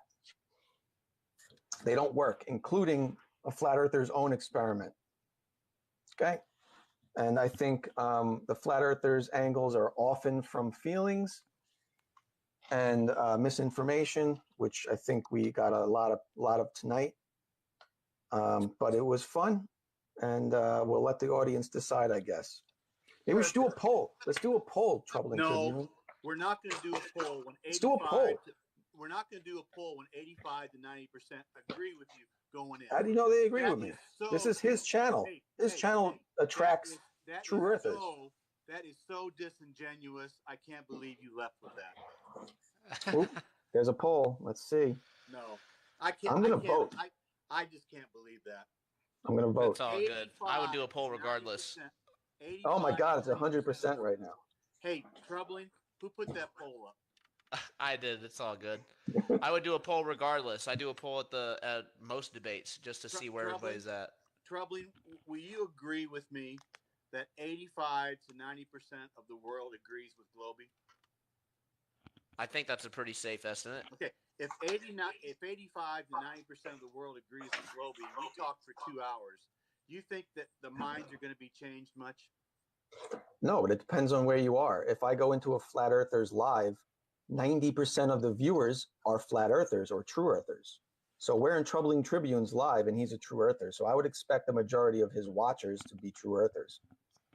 So I'll go ahead and throw this out here. I'm kind of keeping my personal opinion out of it for the most part, just kind of trying to moderate for you guys. But I will go ahead and say that I do appreciate both of y'all coming on.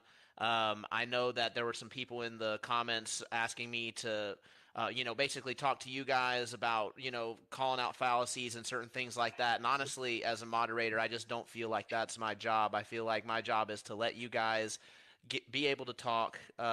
You both are obviously competent debaters that can call out your own logical fallacies and whatnot, so there's no need for me to hold your hand, of course. Now, I do like to do the polls. Sorry, Level, it just is what it is. But I do these debates and have these conversations in hopes that both sides of the aisle can find a place to join together and that we can find common ground and that we can actually get to the bottom of this conversation once and for all. So I know a lot of people want it to just keep on going, but I think that as more evidence comes out, then we can definitely put that to bed. And those who watch my channel regularly know which side that I'm on. I guess Globey dropped off for a second. I'm sure he'll be back because we are going to be doing some questions from the audience here in just a second. I do appreciate everybody tuning in. We had, consistently about 100 viewers, so that's awesome. We definitely appreciate everybody tuning in. There he is. And let's go ahead with that, and let's do some Q&A before we go ahead and call it. We'll probably do this for maybe the next half hour or so. So the first question that I had earlier on was actually from one of our top gifters, so we do appreciate you. And I will go ahead and ask you both. So basically the question is, how would you, and this is for both parties, for both the globe Earth and the flat Earth, how would you explain the southern star trails?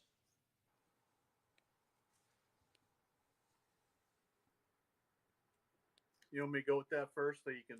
Whoever wants to go first, that's totally fine. The question is for both of you. I was messing with my thing and I didn't hear the question at all, so I apologize. Yeah, I'm charging my phone and I'm having a hard time doing it, so forgive me. It's all good. The question was, how would you explain the southern star trails? I mean, that's easily explained on the globe, so I don't know. You want to go first? That's fine by me. Yeah. Oh, I'm sorry. I got my charger in and it keeps falling over on me. Just a second. I know Globey likes to have this on his TikTok account. Here's the situation we get with the Southern Star Trails. I sent 2 videos to Troubling. If he wants to show them, he doesn't have to. I did post them on my TikTok account, a half hour or so before we started tonight.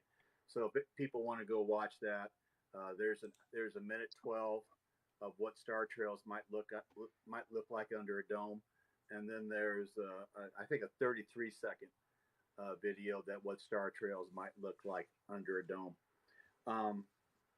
The problem you have is if you believe we're going through the universe at these incredible speeds, and you don't think the sky above you won't get all messed up in time, and every year for as long as we know this, the sky has reset every year.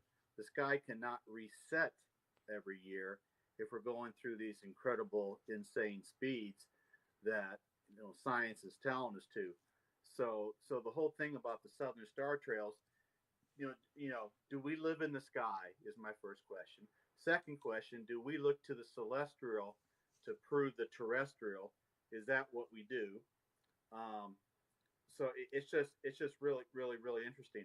So when you say, the sky proves the ground we walk on. Oh, look, the round light bulb on top here proves that the ground is also round.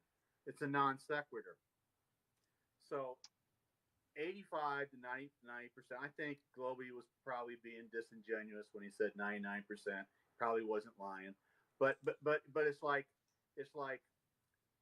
85 to 90% of people, everybody since age 5, me included, everybody since age 5 has been told we live on a spinning, watery, curvy, bendy ball, and we found out that it's tilted and it's wobbling, and so we found out all those things. And then we find out about all these incredible speeds we go through. They tell us, and we think the sky, tells us that the ground we walk on is round. It does not. And if you actually used your mind, the eyes are useless. If the mind is blind, one of the greatest gifts you can give yourself is the ability to think for yourself. If you actually thought about those speeds of 66,600 miles per hour, 450,000 miles per hour, 1.3 million miles per hour, and the sky resets every year. If we lived on a globe with Alpha Centauri being the closest star outside the sun, and then Polaris being out there, and we look up in the sky and go, oh, that light source left its light source 12,000 years ago, and we're just seeing it right now. If you want to believe that, go ahead. It's all yours. But you cannot have a sky that revolves those two, and looks maybe what it looks like under a dome, which I posted, which I sent to Troubling. He doesn't have to show it. But, people can make up their own mind. If you think that we're going through all that movement and the sky resets every year and looks the same as it did how long we've recorded the history, then you live with that. You own it and you enjoy it, because it's a fallacy. You can't have all those things happening in the sky above and have the sky reset every single year. Well, okay. So your premise is flawed, because the sky doesn't reset perfectly every year. Things do move. Like what? You could look up like Barnard's star, for example. It's the fastest moving sky in the star. It changes its location every year. I'll look that up. Is it called Barnard's? Barnard's, yep. It's the fastest moving star because it's I'll be moving. happy to look that up. I'll be happy. And what you have to understand is that all the stars are moving with us as well around the galaxy. So that, coupled with how far away they are, means they're not going to appear to move for very, very long periods of time. That's just, you can't even deny that that's a real thing. You can deny that the stars are not really there or whatever, but parallax is a real thing. When you're driving down a highway, you notice something very far away from you appears to move slower than something close to you. That's a non sequitur, but go ahead. It's not a non sequitur. It's It the is. same effect. The No. stars are very Not far even away. close to the same effect. Yeah, the stars are very far away. So us moving has very little effect on how we see the stars. You're presupposing again, and you're assuming again. I'm presupposing.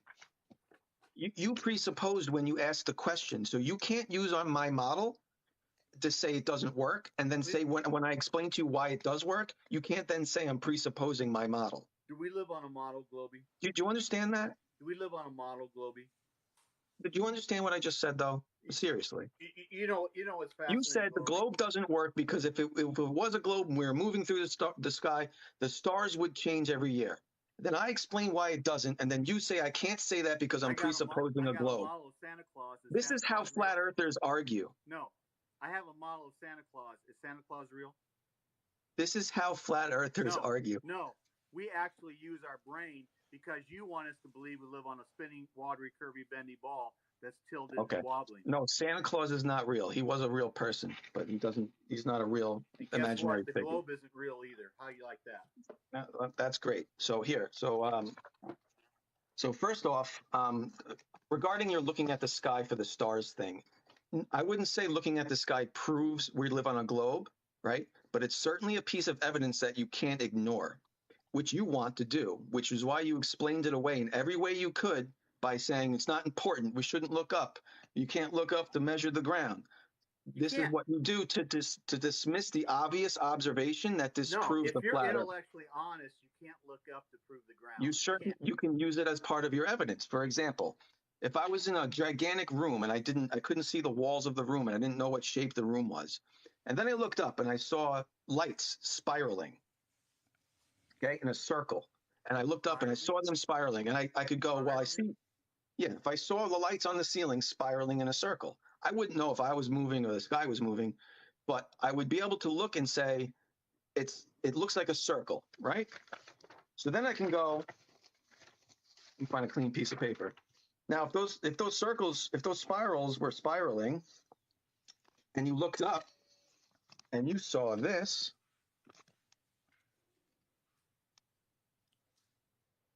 okay, you looked up and you saw spiraling stars in your gigantic room. You can't see the walls, but you didn't see this.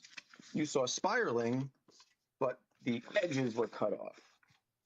Ignore all the. I noticed about you globe people. No. Let me finish. Don't say globe. Let me finish. If you looked up and saw this, but you saw the stars were spiraling, but they were cut off at the edges like this, you could infer that there was something here blocking the stars, and there might be a rectangular shape to the room I'm in. So yes, you can use the sky to make inferences on what you might be living on.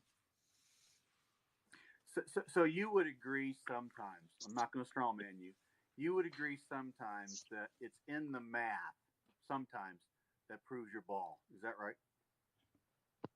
No, I think the math supports the ball. So you guys don't like when we use math to support the observations. No. It's like I said, you shoot the bullet, go find where the bullet is, draw a bullseye around it, put the bullet in the middle, and say you hit the target. You do the same thing with archery. You shoot the arrow, you go find the arrow, you put the bullseye around it, put the arrow in the middle, and you say you hit the target. You reverse engineer everything. Nobody's reverse engineering anything. Yes, if you look at the stars and you notice that you can only see certain stars in certain areas of the sky, and then you notice there's only 2 points of celestial rotation, one around Polaris and one around Sigma Octantis. There's only 2, which would indicate there's 2 points of rotation. Can that happen on a dome? No, it can't happen on a dome. You haven't even looked at my videos. I have the North Pole can happen because that's the center of the dome at the top. Counterclockwise, thank you. Sure. The center point of the southern stars can't happen because where's the southern point? Where's that 1 point of rotation? And they go see my videos. You know what's really nice about you, Globey, is that you have theoretical mathematical formulas. You have drawings. I showed you 5 videos of what you're looking at out there with the sun not illuminating the moon. I showed you what could possibly happen with the dome, and you did. Okay, very good. You have a dome like this. How can one point of rotation be here Go look at it. and here at the same time? Go look at it. Hey, bring it up. Okay, I'll bring it up right now. Let's go look at it. Yeah, I'll bring it up. Bring up the minute 12 one and the 33-second one. Sure. Right before I bring that up, just because I don't want to lose my thing I saved here before I jump off of it. Just want to show you something real quick. This is a FE core laser test. This is a flat earther laser test. That's the exact same one I knew you were going to bring up. Thanks for playing. Thank you for playing. Can I answer this? Can I answer it? Yeah, go ahead. We can still see. I know they did 7 experiments. I'm not sure. I watched the all 56-minute video. I watched all 7 experiments. I'm not real sure this is one of the experiments, but I'm going to let you have it. Okay. You can still see the light source when it's supposed to be curved, and you shouldn't be able to, according to the Earth curve calculator. Can you give me that? No, I don't know the distance of this observation, so okay. I will not give you that. So if you can't give me that, you're showing me this, but you can't give the distance across to the other laser or to the camera. Is that being intellectually honest? No, it's not, because I'm not talking about what should or should not be seen here. I've seen this multiple times. It proves what does that have to do with anything we're talking about, Level? Nothing. Level. All this proves is that what you said earlier is false. No.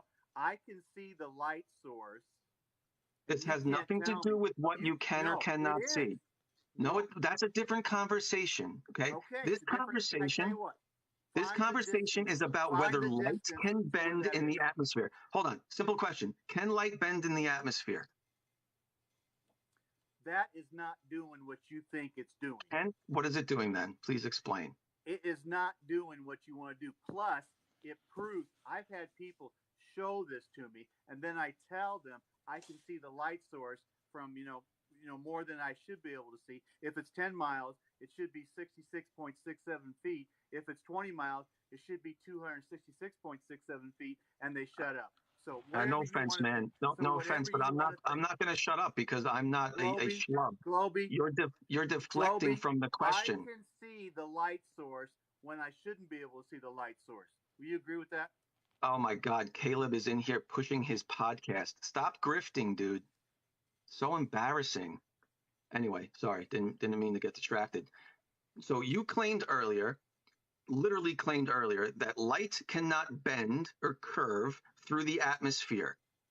That's not proving anything, and you can't tell me how far that is away. But you just saying not proving anything doesn't mean anything. If that's 15 miles away, I should not be able to see the light source. What does that have to do with the point we're talking about? It has to do with the fact that we live on a stationary topographical plane. Okay, perfect. So you deflected to a nonsensical point. Hey, level. Remember what a non sequitur is, Level? No, remember what a non sequitur is? I will look up the definition of non sequitur for you. No. Want me to look it up? I'll read it. I'll read it for you. I have it right here. I'll look it up. Good, read it. Good, read it. Read it, because that's exactly what you just did. Thank you. Fine. You had a non sequitur to whether this light should be seen when we're talking about curving light. All right, next point. Anyway, another. Next question, please. All righty. So I'm actually waiting for a good one. Everybody's just been talking amongst themselves. That's why I haven't interrupted you guys. But audience, if there's a good question that you have, feel free to fire away. We got Globy McGlobeface. We got Level 3213. Alrighty. Next one. This one is probably for both of you. This is from Neva Moore. Question: whose math can make the best real-world prediction and prove it? Well, I just demonstrated that the globe can do that today. NASA has been using the SARA system to predict what the sky does above forever, and it's actually post-diction and not prediction. We use the Loran system, LORAN, to tell us, how far we can see as far as radar. It predates global positioning, not satellites. The global positioning system, it started in 1930 to the 1940s. It works off a stationary topographical plane. You can see 200 miles on a radar. People can even say they can see 10,000 miles on a radar. For some reason, you clowns, not you, Globey, but some of you clowns here on TikTok and other social media platforms want to push this radar horizon crap. Even McToon will concede that it bounces off the ionosphere and comes back down around the globe. But for some reason, you got some globers on here and on other platforms that want to invoke radar horizon. It's a joke. The rain system uses a stationary topographical plane. It predates GPS, and it's 99.9% accurate. It can see through buildings. It can see through anything. And it's just really, really interesting how that works on a stationary topographical plane. And McToon will say it bounces off the ionosphere. Okay. So I found this. Is this what you were talking about? Thank you. Okay. So I've seen this. So I'll hit play here and we'll watch it. Mm-hmm. Okay. So by your theory, Sigma Octantis would be over here. I don't claim where it's at. I haven't. 10% of the population in the world, 7.9 billion people. I won't bring up the fact that you said, 7 billion people live in the South. I won't go there. Oh, you're so disingenuous. You're so disingenuous. It's just disgusting. I just have it's to have fun disgusting to listen to you when you do this. I have to have fun with you, Globey, and so because you all actually want to have fun with me. So if I can have fun with you, forgive me, okay? Right. You can have fun with me all you want. It's fine. So anyway, that photo is so pathetic. It's ridiculous. I can't believe you even invoked that. That is so bad. Oh, this? My goodness. That is so bad. Why is this bad? 10% of the world's population lives in the southern latitudes. 10%.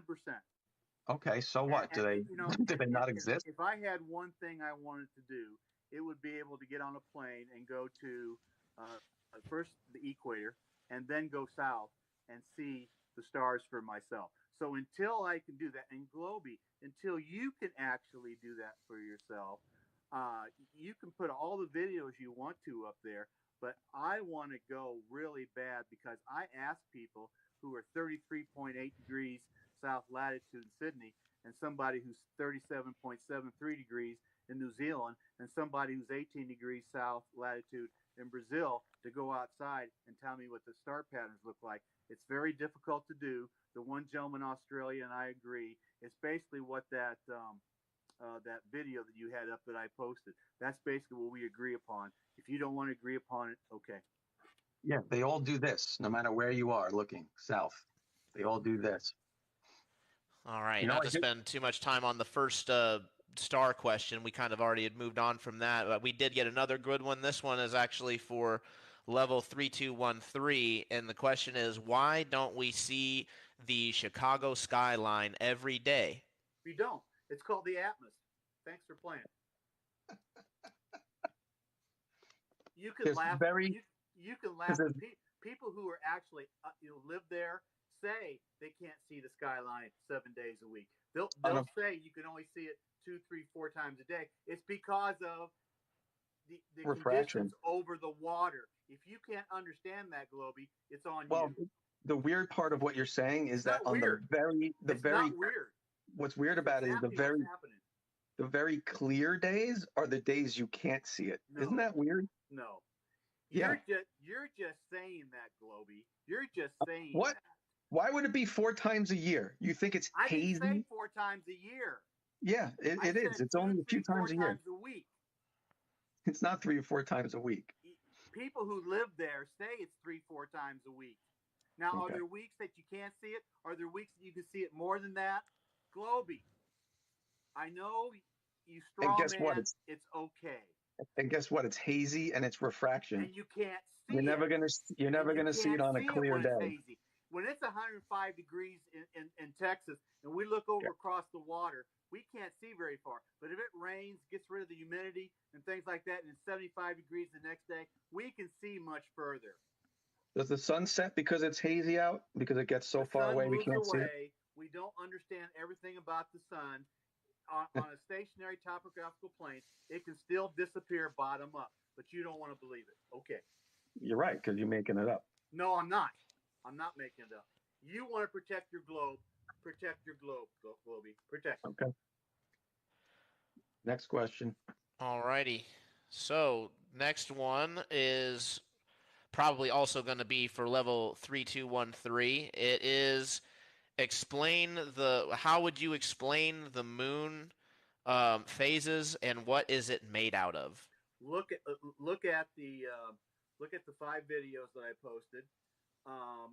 I don't know. I've never been up there. Nobody's ever been up there. Look at the NASA guy. It's a 42-second video. It's in black and white. I also posted that. If Globey or somebody wants to play it, they're more than welcome to. It's 42 seconds. It's black and white. He's a scientist. He gave his explanation. So I'm not going to speculate. I don't like to speculate. So I don't know what the moon is made of. I know that one side always faces us. I saw five videos where the moon is not being illuminated by the sun, and so I go with that. Thanks for the question. Absolutely. So when did you take those videos that you posted of the moon? November 1st, November 3rd. I think the one was August 8th, and the other 2 were sent to me. Okay, so you have a quarter moon here almost. And yeah, then the quarter moon was November 1st of last month, and November 3rd where it's showing just a little bit more. Yep. I don't really get it though, because you pan to the right and there's the sun. So what is the problem? The sun is down at about 5:30, where the lit part of the moon is looking up about 2:30 to 3. 2:30 to 3, but you understand there's scale missing here and how far away the sun is, right? In your cartoon, yes, it's far away. Well, but you're trying to disprove the globe, so you have to assume the globe model here when you're talking about it. I don't have to assume the globe model. I can, and I know I don't know where you stand on biblical stuff. But Genesis 1:16 to 17 says that God placed 2 great lights in the sky. He didn't place one to give light upon the other. He placed 2 great lights in the sky. If you don't want to go with that, it's a free. Cool. You're free to think whatever you want. That's what I believe. If you don't want to believe it, there's really no reason to argue it, because I believe Genesis 1:16 to 17, and maybe you don't. It's okay. No, I don't. Okay, it's okay. All right, next question. This one comes from Caleb, Flat Earth. This is going to be probably for Globey McGlobeface, but you both are welcome to answer. It is, why are we able to see right through the moon? Hi, Caleb. How are you? Well, you're not seeing through the moon. So what you're seeing there in the video is half the moon is unlit, right? So that means there's no light hitting that part of the moon, which means it's unilluminated. Okay. So when you're looking at it through what? 200 miles of blue sky. So yeah, it's going to look blue. The color between your eyes and the unlit portion of the moon is blue. So why would you not see blue? This is a very, very crazy question that I hear a lot. If you put a black object in a pool and you went all the way to the other side of the pool, a long pool, that black object would have a blue hue to it. Would it not? Globey, can I ask you a question, sir? Yeah. Why did we see through the eclipse in 1915? We see a star through the eclipse, in your opinion? I don't know. I don't know what you're even talking about. In 1915, they threw Newton's, mass attracts mass, pulls things toward the ball, because they had to explain an eclipse they saw a star through the eclipse. They couldn't have that. So that's where the bending and warping of space-time came from. Eddington wrote about it, supposedly proved it, and then Picari, talked about it. We didn't even get into Michelson Morley. I wish we could have. If we had 8 hours, we would have talked about Michelson Morley as well. But it's interesting that we threw Newton under the bus in 1915 because we saw a star through an eclipse, and we had to say, hey, we can't have that. And so, we came up with the bending and warping of space-time. That's how we got the bending and warping of space-time, plus the fact that Einstein was really upset about Michelson-Morley and what that showed. It showed over the course of a year, instead of traveling at 30 kilometers per second, 18.75 miles per second, it showed that you had light going this way, light being pushed through this way, and instead of showing 30 kilometers per second, it showed nil. It showed nothing. And from 1887 to 1905, science had this really big problem: is they couldn't get over Michelson-Morley. Michelson-Morley wanted to prove that the Earth was moving around the sun at 30 kilometers per hour. But when they actually did the test, and they did a test over the course of a whole year, they found out that the motion was nil. It was nothing. And Einstein talked about it. Eddington talked about it. There's a whole bunch of quotes I could give if we had more time about how they had to explain away. And they came up with the Lorentz contraction, which I know that Trubley knows about. They came up with the Lorentz traction, the Lorentz retraction, that basically said, well, we're gonna make everything smaller and more compact so we can get back to our 30 kilometers per second. It's very weird. Lorentz got everybody off the hook. Everybody appreciates it. And then we got the bending and warping of space-time, which nobody knows what it is. And even Einstein said he didn't know what it was. We kind of went way off the rails there. I wanted to talk about something that I needed like 6, 7, 8 hours with you to talk about, but I only got the 2 pages out of my 20. I'm sorry. All right, no problem. We'll do it another day, but let's continue the question. I'll be happy to do it another day. I think you're fun, and you're challenging, and I appreciate that about you. Very good. Heck yeah. Let's go ahead and move on to the next question here. Let's see if we can get one. Alrighty. So just take me 1 second.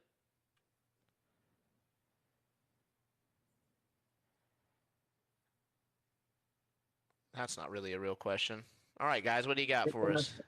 If we don't have in silence, I'll say I'll challenge Caleb to unblock me so we can have a debate as well. He won't do it, but might as well challenge him here in the live. I had this gentleman on Discord. He lives in Europe, and we started at 12 noon here. Europe was 6 o'clock, 7 o'clock, 8 o'clock, and it got to be 3 o'clock in the afternoon, and it was just like, they were saying, let's wrap this up, and I'm going, I want to go another 3 hours because I got stuff to talk about. And this was like a few months ago. I got a lot more stuff now, and it's just like, no, we're not going to do this. And I asked the guy, come back, let's do it next week. He said no. And it's just like, I can talk about this stuff for hours and hours and hours because I like to hear the other side. I think I kind of know what the other side says, kind of like Globey thinks he knows what our side is going to say. And so it's kind of fun to hear the other opinion. I'm sorry we got cut off in 2 hours. I could go 6, 8 hours on this stuff easy. I'm too tired for that shit, but I got you. It's okay. Question for both of you. This will be for Selenian eclipses. How would you explain Selenian eclipses? I know how. Globey did a video on it, or three videos on it. Man, it's just bendy light. It only happens when both the sun and the moon are very low in the sky, right when they first start to come over the horizon. You will get some refraction through the atmosphere because all the light's going through the thickest part of the atmosphere of the Earth, and it bends the light a bit. So you start to see the eclipse happen before, while both objects are still slightly in the sky. You never see it when they're high in the sky, and there's a reason for that, because there's less refraction going through the upper part of the atmosphere. So yeah, I did model that in the video using some lenses that bent the light, and I even got the backwards shadow. I flipped the shadow, which we see during some selenilians, where the shadow is opposite how it should be. So I looked up. Did I interrupt you, Globy? Yeah, go ahead. I was done. Okay. I went to Google and I Googled in impossible eclipse. And the first thing that, when you go to Earth Curve Calculator, you see these three things that are basically the same. And I went to Google and I said impossible eclipse, and I got that Flat Earth WS group that supposedly is in Gambia, if you want to believe that. And the thing they said, it bent because they had to explain away a full lunar eclipse on one side and the sun over here, and the Earth not getting in the line of sight with with the sun looking towards the moon, but the moon had a full eclipse and the sun had full line of sight to the moon. And so WS and maybe Globy, I don't want to straw man them, says it had to refract. It had to refract. It had to refract. It had to refract. You know why it had to refract? Because we got to protect our ball, our globe, our sphere, and it's okay. We'll agree to disagree. But that doesn't work on any other model anyway, unless you have some other magical object in the sky. I don't live on a model. I guess you do. I do, because you need to come up with a model. You can't just. You don't have to come up with a model. You can see, you can observe, and you can experience things. See, observe, and experience. You don't. I showed you the model of Santa Claus. I have a model of the Easter Bunny. Are they alive?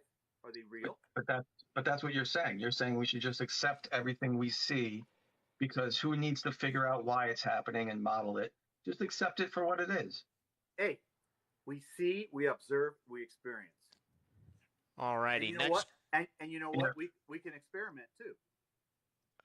Yeah, I found what I was looking for. Let me show this real quick. Unfortunately, it's so damn hard to find any of your videos on TikTok. This goes back to Caleb's question. So I did this in my living room. So that's the moon, right? That's not my living room, but this is what they're talking about. So all I did was take this ball. I tried to make it as dark as possible on the left. It's never going to be perfect like space, but it's dark. And then I shined a blue light in front of it, in front of the camera, which would simulate the blue atmosphere over your eyes. And you can see how the blue here, looks like the same color here. This unshaded part of the moon, or this ball, becomes the same color as the light around it, because it looks blue, because you're seeing blue light between your eye and the moon. It's the only reason looks like you're seeing through the moon. Very silly concept that anyone questions that. I mean, why would you see anything other than blue if there's 200 miles of blue between your eyes and the object you're looking at? So that was it. Globy, would it be safe to say that believing in bendy light helps you to live with your ball a lot easier? And if light in air, absolutely. If light and air just went into a molecule and went straight and left, and we got the atmospheric refraction or atmos refraction where things can move up and down over the course of a day if you have a time lapse on it, and that's because light is going through the air above the water or land, and you get this say you're off the beach a little bit, and you're looking, you have a time lapse, and you have it going up and down like this over the course of a day. because of what's happening above the water. The light is not bending. The light is just changing direction and staying in a straight line to get that. So as long as you're willing to say that you believe in bendy light supports your ball, I'm good with it.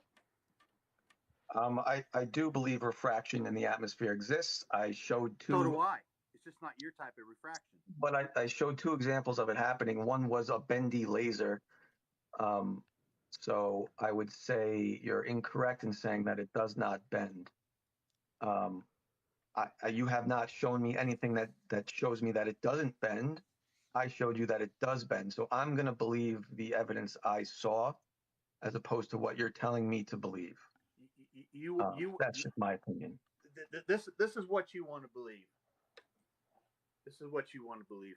You don't need to show me again. I know what bendy light does. I showed you an example of it. You want to believe that your mass attracting mass pull and everything's toward the center of your ball, that somebody is standing upright here, somebody is standing upright here, and somebody is standing upright here because it doesn't matter if you're on the bottom of the ball. In your fairy tale cartoon, this person is actually standing straight up. And so if you want to go with that, even though you couldn't explain, bending and warping of space-time, and Newton must have taken a piss sometime before that apple fell on top of his head and fell to the ground, because I don't think that piss stayed, in the air. It probably fell to the ground too. So it's like, it's just unbelievable, the stories and the cartoons and the fairy tales that we've been taught since age 5. That's an argument from incredulity. So I don't want to argue about ignorance. Okay. So we can move on from that. It's cool. Alrighty. So this question is for Globy. If the universe is random, then how is it that we see the same stars for hundreds of years? Well, I don't know what that has to do with random, but it's not random. The stars we see in the sky are the stars we see in the sky. I don't know. I don't understand the question really. I guess he's just talking about why they don't change every year, which I think we covered already, right? I mean, the stars are moving. The stars are moving with us. They're moving with us, and they're very far away. Those two things together create parallax, right? And the parallax dictates an object far away, very far away, moves slower than an object close to you. You can't even refute that statement, right? Of course you can. Absolutely you can. Come on. Globy, I know you have globe in your name twice, but let's take a look at Globy McGlobeface. I mean, if you aren't a zealot for the globe, I don't know who anybody is. Are we going to start more arguments from incredulity again? No, I'm just kind of going. Nobody can argue this point. Yes, we can. But you interrupted me to call me a zealot. Okay, so if you want to interrupt me to tell me why I'm wrong, go ahead. Go ahead, because you haven't been able to do it all night yet. Oh, sure. If I had my point. You believe in bendy light over water. Now we're back to bendy light. Okay, so if you're driving down a highway, why does the mountain? No, don't interrupt. Don't interrupt. Let me finish the question and then answer the question. Non sequitur for? How is it a non sequitur? The object far away. Different things. Use the moon. Use the moon. As you're driving, the moon appears to follow you, right? It's two different. No, things. It's not. The objects very far away move slower than the objects closer to you. This is not arguable. We didn't even get into the second law of thermodynamics and Newton's third law of motion. Stay on topic. Stay on topic level. Stay on topic. I'm saying I can disprove your moon, but I need a few more hours to do so. Cool. Can you stay on topic now? Can you explain to me why you and I got cut off after 2 hours. I could go on until it's what's the effect? Here. What's the effect? 4 o'clock in the morning. So I'll try to simplify it. Why does the moon appear to follow you when the trees right next to you appear to zoom right by? Because the moon moves 14.5 degrees per hour across the sky.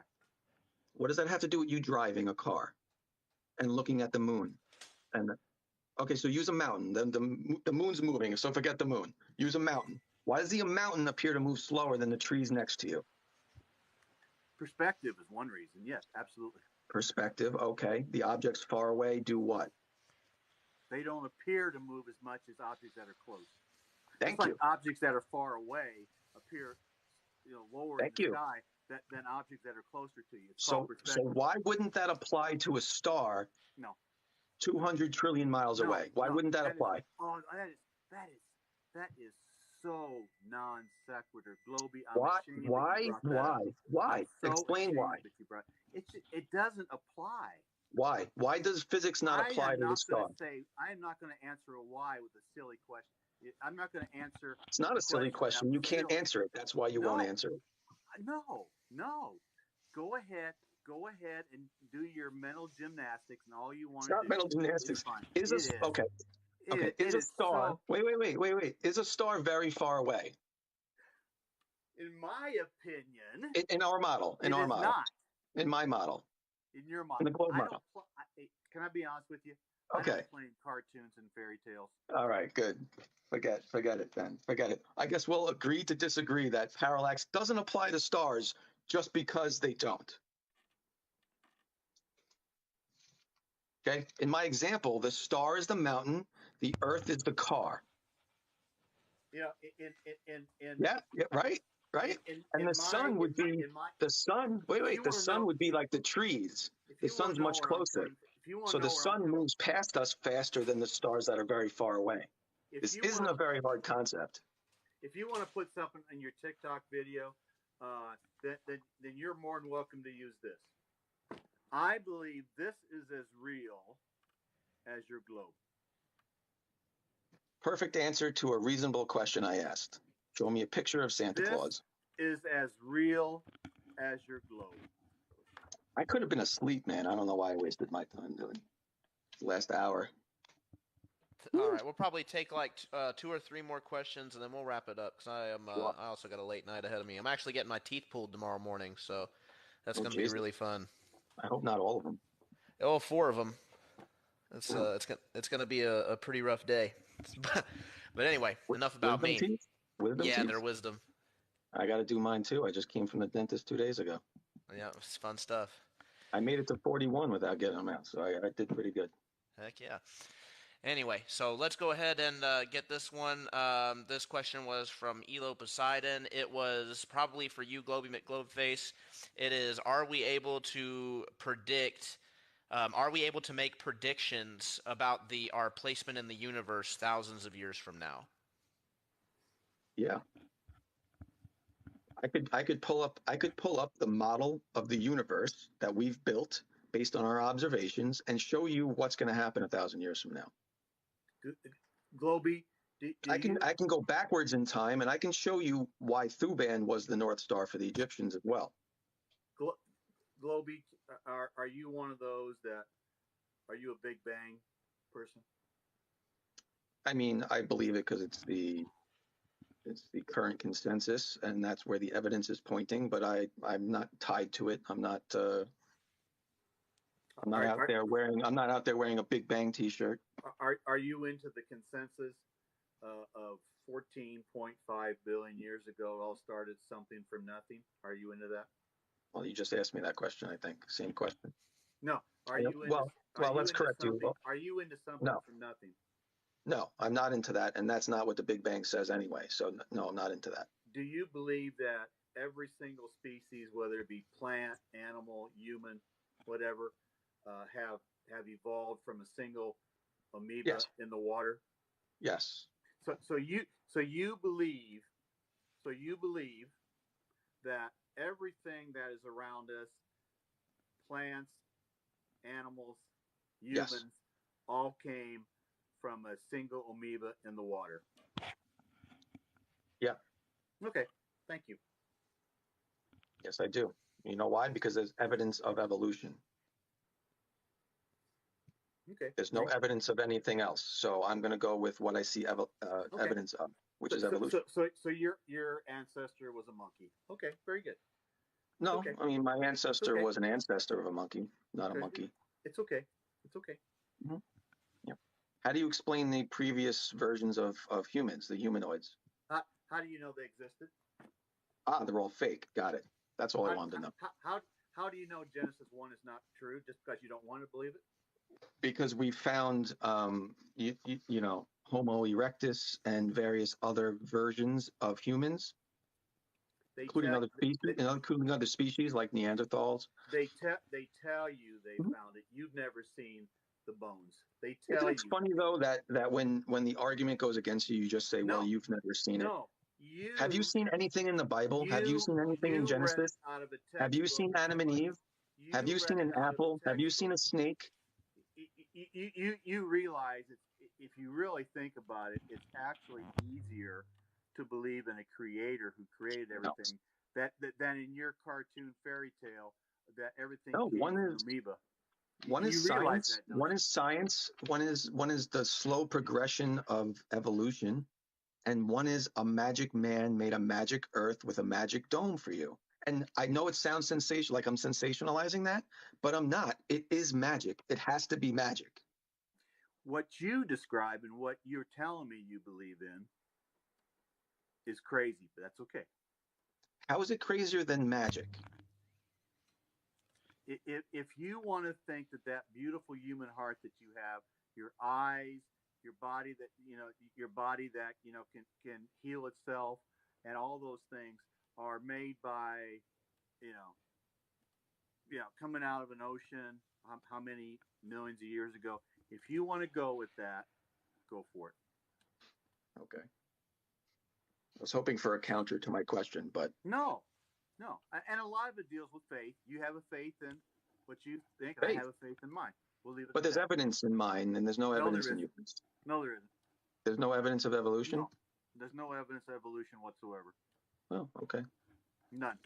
And you know what? You can quote me on that one. Have to agree to disagree on that one. You can quote me on that one too if you want to. Okay. I will. Any other questions? I was just looking. I'm not really seeing anything coming in. We're coming up to on 1 o'clock a.m. over here, so I'm thinking we're going to go ahead and close it down. But Globey McGlobeface, level 3213, thank you guys both so much for coming in, having the conversation, keeping things just spicy enough for us not to fall asleep this late. Really, really cool. I think we got an open segue into an evolution debate here soon, so the audience, stay tuned. You never know what's going to come up. Everybody be sure to smash the like on your way out. We're going to go ahead and post the full recap over on, it'll be over on my YouTube and Rokfin. I'm also going to send you guys over a copy so you guys can do what you want with that. And, if there's any closing statements, I'll let you guys go ahead and finish it out. Everybody, thanks for listening. Globey, thank you. Troubling, thank you. I wish you a good, nice holiday season. Yeah, man. Thanks for having us, Troubling. It's I love being on your channel. It's a great channel. Very fair. You treat everybody equally as well as best as you can, and I appreciate that. I don't get that kind of courtesy from most flat Earth channels or True Earth channels. Sorry. But that being said, thanks, Level. It's been fun. Unfortunately, common Globe W tonight. All right. Have fun. Thanks, everybody. Take it easy. All righty, guys. Y'all have a good night. Merry Christmas, Happy Holidays, and we will see y'all next time. Take care.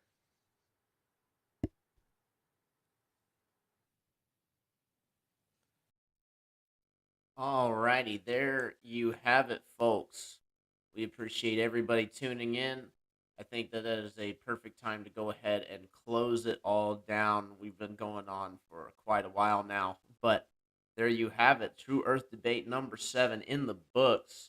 Now, we are making strides working on bringing this all real time, all at the same time. It's just we've been having some equipment issues for the most part, trying to get everything not to be so choppy, making sure everything's nice and smooth. So I do appreciate y'all being patient and bearing with me. As promised, I'm going to go ahead and leave everything full up on the YouTube and for free over on the Rokfin, a little early Christmas present for all of you. So I do appreciate, once again, all y'all tuning in. I do intend to do one more stream this Friday before the Christmas time. So I do hope you all will join in for that. Just a real short hangout. So yeah, I hope you all will join me. And with that, we'll go ahead and close it down. Don't forget to make sure that you are testing the truth at every opportunity. The truth does not fear any scrutiny. And with that, I wish you all a happy holidays, Merry Christmas, and I will see you all on Friday.